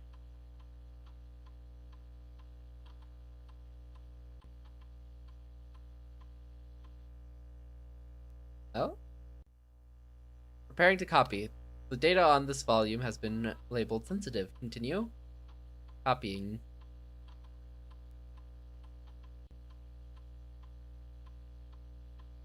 I think this might be the most confusing game I've ever played, maybe. Remember how you asked, Wander, like, oh, is this the game that's like one of the visual novels that's went the furthest you've ever played when they were torturing poor Mercy for a little bit? I don't even know what happened after that. Because... do I actually have a choice here? Why?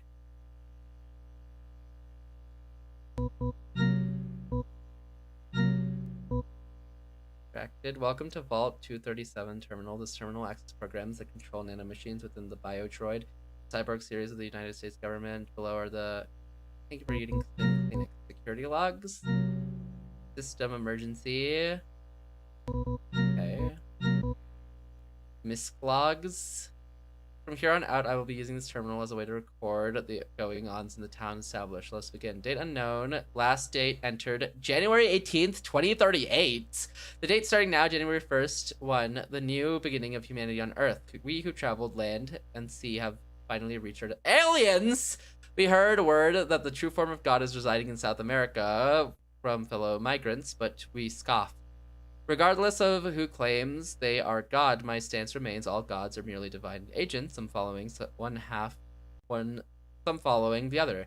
The Chinese were right, and so were the Hindus. In a sense, yin and yang, opposing elements with a touch of the other within them. Two sides of the same coin. It's no coincidence that for every force, there is something that opposes it. I have been given this divine information and it's been directly implanted into my brain for a long time now. My survival up until this point was in preparation for my role. What is happening? In a world that lost God in favor of the struggle to survive a destroyed world, I will become the Messiah. Two halves for everything, the basis of everything. The two couples have my discipline and the followers became all agree. It is quite fortunate that I have discovered that the fully stocked bunker and partially intact town in the Philippines, a rare find. Oh, this is pre-town. Rare find indeed. Perhaps God has guided me as he always does. It will be here where we settle, and I shall build a place of worship right above the bunker for ease of access. The head? We've already started reconstruction of the church that was already standing here. An ally I made, the self-proclaimed loyal family of the new kingdom in the Philippines, has promised to assist us legally. We are like micronations. Thank you for the ultra instinct. What up, Retro? Making a land claim without the official. I will make this together. The past is dead. The future is now. What up, Retro? Malik was here, calling our stuff. Terminal dock got lost for fear of revival, so it's nice. I hit my fingers. Houses left. 6 of 40. Church completion, putting up walls. School almost done. Wood, stone. You know, I will never be good at inventory in retail. Brain dead? Oof. Are you almost at holidays? Labeling these as entry will prove much less burdensome. Pinning car, it tends to be. There's a lot of nicks and crannies. Burn something, trying to remember the date. I'm a busy man after all. Okay, so this is the head. Reconstruction of the town has been... We've chosen the name Fada for no reason in particular. It simply sounds friendly and nice to people's ears. It's but powerful. Inverted cross, our representative colors are red and blue. Our clergy uniforms are mainly black and white with gold accents. They're quite beautiful. The royal family sent an artisan to assist us. Too much sand and sawdust? Yeah, it tends to pick up. You know, with so many people going in and out of cars, you tend to track a lot of stuff in. The ruling family, but the method is quite strange. They had forced new install energy source called the Blue Light. Otherwise, it wouldn't be able to connect to the computers. Discovered rebuilding, but then they applied a scientist in South America. Interesting. I've been hard at work. We've already gathered and created in this Garden of Eden. With this, my real work begins. I've requested water filters, backups, generators, blah, blah, blah, blah. The clergy families will no longer be able to get in. Jason, the wrinkly barrier bastard, keep demanding when they'd receive immortality already. Like I said in the big speeches, so I took him down here along with the leader of the expulsive and shot them both. I disassembled them and put their body parts in a freezer in case anyone here needs a transplant. I'll decide what to tell their wives later. Okay, nobody's allowed to leave anymore. I'll show them the true power of God. Here's the secret. I am the God. Who would actually believe all the bullshit about two halves? These people, apparently, and now they're all mine. They're all my experiments. I can't get enough of this feeling. I couldn't get enough of it when I dissected the frogs in the 4th grade. That's why I created the society. The people who have lost faith, I will give them the faith. I will force religion. With this a bunker choice, well, it seems to already include cryogenic sleep. There's 27 in all to save the logs. No matter, I have to make do with what I have. Considering the limitations of the human, write new scriptures and print them into info books, then force children to learn scriptures until they reach 18. Drug the entire town using in order to keep them drowsy and unable to act. Perhaps use the river and pretend. Oh, okay. He poisoned the river. Create something nobody will be able to explain, thus proving that a fake god. I sound ridiculous typing all this out. That's so many entries. I've created the first holy woman. Her name shall be Alat. Interestingly enough, all the subjects here are women, despite the registry listing men along with 27 women. How frustrating. Unfortunately, this also meant I must improvise a little with my program. I'm sure she'll enjoy the tour as well. It's working. Everyone loves Alat. People are starting to come to her, to the church, to see her every day. I made absolutely sure the request the most beautiful robes and even modified her hair and eye colors to make them seem more unreal. Ah! So they all have silver eyes and like blue and red eyes because just to make them, he modified them. Seem to retain just a little bit of their previous personalities even after the brainwashing. Alat keeps suggesting that people try and see more than just this little town. To deal with the more philosophical problem, surely. Died after only a year. Bond, 3 months have passed. Charles robes. Bond suffered from stage 4 leukemia. It's gonna require a special fix. Chal has survived 23 years. Wait, this man's immortal. In other developments, we have reached a point in our micro society where there are families of following dedicated to crafts. Those are the specific heads. The clergy, head, and Rova, Pelagram. Actually, huh. It's cool, but there's so much. More importantly, did she say, wait, add a new part to the scripture, morning population, how on earth did she memorize my grumbling about it, word for word? More importantly, did she say she feels the need to say it? You're getting too damn rowdy. We should tack on an evening drink. Did wonders for my already lowering reputation in the middle of a food shortage. Okay. I'm getting sick just looking at them. Did some more population thinning. We have introduced more laws and punishments. A failed rebellion, this quickly subdued by Ray's mighty strength. Pelagum sent me a battery, therefore I will use an recording device to actually limit to 10 minutes to keep it from getting too lengthy and taking up too much space. Related news negotiating. Scorned me once again. 3 hours for the lines to back up. Don't understand the energy source. Apprehensive about continuing to drink from the clean water in the bunker. What if the river becomes polluted somehow and we have to... Okay. Audio transcription? It's just words. It's more words. I had to delete a significant amount of entries as well as versions. Okay. Zyle's nanomachines have broken down. It's time for Yeo's debut. Yeah, okay. Something odd just happened. Just as the install was about to finish, Yeo became conscious of her surroundings. This has never happened before. The error, organic reject error, type unknown, appeared on the screen, and the tranquilizing process abruptly stopped, allowing her to rip off her machinery and get near me. I turned on the recorder at the point where she started to storm towards me. All while she screamed, "That's not my name." She'd clutch her head as if in pain, and then she powered down when I turned her back on. She acted like the previous holy woman did on... Oh! The reason kept freaking out and had the expulsive and barrier side is because there was a that's this brainwash version, and there's the other personality of her original version. Who the hell are you? Head? My head. What the... Don't knock things off the table. Don't tell me what to do. You could have seriously harmed me. Yeah, you were an inch away from my face. That's not my name. That's not my name. That's not my name. Calm down. I order you to calm down. Angelica, Nina, I'm so sorry. I'm so... Nina, why are you such a stupid child? Aha! She was saying that... Wait, she was saying that to Nina. Oh. Did she power down? Begin with her eye colors are reversed. Normally both eyes change depending on what mode the holy woman enters, but her right eye will display the opposite. This could be due to the eye injury she sustained in the East Asian conflict, as stated in her file. Speaking of her modes, they don't work as they should either. It's set so that they can change modes on a dime, but every time Yeo's power's on, she's stuck in whatever mode the nanomachines randomly decide on that day. When she's in expulsive mode, she's incredibly aggressive. I've subdued it with physical aggression of my own. However, she's still incredibly cold to other citizens. If they ask her for advice, she gives one-word answers and a cruel glare. What happened during the install? I may never know, and it kills me. I should factor motherly instincts into this tiresome bug. I tried one more time to debug her while trying, didn't stop her. I had a hunch, sure enough, then I checked the profiles on the last two subjects, Angelica D. Naravo and Nina D. Naravo, matching the surname of Navarro. I never programmed out the lapse in control that causes the holy woman to slowly act as she did in life. You must be angry that society experimented on her children, enraged even. She must be subdued. Oh. Political tensions is mounting in Palgum. It's concerning. They claim it's all under control. Heyyo no longer causes problems. The only irritating thing about her now is her coldness on expulsive days, and I'll change that somehow. Oh my god.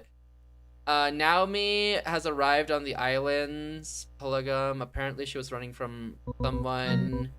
Lines are pulled up on the Palgum. Assimilate. I was going to kill her with explosive head. Number 72. Sebastian revealed to me that his wife was infertile the very same day. It makes sense, considering how disturbingly old the wife he chose is. How annoying. Painkillers. Elderly. Naomi is pleased. Naomi is probably Delilah's mother.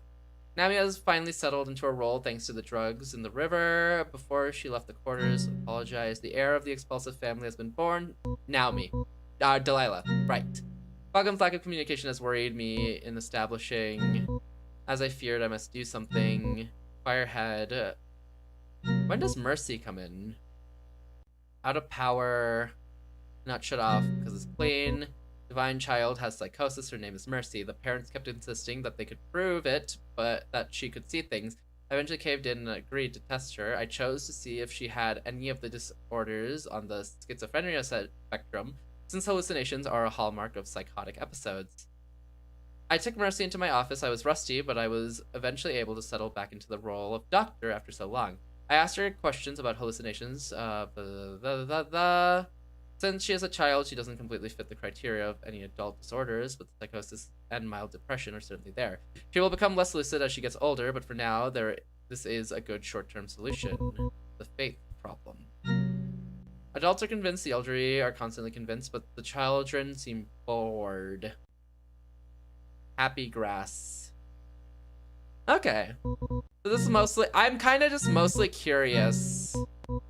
Mercy's parents died. They killed each other in physical altercation. Okay, so that actually did happen. Mercy didn't remember. So that event actually happened. Okay, got it. That was real. Yeah, has PTSD. What else we got? Did I pick the two halves one? I am God, god damn it. Black and white, blue and red. Okay, so crash out. Put myself together. Delilah is always doing such bizarre things during her training. She's always going off script. She won't stop going off script. I'm going to have to keep. Okay. Don't question me. I'm your god. My god, exactly. Have you lost your mind? I became god long ago. Okay. People are losing faith rapidly. Lots of people are losing faith. Fade and Brighton? Are those my two halves? Naomi had attempted to destroy the water filter. She's being dealt with oh, that's why Naomi's being killed. Okay. Not because of anything the other Mercy did. You coming down here for days now. Do you plan to starve me? I'm going to tell you. Ouch, what the hell are you doing? Thank you for the dailies, Giddy. I hope you're doing well. Congrats on the 35 stamps. Have any idea what you did? Pain groans. You ruined my little profit. You ruined everything. Ruined her. You'll pay the price. Naomi received her punishment last night, and her daughter didn't come to watch. She was too scared. Though, interestingly enough, when I returned, the bunker door was open and the terminal was already on. I heard someone move just now. Luckily for you, I will not proceed you as I require rest. You better not get any ideas. What are you looking for now? Honestly, I'm just kind of curious what happened to him after the fact. If he ran into the bunker and hid there during the whole... I remember how he said we need to see... You want to see the story from a sane person's point of view? I'm looking for the crazy events from a sane person's point of view. Or a mostly sane person's point of view. Hello, rebellion after she uncovered... You poor child. May the people have mercy on you. Perhaps you were named that for a reason. Wait, what? What happened here? This is more of a continuation of the previous entry. Mercy's hallucinations have suddenly become frightening. I don't think the sane person would end up being the head. Unfortunately, it is. Unfortunately, it is. It's the only one left. I thought I was seeing things when I saw someone else near the river, but my fears have been confirmed. I can only assume drinking the increased amount of drug due to the powder spilling out.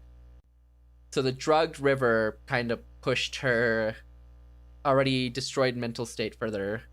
It's so normal, it's jarring. I mean, based on what else happened today, absolutely. We've discovered God killed everyone.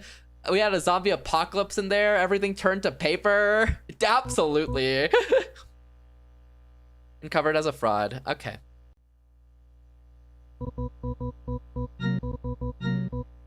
More effective than I thought. Even Ya's getting in on the fun, or perhaps that's just her programming responding appropriately to an unplanned situation I've created perfectly well. The children don't exactly try to understand it. They seem to enjoy kicking Mercy around.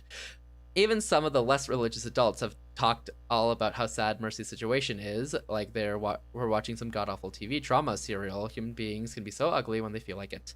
In other excellent news, there's a growing sense of tension between generations who disagree on how to treat Mercy. The elderly want to try and protect her, the adults just want to leave her be, and the children, of course, find pleasure in bullying her to relieve their stress. If this division continues, I will have no choice but to become their unifying voice in the most passive way possible, and point at the real bad guy in private, divide and conquer.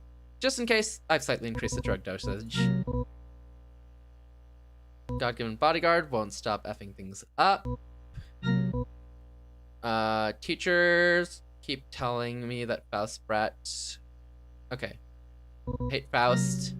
Time for smooth sailing has come to an end. Mercy has killed Ya. Ah! Mercy has killed Ya, and I have never received the shipment of new biodroids from the other vault, as I was promised, like every other damn thing they promised.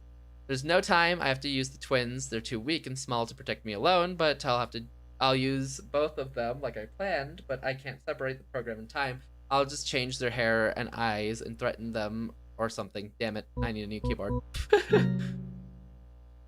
Town ate it up like flies. It's working, I've done it. He's happy, okay.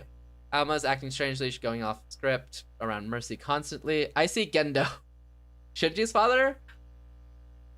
I asked Nin what her sister was doing, but she only apologized and said she'll try and stop her sister, but no guarantees. She looked scared. Nin is the older sister, but it's like Angelica has got her by the chain. A little devil, huh? Poor Mercy. We'll never catch a break. It's okay, I'll pick it up later. Do you know what time it is? The terminal says it's 0400 hours. What does that mean? Sorry, it means really early in the morning. I see. Hey, Delilah, yes? What made you decide to do all this? My mother would always read me these picture books about a woman in a red suit fighting evil. Blah, blah, blah. State-owned, do you know what that means? It has to do with the government controlling it or something. I see. Anyways, I was always inspired by those comics. Explosive energy is about defeating evils, but after the head killed my mother, I found out the truth about the water and how he'd treat her. I realized the real villain was the head all along. My mother and father never did anything but serve him loyally, and he repays them in deception. Right here, top of that. Okay, so this is her finding out. I can't pull something off all of this all by myself. I was originally going to recruit Mercy and Clara, but I'm worried neither of them would like the idea and have a crisis of faith like I did. When I met you, that all changed. Okay. Okay, so this is the thing we eavesdropped on. Girl 2 is Nin? Yes. Girl 1 is Delilah, girl 2 is Nin, and this is the conversation we eavesdropped on for like a second. Clattering, what was that? It was Mercy. I saw her ponytail and dress turn around the corner just now. How much of that did she hear? I don't know. I'm worried. She's never been up this early. She should especially be resting today. We don't know. Alright, Nin, I trust you. Good luck. Wait, hold on. Food for thought. Right, this place is weird. You ever take long to release a capsule from your mind? What, can I just tell her Alma's trouble? We don't. Wait, Alma's trouble. She's never been up this. Maybe you should head to the hiding spot now and see if you can catch her. Say something vaguely helpful, like food or for thought. We don't know how much damage Alma has already done. If it's enough to get Mercy to hate you, then I don't want the hate to be directed at you. Let it happen to me. Alright, Nin, I trust you. Good luck. Better put all the files in place so she doesn't get suspicious. Is this recording device? Ah. So, Alma's done something, and Nin's fair idea is how Alma kind of manipulates everyone. Alma, I can't predict what she'll do. I know she's already got her sights on Mercy. Cool. Please take this. You will come to the bunker now. Stop, small fry, stop crying. Aren't you scared, Angelica? You're screaming. I'll scream louder. You're scared, aren't you? You're making a I'll run out right now and tell every single member of the clergy eating in the dining room and that the head priest has Mercy's curse. If you think you can scare me, Nina, damn it. Everyone, I hope you enjoy your meal. Nin wanted to see how you were all doing. Fine, have your damn extra day, but I'll make sure there's nothing left in that little skull of yours tomorrow night. Fine, Nina. Huh. How did those little sneaks stay under my radar for so long? How? Everyone's losing their damn mind. I only just recently discovered the water filter has been damaged after properly listening to the audio file I found out the recorder last night. There was a half turn that in the damn thing, and now it's all in my river. It's all in the river. Why? Oh, F. She took those comics seriously. Didn't she think she thinks I'm some villain, huh? Well, I guess what, sweetheart, reality doesn't work. I hear banging. It was an accident? No. Someone broke it, and he just didn't notice it. But someone did break it. Because it was half torn. Discovered the water filter has been damaged. Oh wait, actually it's just damaged. I think they damaged it. I think between Nina and Delilah, one of them damaged it. Leaving this bunker is now out of the question. I saw one look outside and saw the carnage. The teenagers have been together to take over the town. It's only natural considering they're at the stage of this life filled with the struggle of self-discovery, but I didn't think their teen angst would be so bad they wanted to kill people over it. The drugs probably whipped them into a frenzy. Anyways, they noticed me and came running, so I'm stuck here. Who gives a... I still hear them banging upstairs. Some of them are screaming out nonsense, something about spiders. It's gone quiet. I quickly discovered that it's not safe yet. The second I opened the bunker door, I was greeted with the corpse of Sebastian staring at me from the backyard corridor. That was the last thing I saw before Delilah, mourning her father's corpse, noticed me. I've shut the bunker. She'll be here any minute now. That's fine. That's all fine. I've got 3 bullets left. Still, conversation key. Oh. From a certain point of view, this is kind of funny. Whose point of view is that? Wait, did he kill Delilah? And here she comes. You. Hey, hello, Delilah. I can see you got yourself a weapon, too. The execution pulse. Don't look so smug when you have nothing. This is the end for you. I've been preparing for this my whole life. Preparing for what? Finish what my mother started. So you and Nin were the ones who broke the water filter, after all. Tell me, did it ever occur to you that you could just take the powder out of the filter? What? You don't even know how it works. Do you just like Naomi? You blew it, kid. So what? This is so unlike you. You're really that mad about your mother? This isn't just about my mother. This is about Mercy and Clara and the twins and all the other people you've hurt. Nina told me all about her old life before it was stolen by you. Ah, Nina, her mother was quite unstable and aggressive, and I defrosted her. I remember it like it was yesterday. Did she get to tell him what it's like in New York City first? I don't think she's been to New York City, boss. You froze people. How? I'm guessing the girl never told you. Switch flip. Mechanical. Look behind you. What did you do all this? Gunshot. Ah, they're deceased, but I'm keeping them to see if I can get new nanomachines someday. My immortality drug doesn't work on machines, you see. I'm assuming you read that most recent entry in the terminal the night you snuck in here, but you never bothered to go any further considering you didn't know what was hidden here. What a shame, Yo's descent wasn't that far back either. Your mother taught you all about being a hero, but you forgot to mention her propaganda collections don't reflect reality. It's just nostalgic. You're acting like loud rumbling. Why is the building shaking? What the? Mercy, I'm sorry. So she dies to the head. Like, this guy just wanted to power trip by creating a cult and ended up with a bunch of bloodthirsty, drugged out children? Okay, well, when you summarize it like that, it is kind of funny. Entry of it. I don't have to hear what these effing brats. I've locked the door and I cannot open the bunker. I screamed and screamed, but nobody came. They probably killed each other. My fist bloody typing won't do.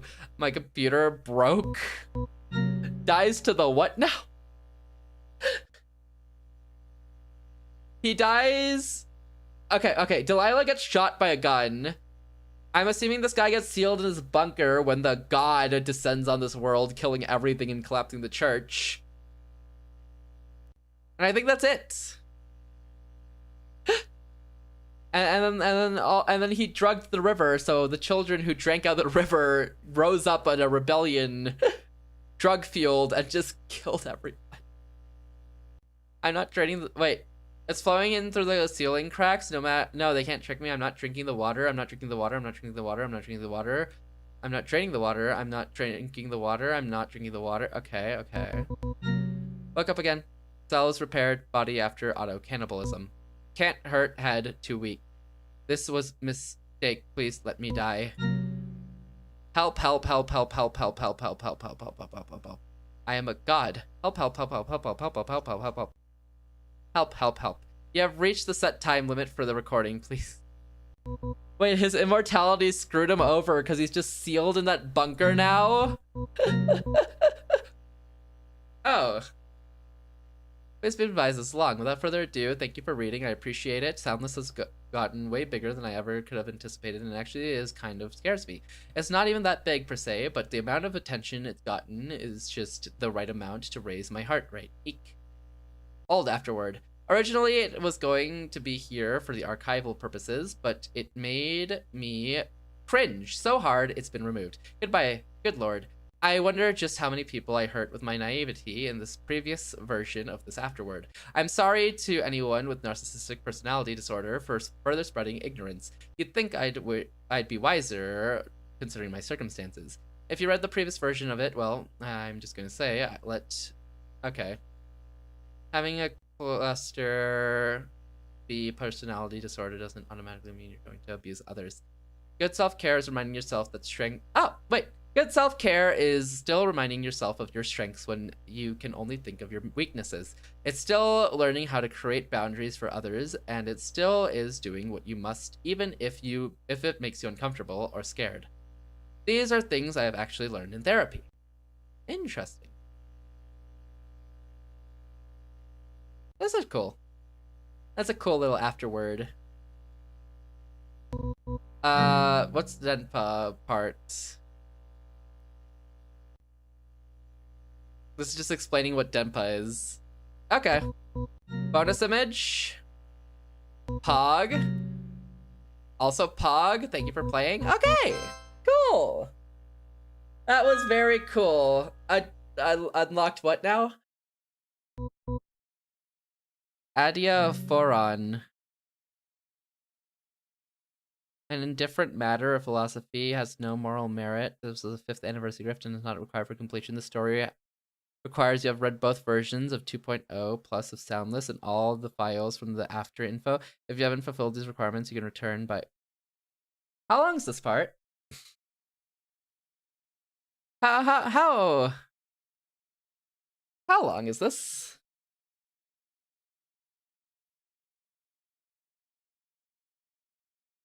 Soundless Adiaphoron playthrough.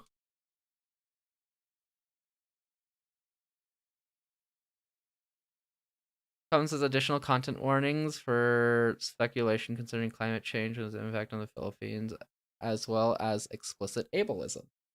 Wow. You know, I don't know if I want to play the epilogue.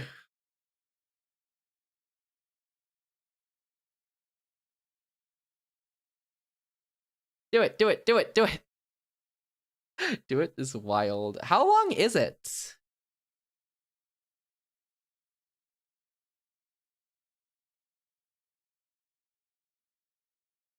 I have like no resources to know how long it is.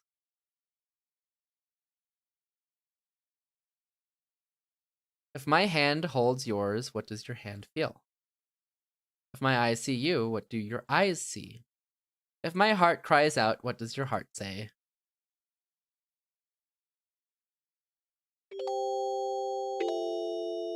I once read something called Mary's Room. Okay, you know what? Maybe I will read it. I'll decide it later, you know?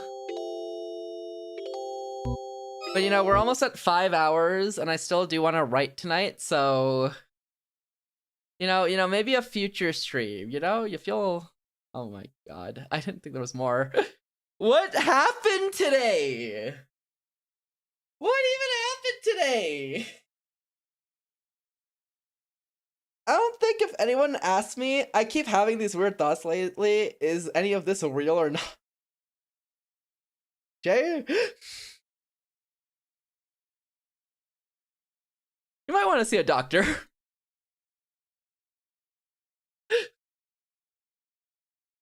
Fade, yes. What even happened today? I just came in here for my usual. I can't believe this ended up being a Philippine story. I don't even know what happened. I can't even like summarize. Like, I get the themes of like breaking abuse cycles, falling into them, and like finding the ways out. Real ones, no, Faye, don't let me down. Wait, isn't that the intro into Kingdom Hearts, like the DLC part when he's in the real city? Not the intro, but the trailer for Kingdom Hearts 3, the DLC part, right? Or I guess the ending. I guess it's the ending once you beat the thing, right? It's Kingdom Hearts though, right? I never doubted you. Yippee! I'm not a real one. I know. I can't summarize what happened today. Like, I got the themes. Like, it's abuse cycles, falling into them. It's Kingdom Hearts 1? Oh, they just repeat it at the end of Kingdom Hearts 3's DLC once you complete and beat the guy. Interesting. And then, but I have Google, so I am a real crazy. And then it's breaking those abuse cycles. And that's like the main theme. Like that idea of falling into comfort. And even if that comfort like hurts you or causes you pain, finding like a way of comfort in the familiarity. But even then, what was Alma? Yeah, what was Alma? Because I get the theme, and I read from the sane person's point of view, but I don't know what Alma was by the end. He didn't explain that. No one cared, actually, what Alma was by the end. They mentioned biodroids, but what she did seems beyond that. She seems way beyond that. She's like a biodroid on crack.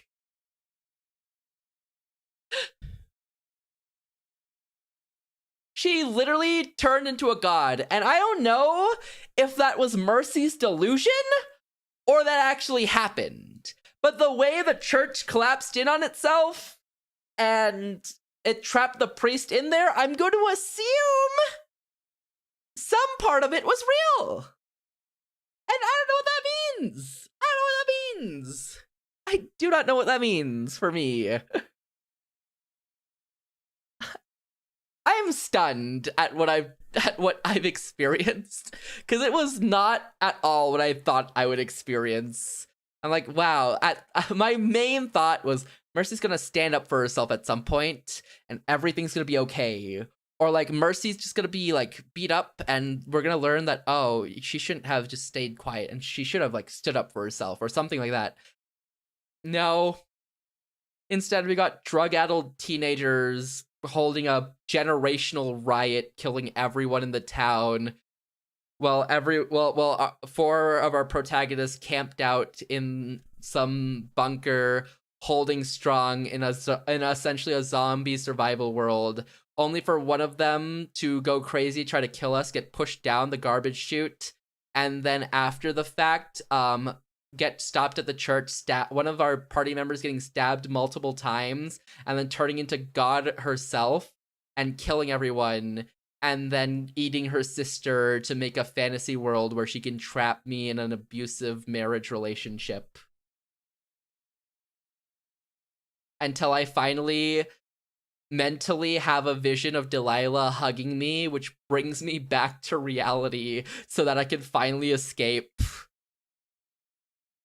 Imagine someone finding Mercy out of this and having to hear things from her point of view. Someone finding Mercy out of this and having to hear things from her point of view. Dude. If these diary entries were like Mercy logs after the fact of everything happening, it'd be over. They'd be like, damn, you wrote a fiction book? It's probably in one of the entries, right? No.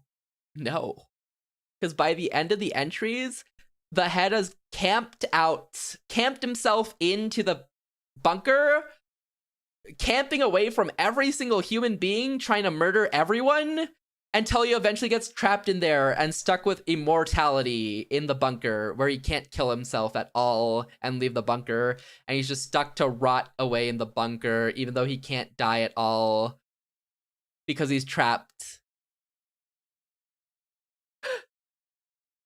What has happened tonight? Thank you for watching. Funny! It was kind of funny. You kind of deserved it, honestly. Honestly speaking, you kind of deserved it. Anyways, I'm done. I'm gonna go think about life and then maybe go to bed. Thank you for watching this cluster, whatever. I'll be back tomorrow. We're gonna play more Yuri tomorrow. We're playing this Winter of Hours, actually, so... You know, if you weren't over Yuri recently, today, we have more! Isn't this great?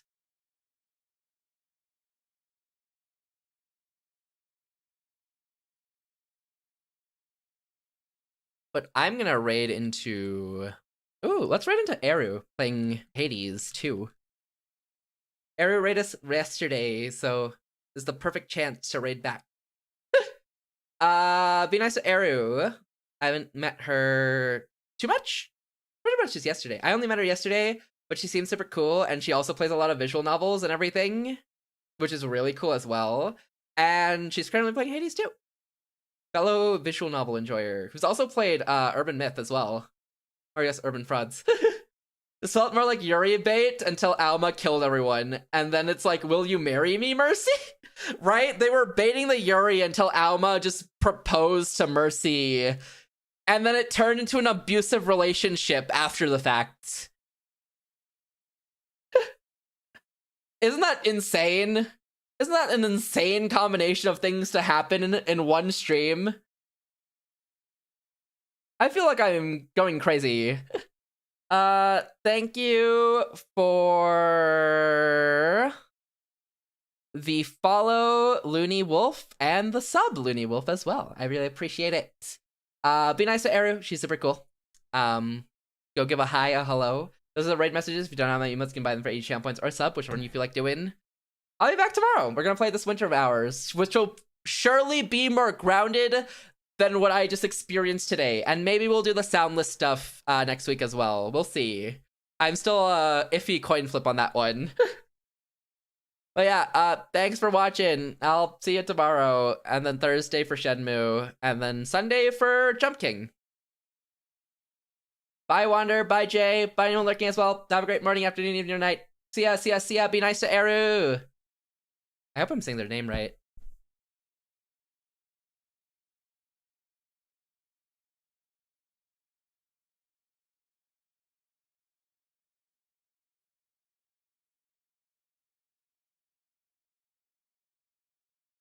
Bye, Shiro on YouTube.